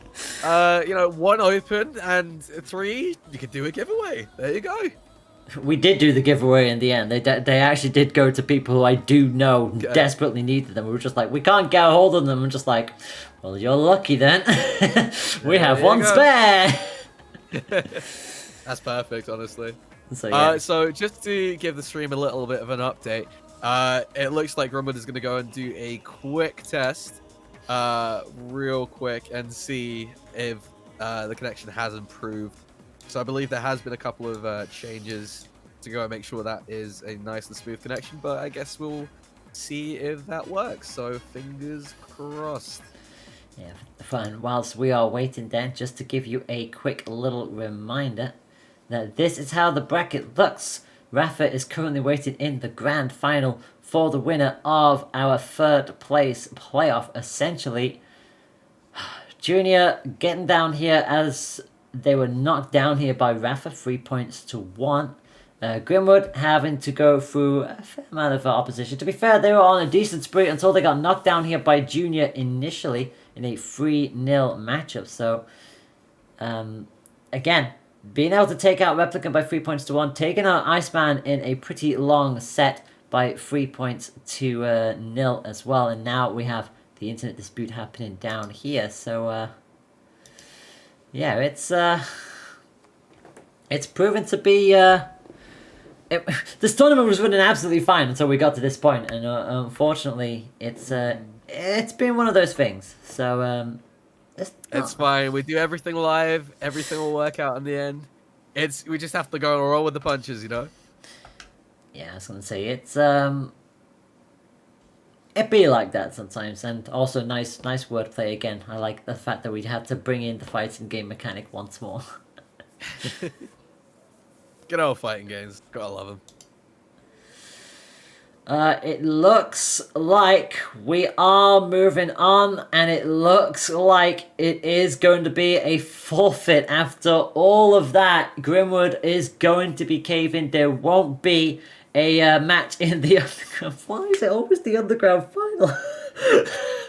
I kid you not. This is not the first time this has happened where we've skipped underground final. But unfortunately, it looks like that is what is about to happen again in Moshpit 3 of all places. So it looks like it is going to be Junior versus Rafa. So the winner's final turns into grand final. It will be Rafa to take on Junior in the grand final of Moshpit 3.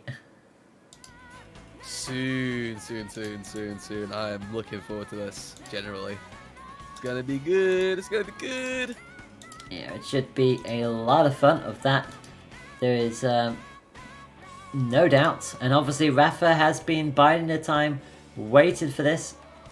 And we are going to be joining in to the lobby that I do believe Junior and Rafa have got set up for us. So Grand Finals is about to happen, my friends. Get yourselves back hyped. We will be rocking on. We will be finishing this tournament in style. Alrighty. And I'm joining in. Actually, no, we're not. Oh? We're doing underground final. Alrighty. Grimwood is allowing Iceman to take their place. So it will be Junior versus Iceman in underground final. Alright. Fair enough. Makes sense. And it's only fair. So yeah, props to the you know all parties involved in that one, on that decision. So shame that had to come to this, but the show must go on at times. Yeah, sometimes it just, if the internet is being like as it is, it just sometimes comes out of nowhere and it absolutely hinders you when you really don't want it to, and especially when there's been a massive prize pool at stake. So yeah, Rafa will have to wait that little bit longer as Junior will now take on Iceman in underground final, and it will be the first time.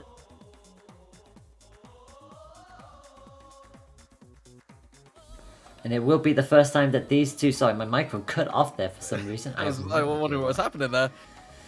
They will... Gosh, the technical issue are just coming in left, right and centre now at this point. Right at the end of the stream, well, we all love to have it. Alright, so yeah, it is going to be Iceman versus Junior Underground final. The winner of this will go on to take on Rafa, so... Oh, I guess I'm penciling this back in the other way then. So it is Grimwood who is 4th place this time around. So they go from 3rd to 2nd and then down to 4th from their standings. Iceman at least gets back into the top 3. But will they be able to best Junior? That is going to be the question. So, bands are coming up. Temple Grounds is where we're going to start. Let us get Underground Final on the way for reals this time. For real this time. Junior will be on the left hand side of your screen, coming in as Kid Cobra. Springtron coming in as Iceman. That is the wrong button. That is the right button. And a decent, nice loadout coming in for both of these players. Probably Tribalt coming in for Springtron. Yes, it will, alongside the Boomerang, Hydra, and Ram for Junior as the Underground Final gets underway. Here we go. This is what I like to see. Right from the get-go, just evading around those pillars, just working the game around the pillars. And now Iceman back out in the open, retreating ever so slightly, but finding the perfect opportunity to go and close that distance. It's a back and forth right now, isn't it? It's going in, going out, going in, going out. Yeah, it's very much a trade for trade at this point in time. Both of them on level health. Neither of them are able to sustain the lead for too long. The slippery slidey customer of Cobra, and obviously that EMP that is just waiting to be activated from Springtron. Both with Rush. There is the EMP, but Junior is so quick to punish it, but unfortunately doesn't get the shield up. Not in time, unfortunate stuff there. But that's not going to go and stop Junior from their very aggressive approach. And gets the jump grab. That is exactly what we like to see. Yeah, Junior just slipping the Activation. Oh my gosh, will that KO? Not quite. Not enough, but almost tied the health up. Still in favor to Iceman, just barely. Oh, goes in with the push. One more hit's going to take it. Yeah, one more. Either player here, it seems. Yeah, pretty much either of them will do. And there it is. It's the Boomerang that hit. And it's Iceman, after all of that, is going to start with the first point. Stray Boomerang just out of nowhere. And again, getting themselves ready back up. Ram and the Guardian at their disposal. Unfortunately, Junior is going to get pegged immediately. Iceman gets the EMP up, gives those wonderful speed buffs as well to Iceman. Just get those arms up to some critical spots. But the long range grab from Junior quickly turns that around. Both with Guardian once again just blocking at the right time. That's not going to interrupt the rush entirely though. Takes it for 310 damage. Yeah, nicely held there from Iceman. At least keeps that health lead in their favor for the time being. But Junior is still inching closer and closer to them with that Guardian, just forcing them against the wall. They've got Rush ready to go as well, and actually goes for it. Does catch them as they went for the dodge, and that is 295 damage. Those are some juicy numbers to go and put on the board right there.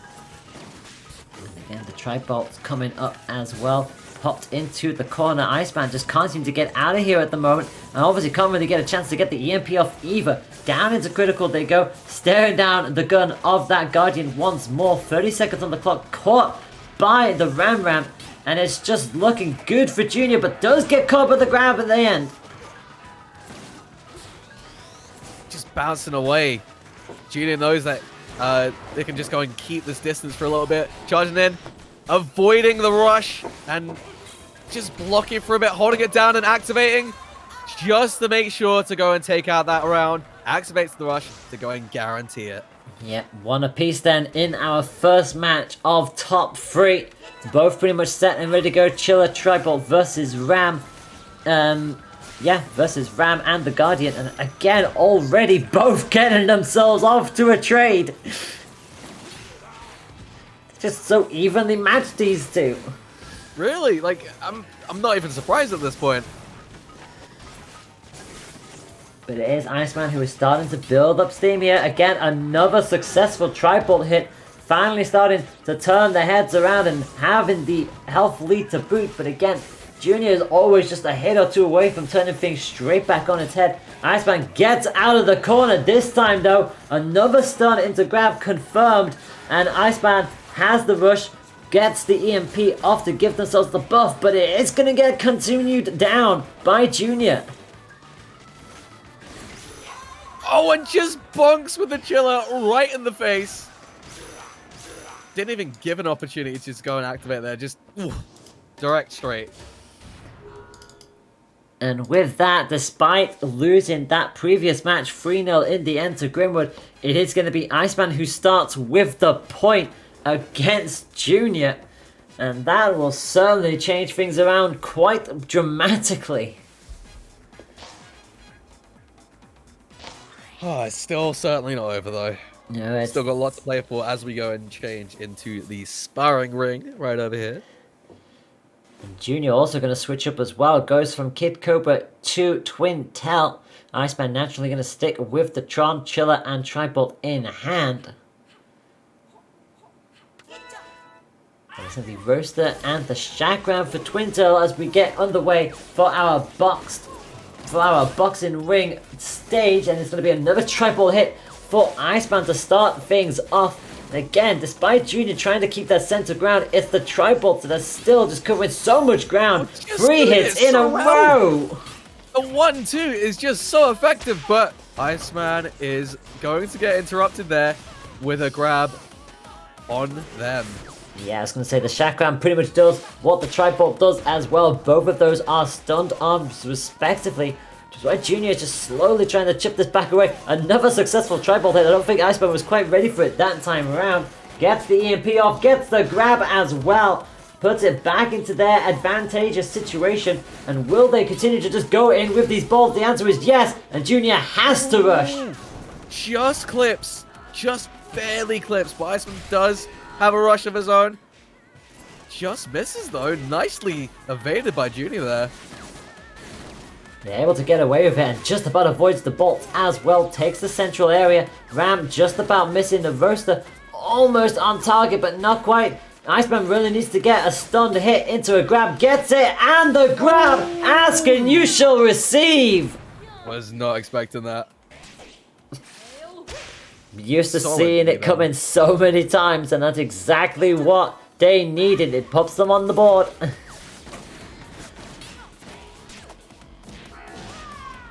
And then starting ourselves off with another stun into grab. They're both just chaining these at this point. They're literally both going for the stun grab combinations.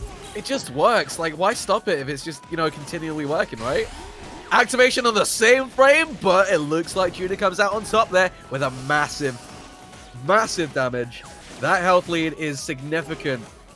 And Iceman's really going to have to go and climb out on top here and work towards it.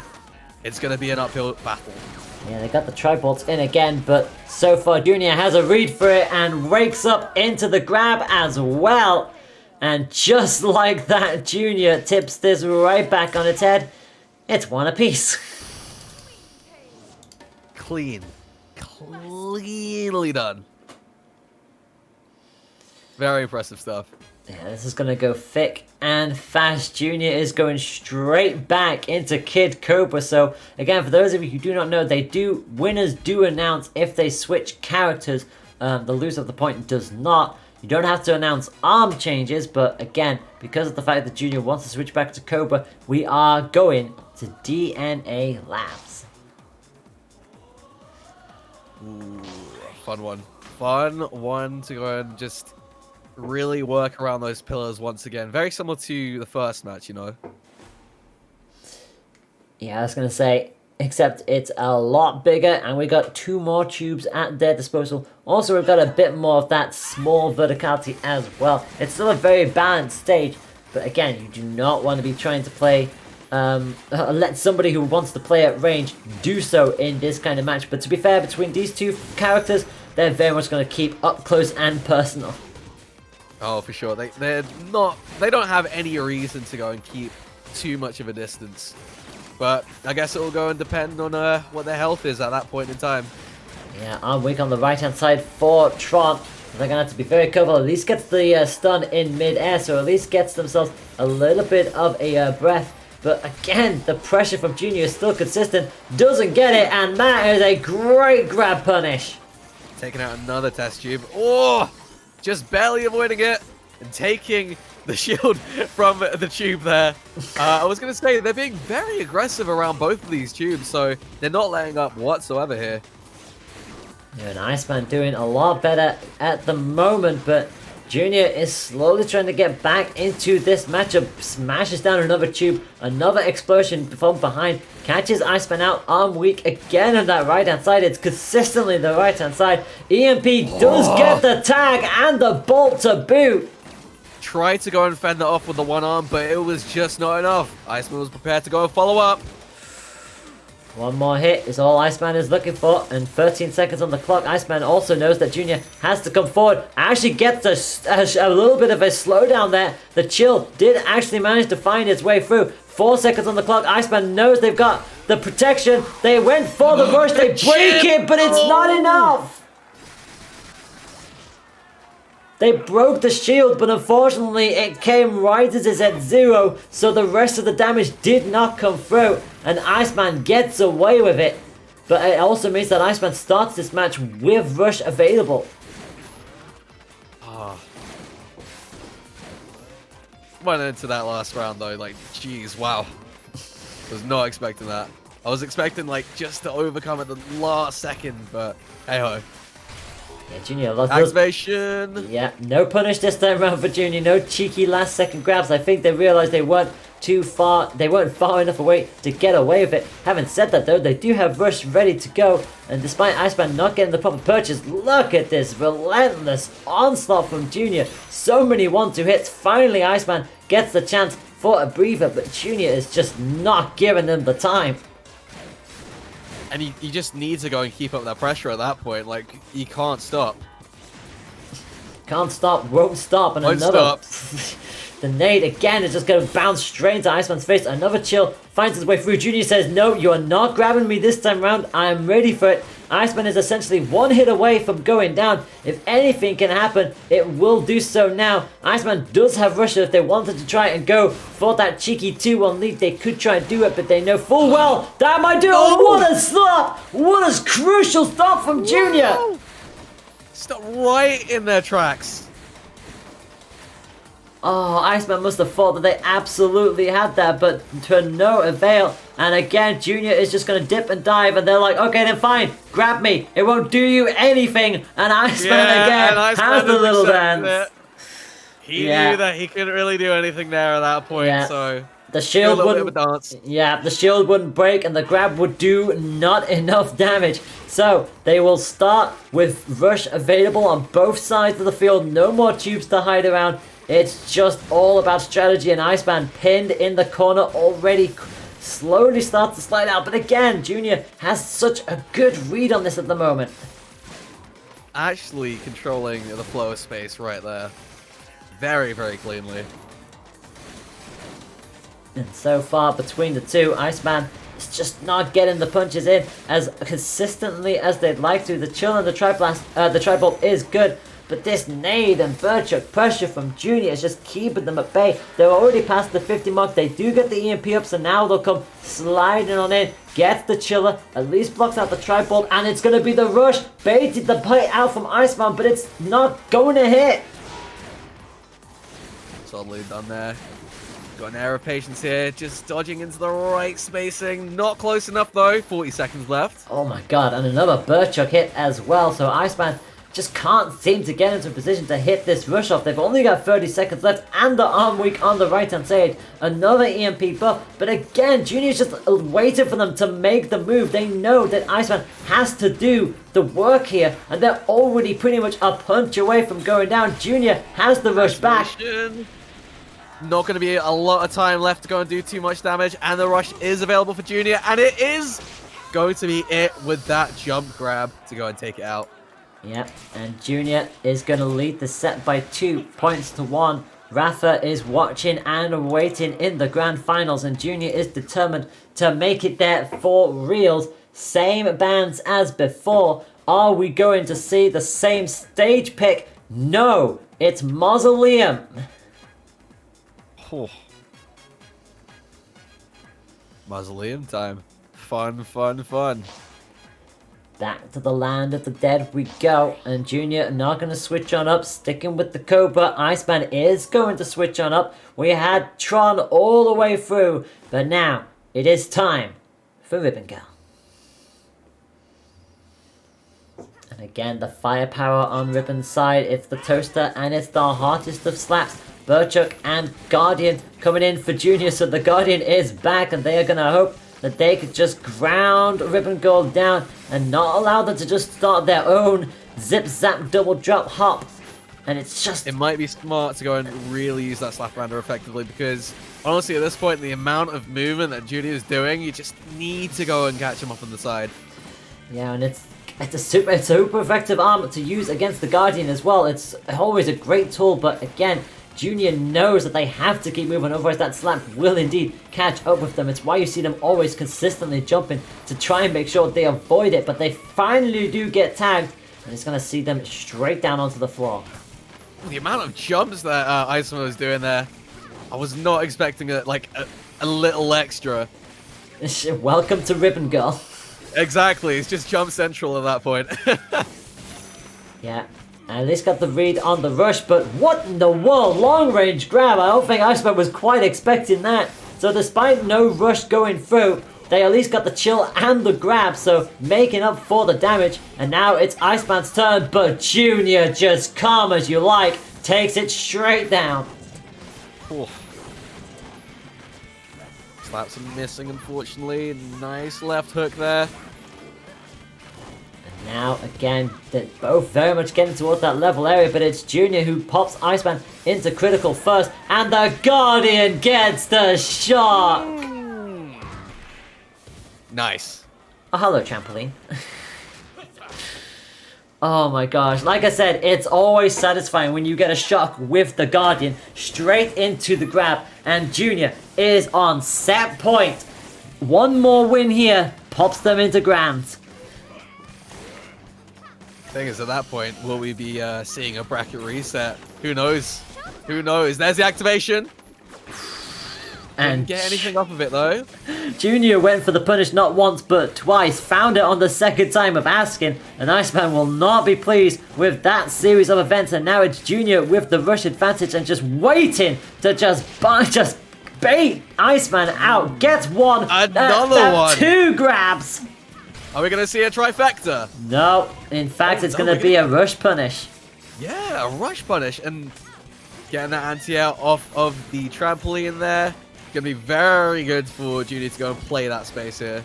So far, Junior has been able to hit more consistently on Iceman, just normal hitting, rather than the rushes, which just goes to show how consistent Junior has been up until those kind of points. Iceman with rush, and is practically a hit away from going down. A grab would absolutely be catastrophic for Iceman, so they've got it all to do with 30 seconds left on the clock. Oh, it's pixel hell time once again. Yeah, 1 You're going to see the activation, gets the anti-air. It's not going to be too much in terms of damage, but that's still good to go and keep that pressure off just slightly. Oh, and 10 seconds left on the clock, and it goes through. I think the Burchuk found its mark. It did. It managed to curve around. I thought Iceman was starting to build up a head of steam, but it is going to drop in the end to Junior, and it will be officially now Junior into grand finals, beating Iceman by 3 points to 1. GG's. Wow. Cleanly done.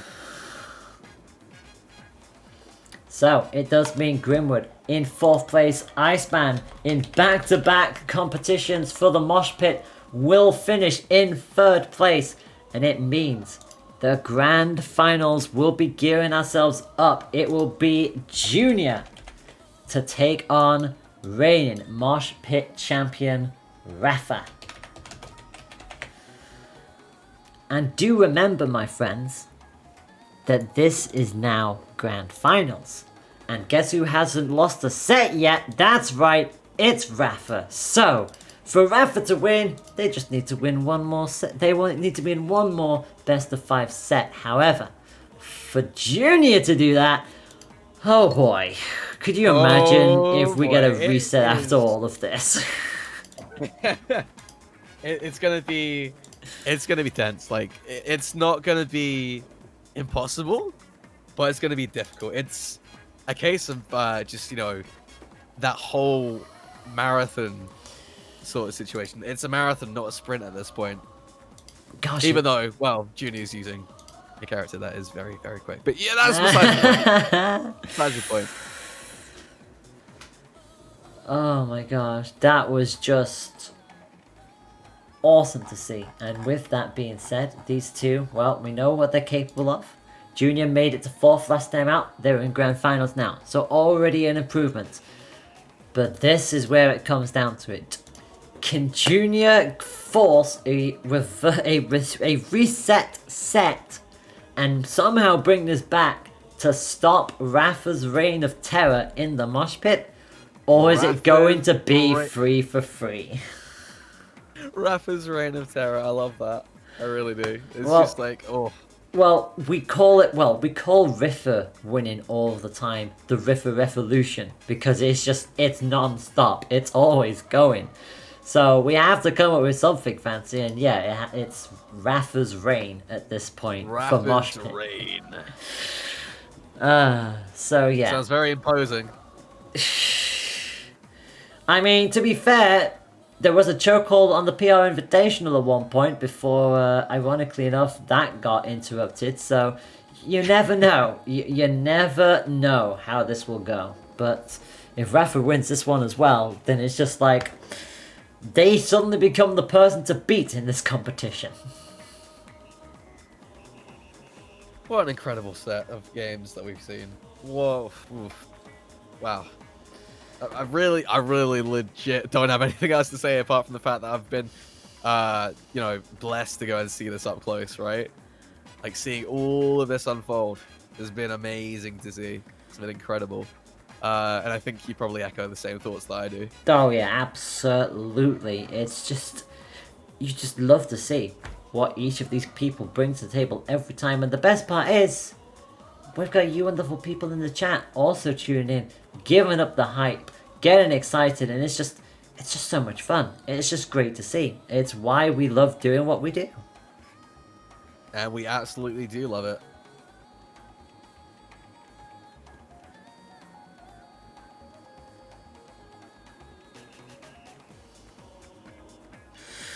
They're just doing their bans and picks currently. Yeah, they're getting their bands out the way of. Hopefully it won't be too much longer. We will give you an update once again. I think the prize pool is still sitting at €650, which again is just an incredible amount of money. And yeah, the percentage cut now between these two, it's really down to who takes the main chunk of it. I think when we last calculated, when it was the €500 mark, I think it was just like the winner gets like what, €200, something like that. So yeah, now it's going to be even more than that. They get some money. Mans. Yeah, it's definitely nothing to go and shake at.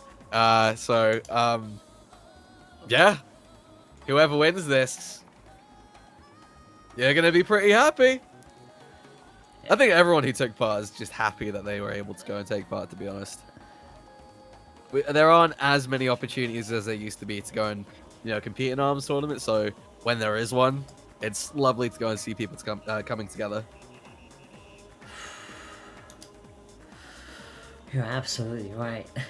And I've only just realised that because it's Junior and it's because it's Rafa back up in here again, we're going to have ourselves another Cobra Ditto more than likely, so yeah. I think we were predicting this, weren't we? Yeah, we absolutely were predicting this.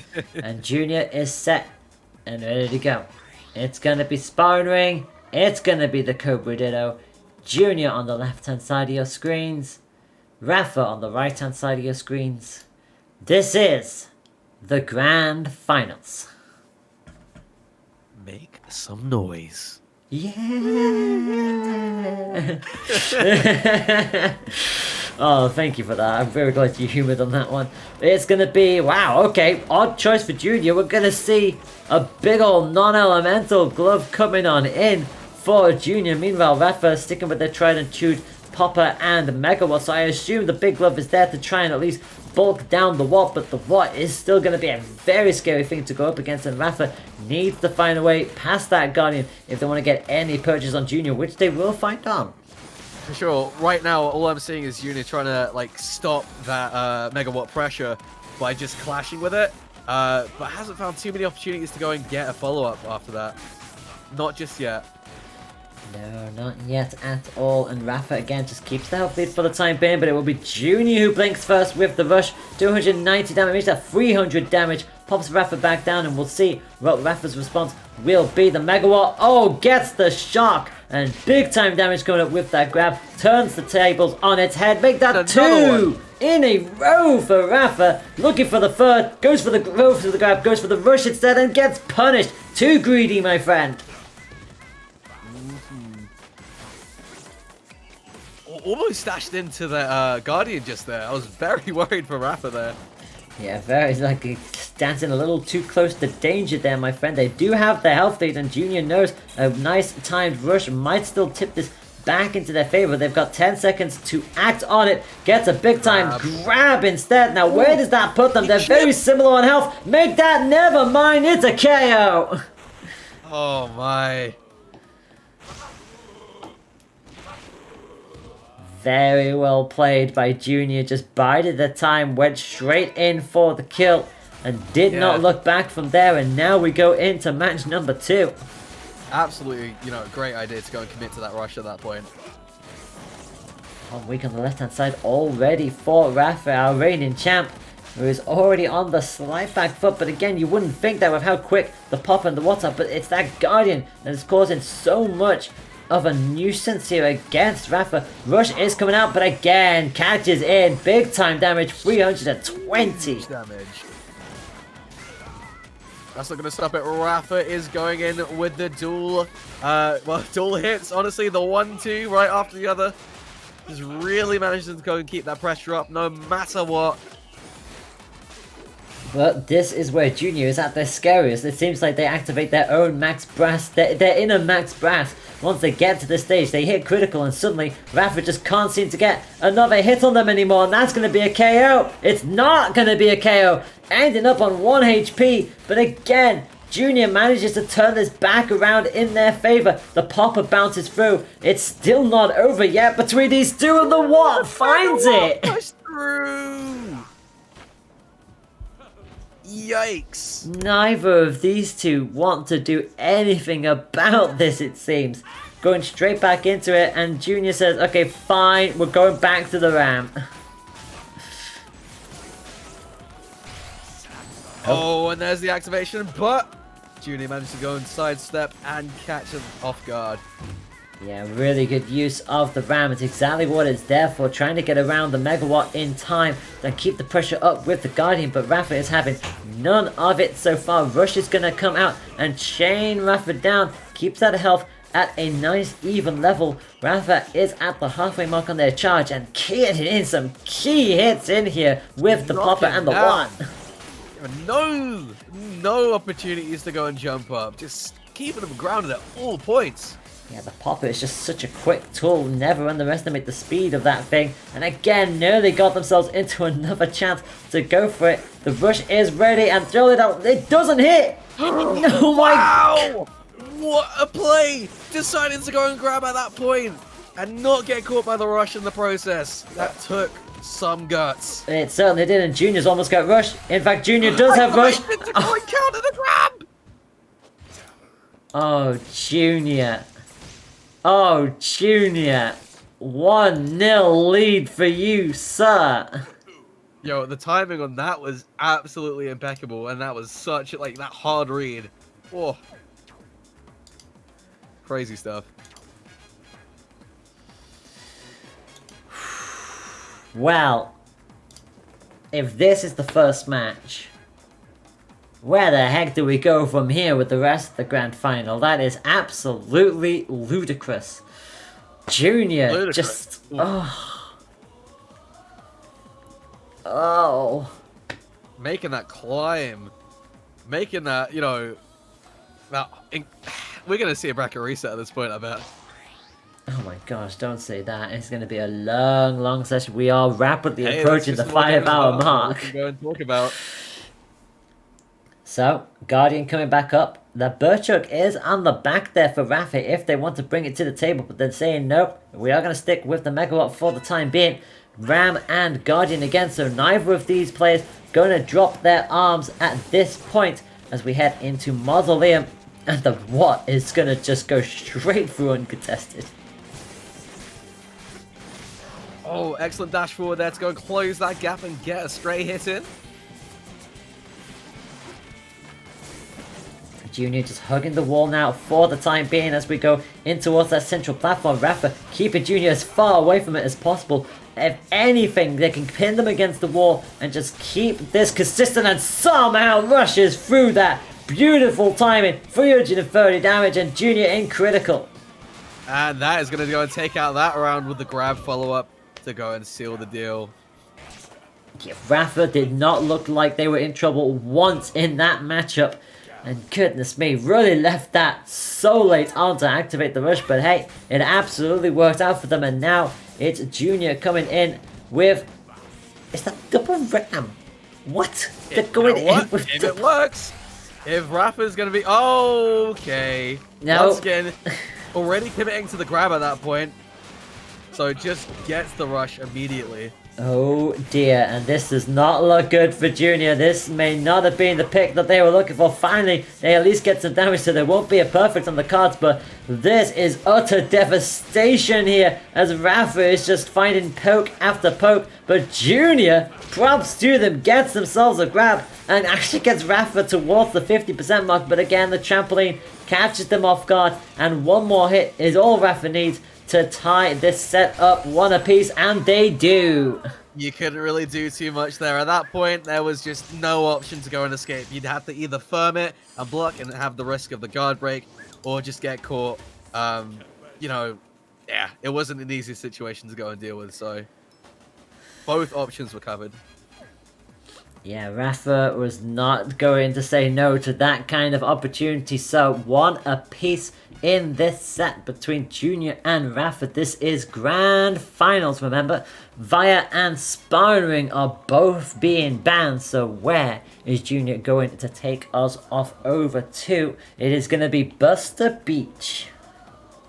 Nice. Goodness me, at this point in time, they're really just trading points and hits and victories at this stage. So, Junior with the better start, Rafa with a much cleaner second round. And we'll see what Buster Beach has on offer for us. Junior probably would like to go back to that Guardian. Double ram is not the way to go. Yeah, that Guardian is just such an effective tool for Junior. Like, throughout the entirety of the tournament, I think he's just used it so effectively. Like, you can't deny that. It's such a great tool to go and just keep your opponent away from your space and just give yourself the opportunity to go and close that gap. And so far, down into the Hot Pocket goes Junior. Not where you want to be, especially against the reigning champ Rafa. But again, that Hydra still picking on up with these picks. And another 1-2 poke from Rafa at least turns it back on its head. But every single time Rafa starts to build a little bit of momentum here, the Hydra or the Guardian is just getting into their face. Oh, just about scooped with the grab.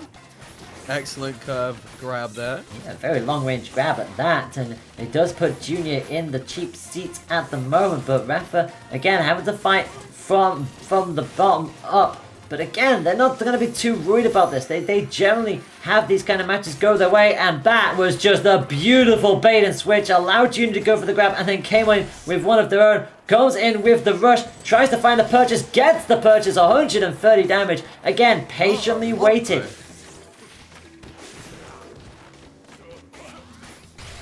Activation, and manages to just go and shut down the rush just like that with a perfectly placed chuck.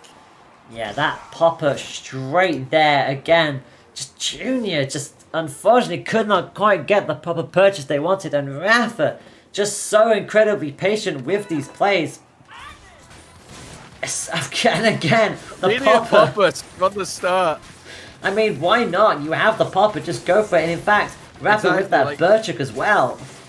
Ridiculous startup, so yeah, it works. Again, just shield dashing straight through the Guardian, and Junior just can't get a proper purchase on this at the moment. Trying to force Rafa into the hard pocket, but Rafa's fine with this. They slip and they slam and they just come in with these really quick pokes. The Guardian nearly biting them in the backside, but just about gets away with that exchange. Not so lucky on that one though.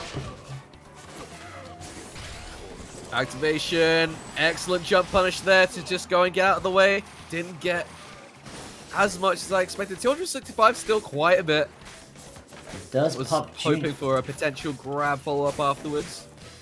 Yeah, just did not come, did it? And again, that puts Rafa into critical. Does get the Burchuk hit at least, but Junior does hold all the cards here. Gets themselves into a punch away from taking this point back, and it is the Ram that follows on in the end.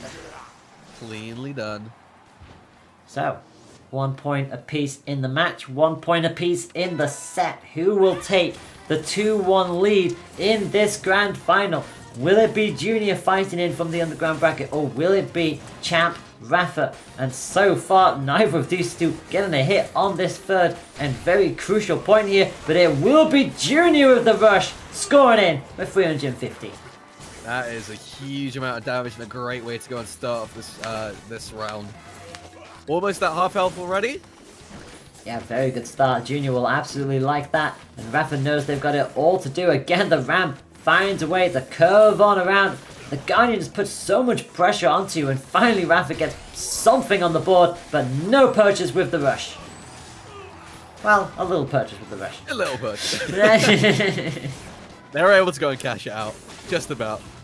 Yeah, but unfortunately, look at the trade-off on the damage. Rafa already on the cusp of critical. Junior, well, make that into critical now for sure. Rafa a punch away from going down. Here comes the rush. That's probably gonna chip. And shield broke, and that took the round just like that, and the entire game. And now Junior is 2-1 up. One away from a bracket reset. Oh my gosh. And the chat is getting antsy. The chat want the reset. They want it more than anything here. Oh my gosh. It would just be our luck that we go for the reset at this stage, and it's just been... It's been phenomenal from start to finish. Genuinely has been. It's been some incredible matches, and yeah, it's been so fun to see. And now, Mausoleum. Rafa needs to win this to keep this set alive. But again, it's the pressure for the champ. I mean, yes, they've still got another set that they can still come back to win on, but crucially, it's Junior who's kind of riding their own momentum here. Alrighty, here we go. Potential bracket reset point. Potential. We'll see how it goes. Ram and Guardian coming back up against the what and the pop. And so far just staying as an anchor on that central platform is Junior. Rafa is just slipping and sliding and trying to find a way through. Finally gets it, and the rake up read as well. Good start for Rafa.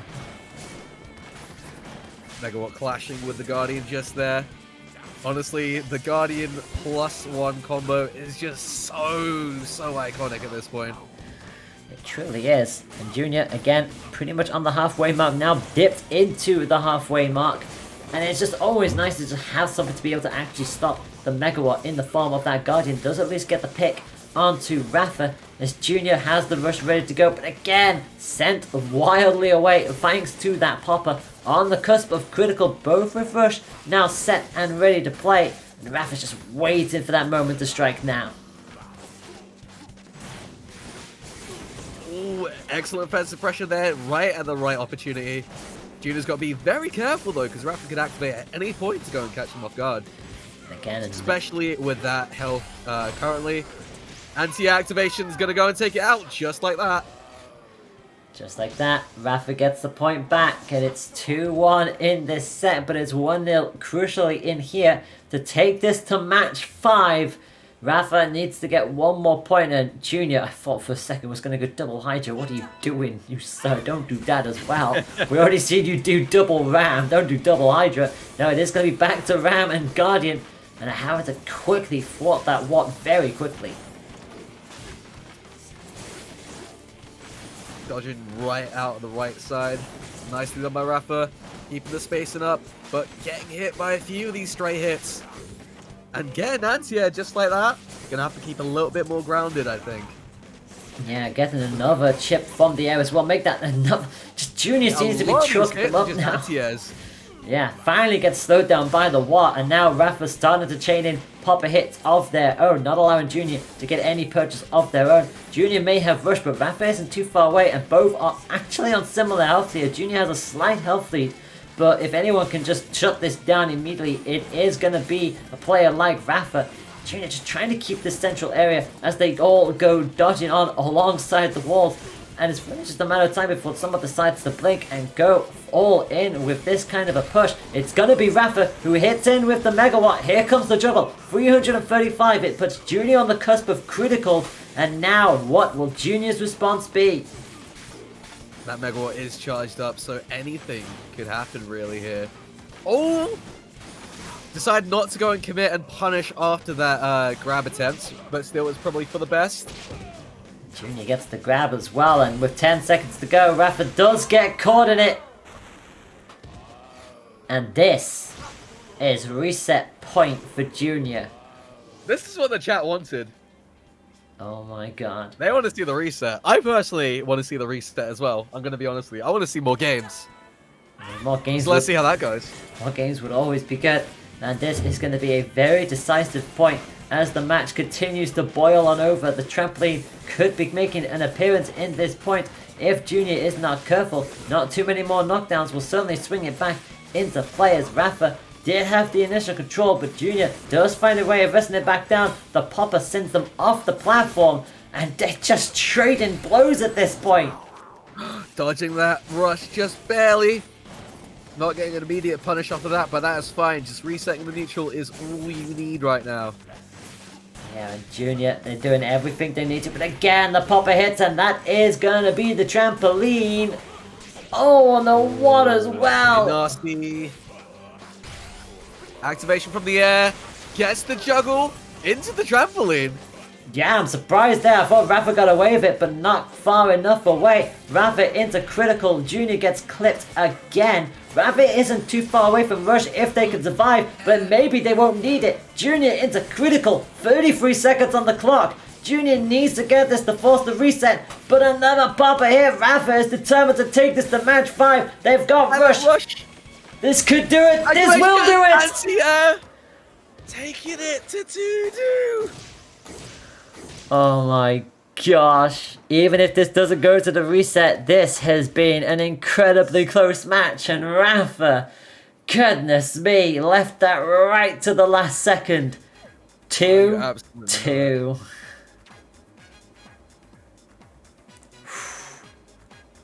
The mental fortitude on display right here, though, is, incredible. Well, bearing in mind, we have been going for 5 hours and 10 minutes on this stream, so it's that endurance factor starting to play its part bit by bit, but damn. Well, it can go either way now. The reset point is on the cards, the championship point is on the cards. Match 5 of the grand finals will determine whether we have another 5 matches or we end the tournament right here, right now. DNA Labs, Kid Cobras. Potential final destination? Potential, but not probable. Completely.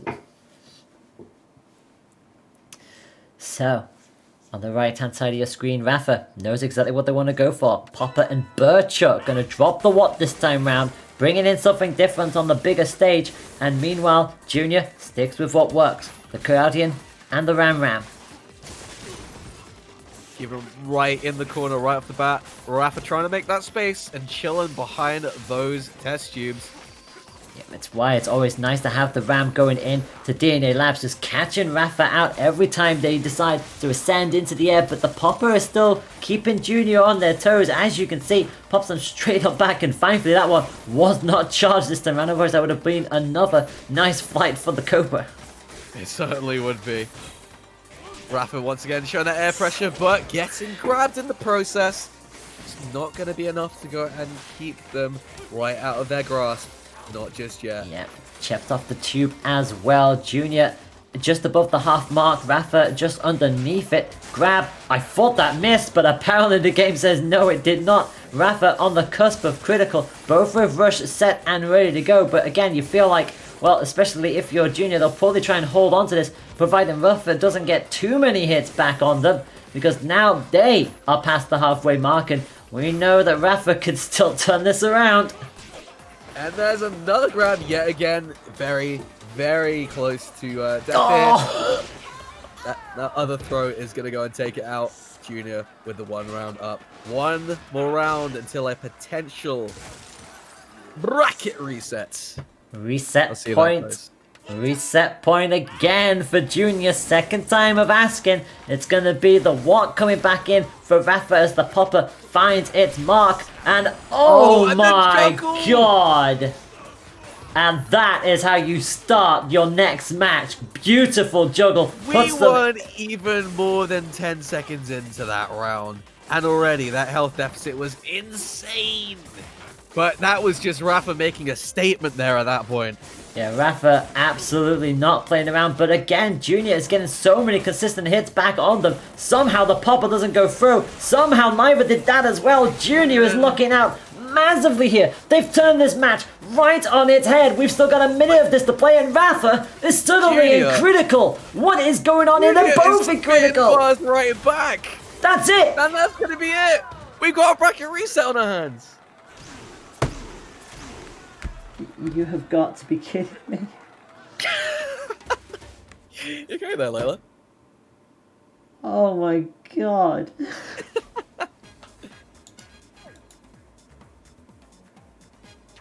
I'm stunned that Rafa didn't take that point. I'm absolutely stunned.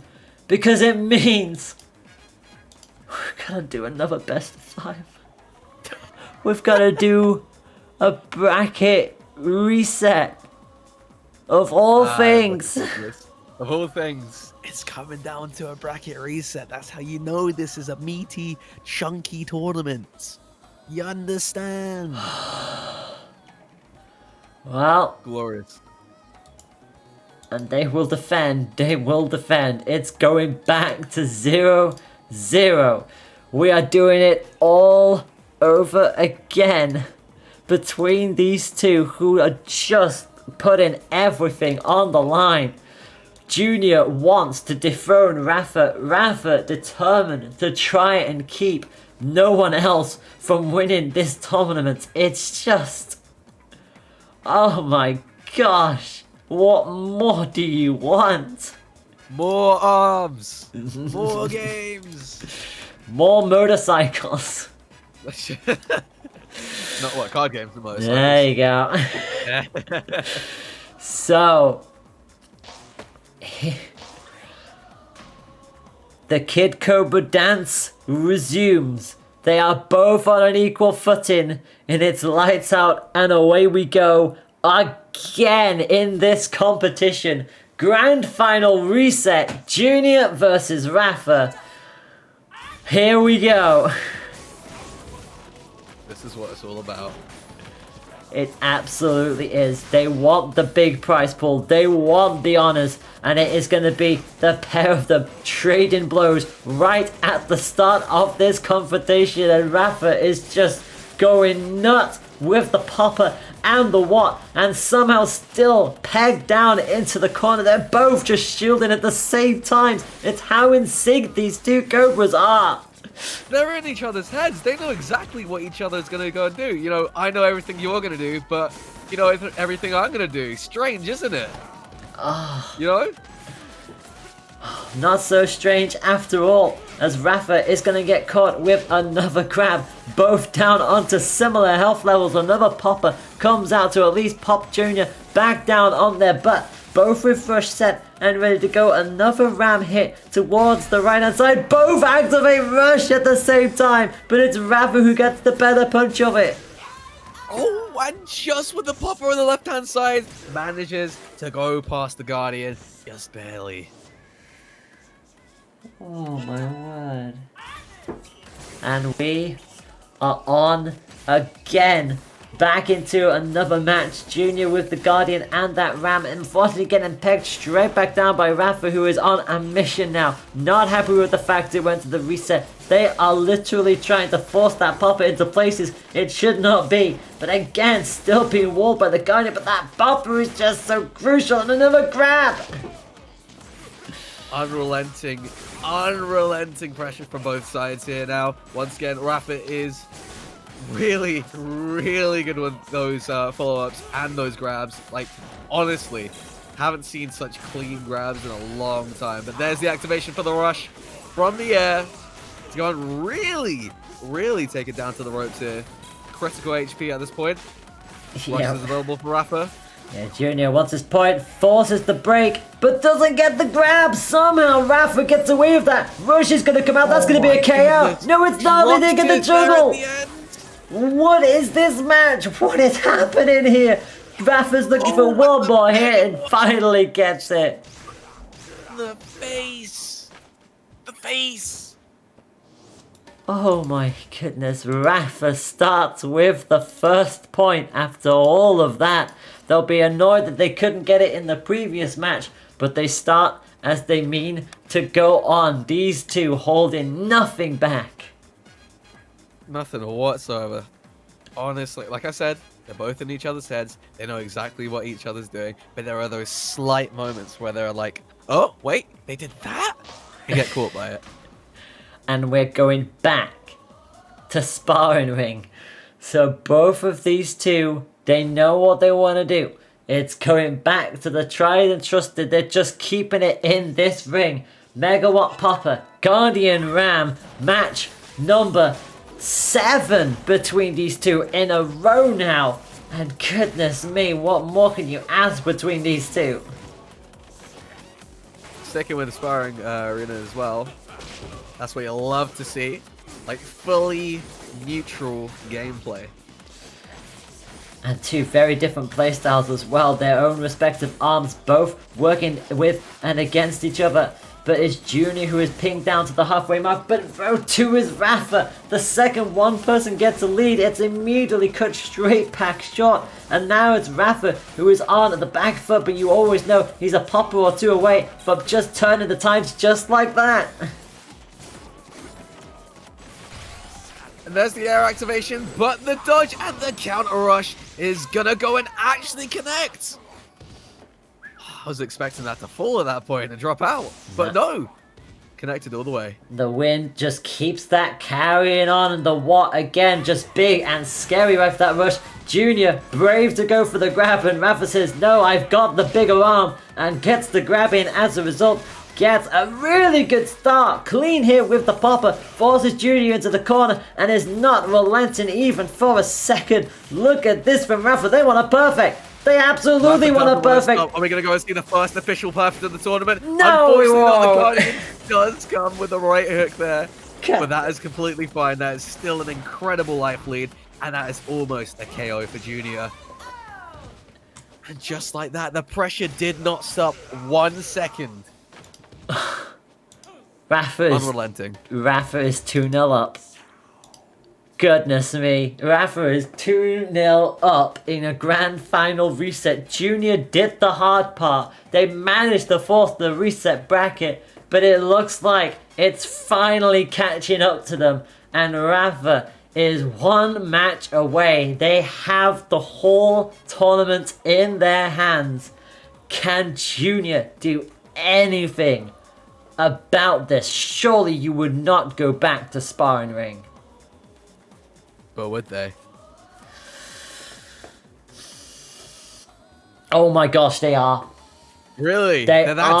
dedicated to it. So, Junior believes they can get a win on sparring ring. They are absolutely dead certain of it.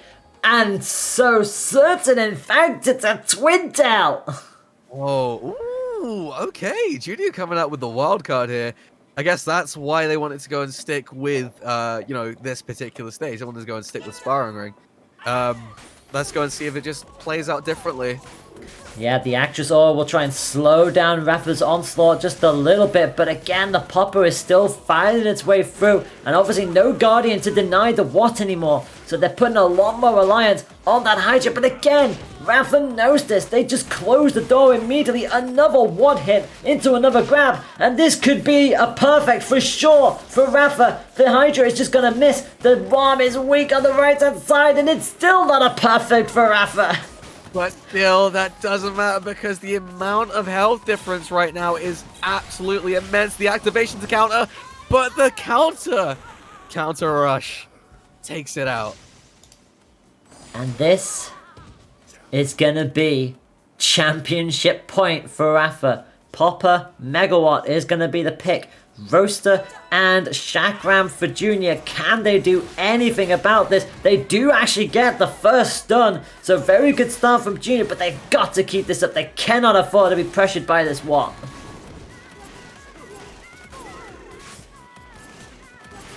Right up in the face right now. Junior is not stopping anytime soon. They're not. They're out. Excellent head dodge there, right into the correct position to just go and get that left hook in. Yeah, they're on fire there, and Rafa again trying to come in with that Watt. Junior knows full well that if Rafa gets a rush up, that Watt is just not going to allow them the time or day to get in underneath. But they're building this very carefully, and another stun with the Chakram, and Junior's strategy here is paying off under a lot of pressure, but the grab will KO! It's like we're seeing a complete reversal of the previous round. Very, very solid stuff. Oh my gosh. What happens here now? Junior with the one apiece. It's still championship point for Rafa, but Junior knows they have to find a way through here to keep this set going. They did so well, and the grab unfortunately is going to slow down straight in front of them and grab them in the end. Nothing that they could do. The rush will come out as well, wall them into the corner, and that's a lot of damage. Apparently it's just about like 390 even, and the throw follow-up pretty solid there. Junior does have rush available, but there might not be an opportunity to go and use it anytime soon, but actually counters the grab with the rush activation, powering on through. Oh my gosh, and they're still finding a way through. They've got Rafa down into the halfway mark here, and I've actually managed to claw this right back into their favor, but unfortunately the Popper is not gonna be what they need. Slowing down the grab, gets one of their own, and actually puts Rafa on the same level as them. Another move like that, and Junior could still yet take this, but the Watt is gonna shark, and the grab will KO! And that is a 3-0 sweep for Rafa, who wins! Who finally wins and retains the Mosh Pit title. Oh, very, very clean stuff. Honestly, the amount of pressure that was dealt with throughout the entirety of that set, immense. Immense. Just really finding the exact positioning that it needs to be in and just delivering. Junior did all of the hard work to finally get that all the way through, and for real, props to Junior though. Like what they did to get to this point and how they actually composed themselves in that last, couple of sets with the reset as well. That's no easy feat. It's no easy feat at all. And with that being said, that is how the bracket looks. This hut has not updated yet, but it will update in just a moment. It has been a wild ride from start to finish, but the official top 4 order is going to be like this. Junior, having gotten to the bracket reset, is going to fall foul to Rafa, who wins 3 Mosh Pits in a row. Junior, a brand new second place on the statistics. Iceman with 2 third places in a row. And Grimwood, unfortunately, falling from that second place spot down into 4th. It's been an amazing tournament from start to finish. And now, there's something else I need to check, because we have a prediction to have a look at. So let's just quickly open this up. Let's go towards our prediction, and here is our leaderboard as it currently stands. And in first place is Junior Mad Lad, which I do believe is Okrim there. There they are. There's a wonderful Okrim. So first place of 142. Look at all those points. It's just, oh my gosh. The picks were 58 to 87 for Okrim. A lawyer right behind them, 49 to 87. We got Benny with 46 to 87. Alistair, 51 to 87. We've got Rafa on 47 out of 87. Tied actually with Penzo, both getting 47. We've got Riffa down here. The tournament creator did not win their own predictions. That's good. Good. 46 out of 87. And Cairo down here with 38. That is your top 8 on the leaderboard for those statistics. So very well played to everybody who got in on the predictions. Nobody got all of them right, which is good. That's fair. It's not entirely predictable. I mean, to be fair, did anybody predict that run? No, not at all. Did anyone predict Melly beating Yada, Frank, and Mango all in one run? No, I don't High think so. seed next time, please. Oh, they will absolutely get high seed. If they enter another competition over here at the EU Arms segment, you know they will get a high seed guaranteed. just on this. I mean, No doubt. even with the Challenge Cup, I feel like if you haven't entered the Challenge Cup before, you do get a lower seed by default. But even then, I feel like there'll be a middle ground for Melly going into this, because they will have some high expectations going into that. For sure, that's just such an excellent display of skill right there. I'm really happy to go and have witnessed that firsthand. Yeah, that was phenomenal. Everybody did so well. To everybody who has signed up, you have all been wonderful. And there's a lot of people in chat, both in Twitch and in Discord, who are just like, it sucks that Melly didn't get top 4. And I'm just like, one part of me is just like, that would have been a story in and of itself. Like, it would have been beautiful. But at the same time, the experience that the likes of Iceman and Grimwood just about keeps them alive and afloat indoors. But again, gonna look forward to that. And Riffa, tournament organizer Riffa, how did you see that going?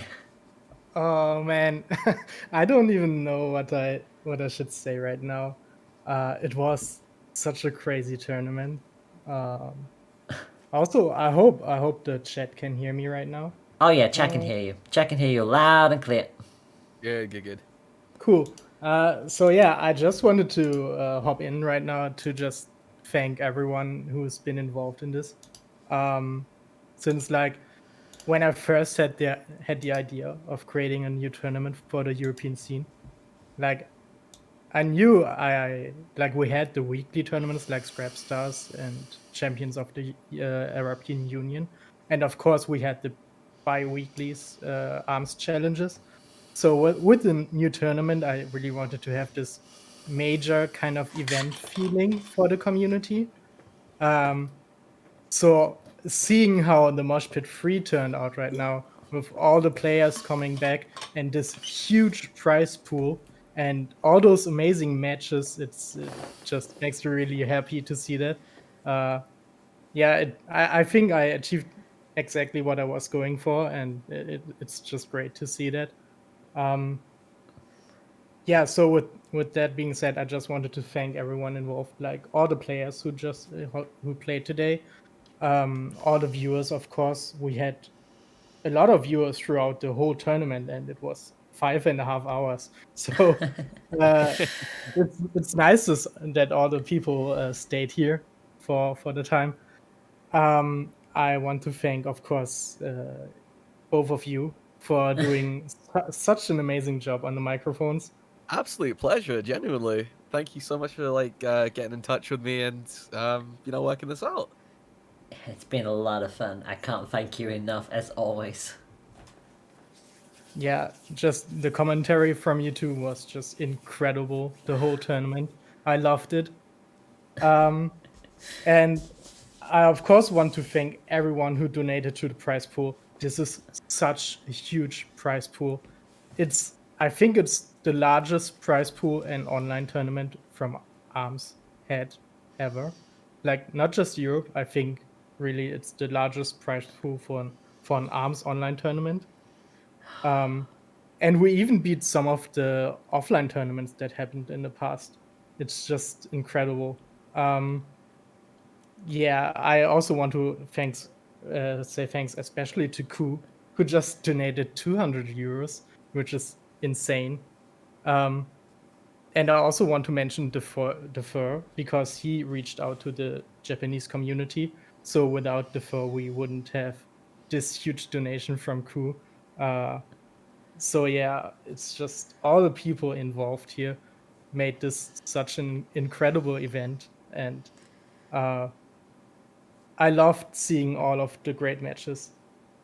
Like, I just need to look at the bracket what we had. There was so much good stuff, but I especially loved Grimwood against Frank.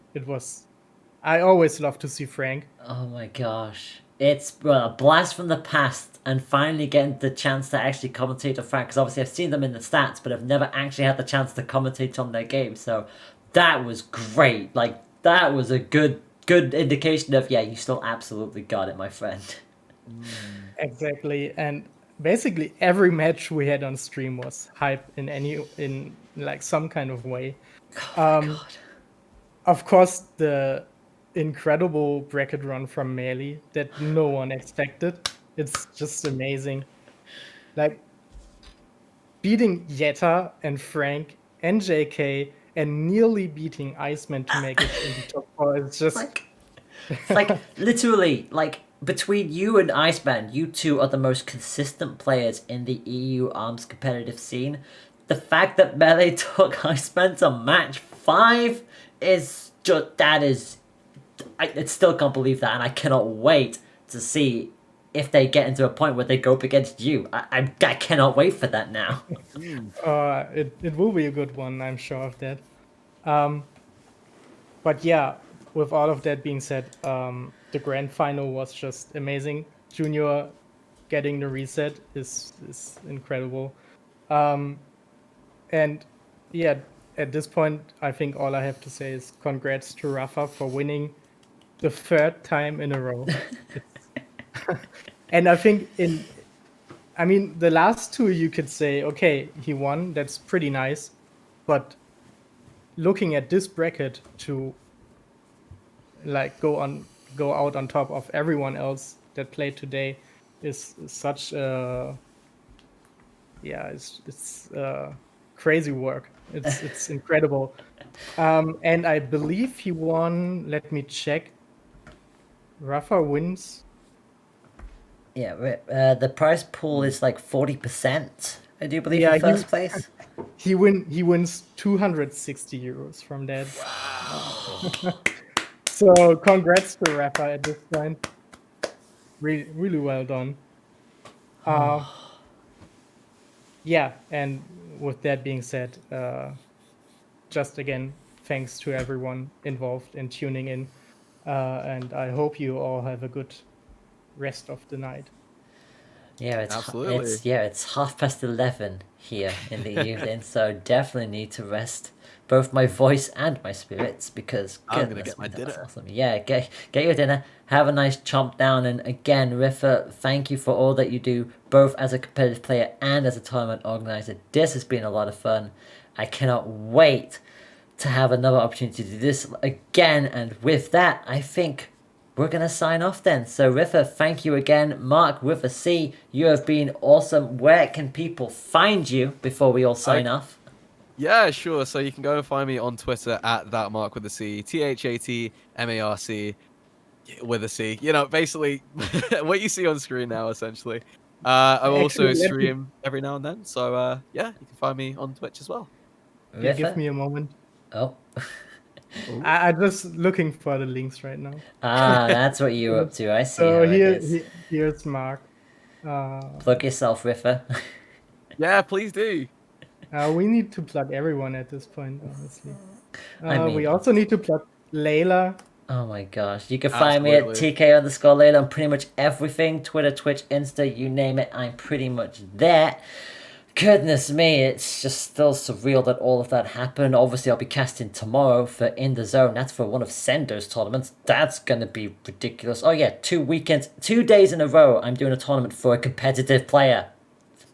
I guess it's to be expected. But also do remember that you are here at European_Arms on Twitter and our Twitch here at EU_Arms. We've got our YouTube channel, EU Arms Competitive. And if you do want to join the Discord for upcoming information about upcoming tournaments, check the Discord link down below. That is where you could find all of the action there. And with that, Riffer, I think we're done. Yeah, it's been long enough now. So good night, everyone. And see you in the next mosh pit. Take care. Take care, everyone. Bye.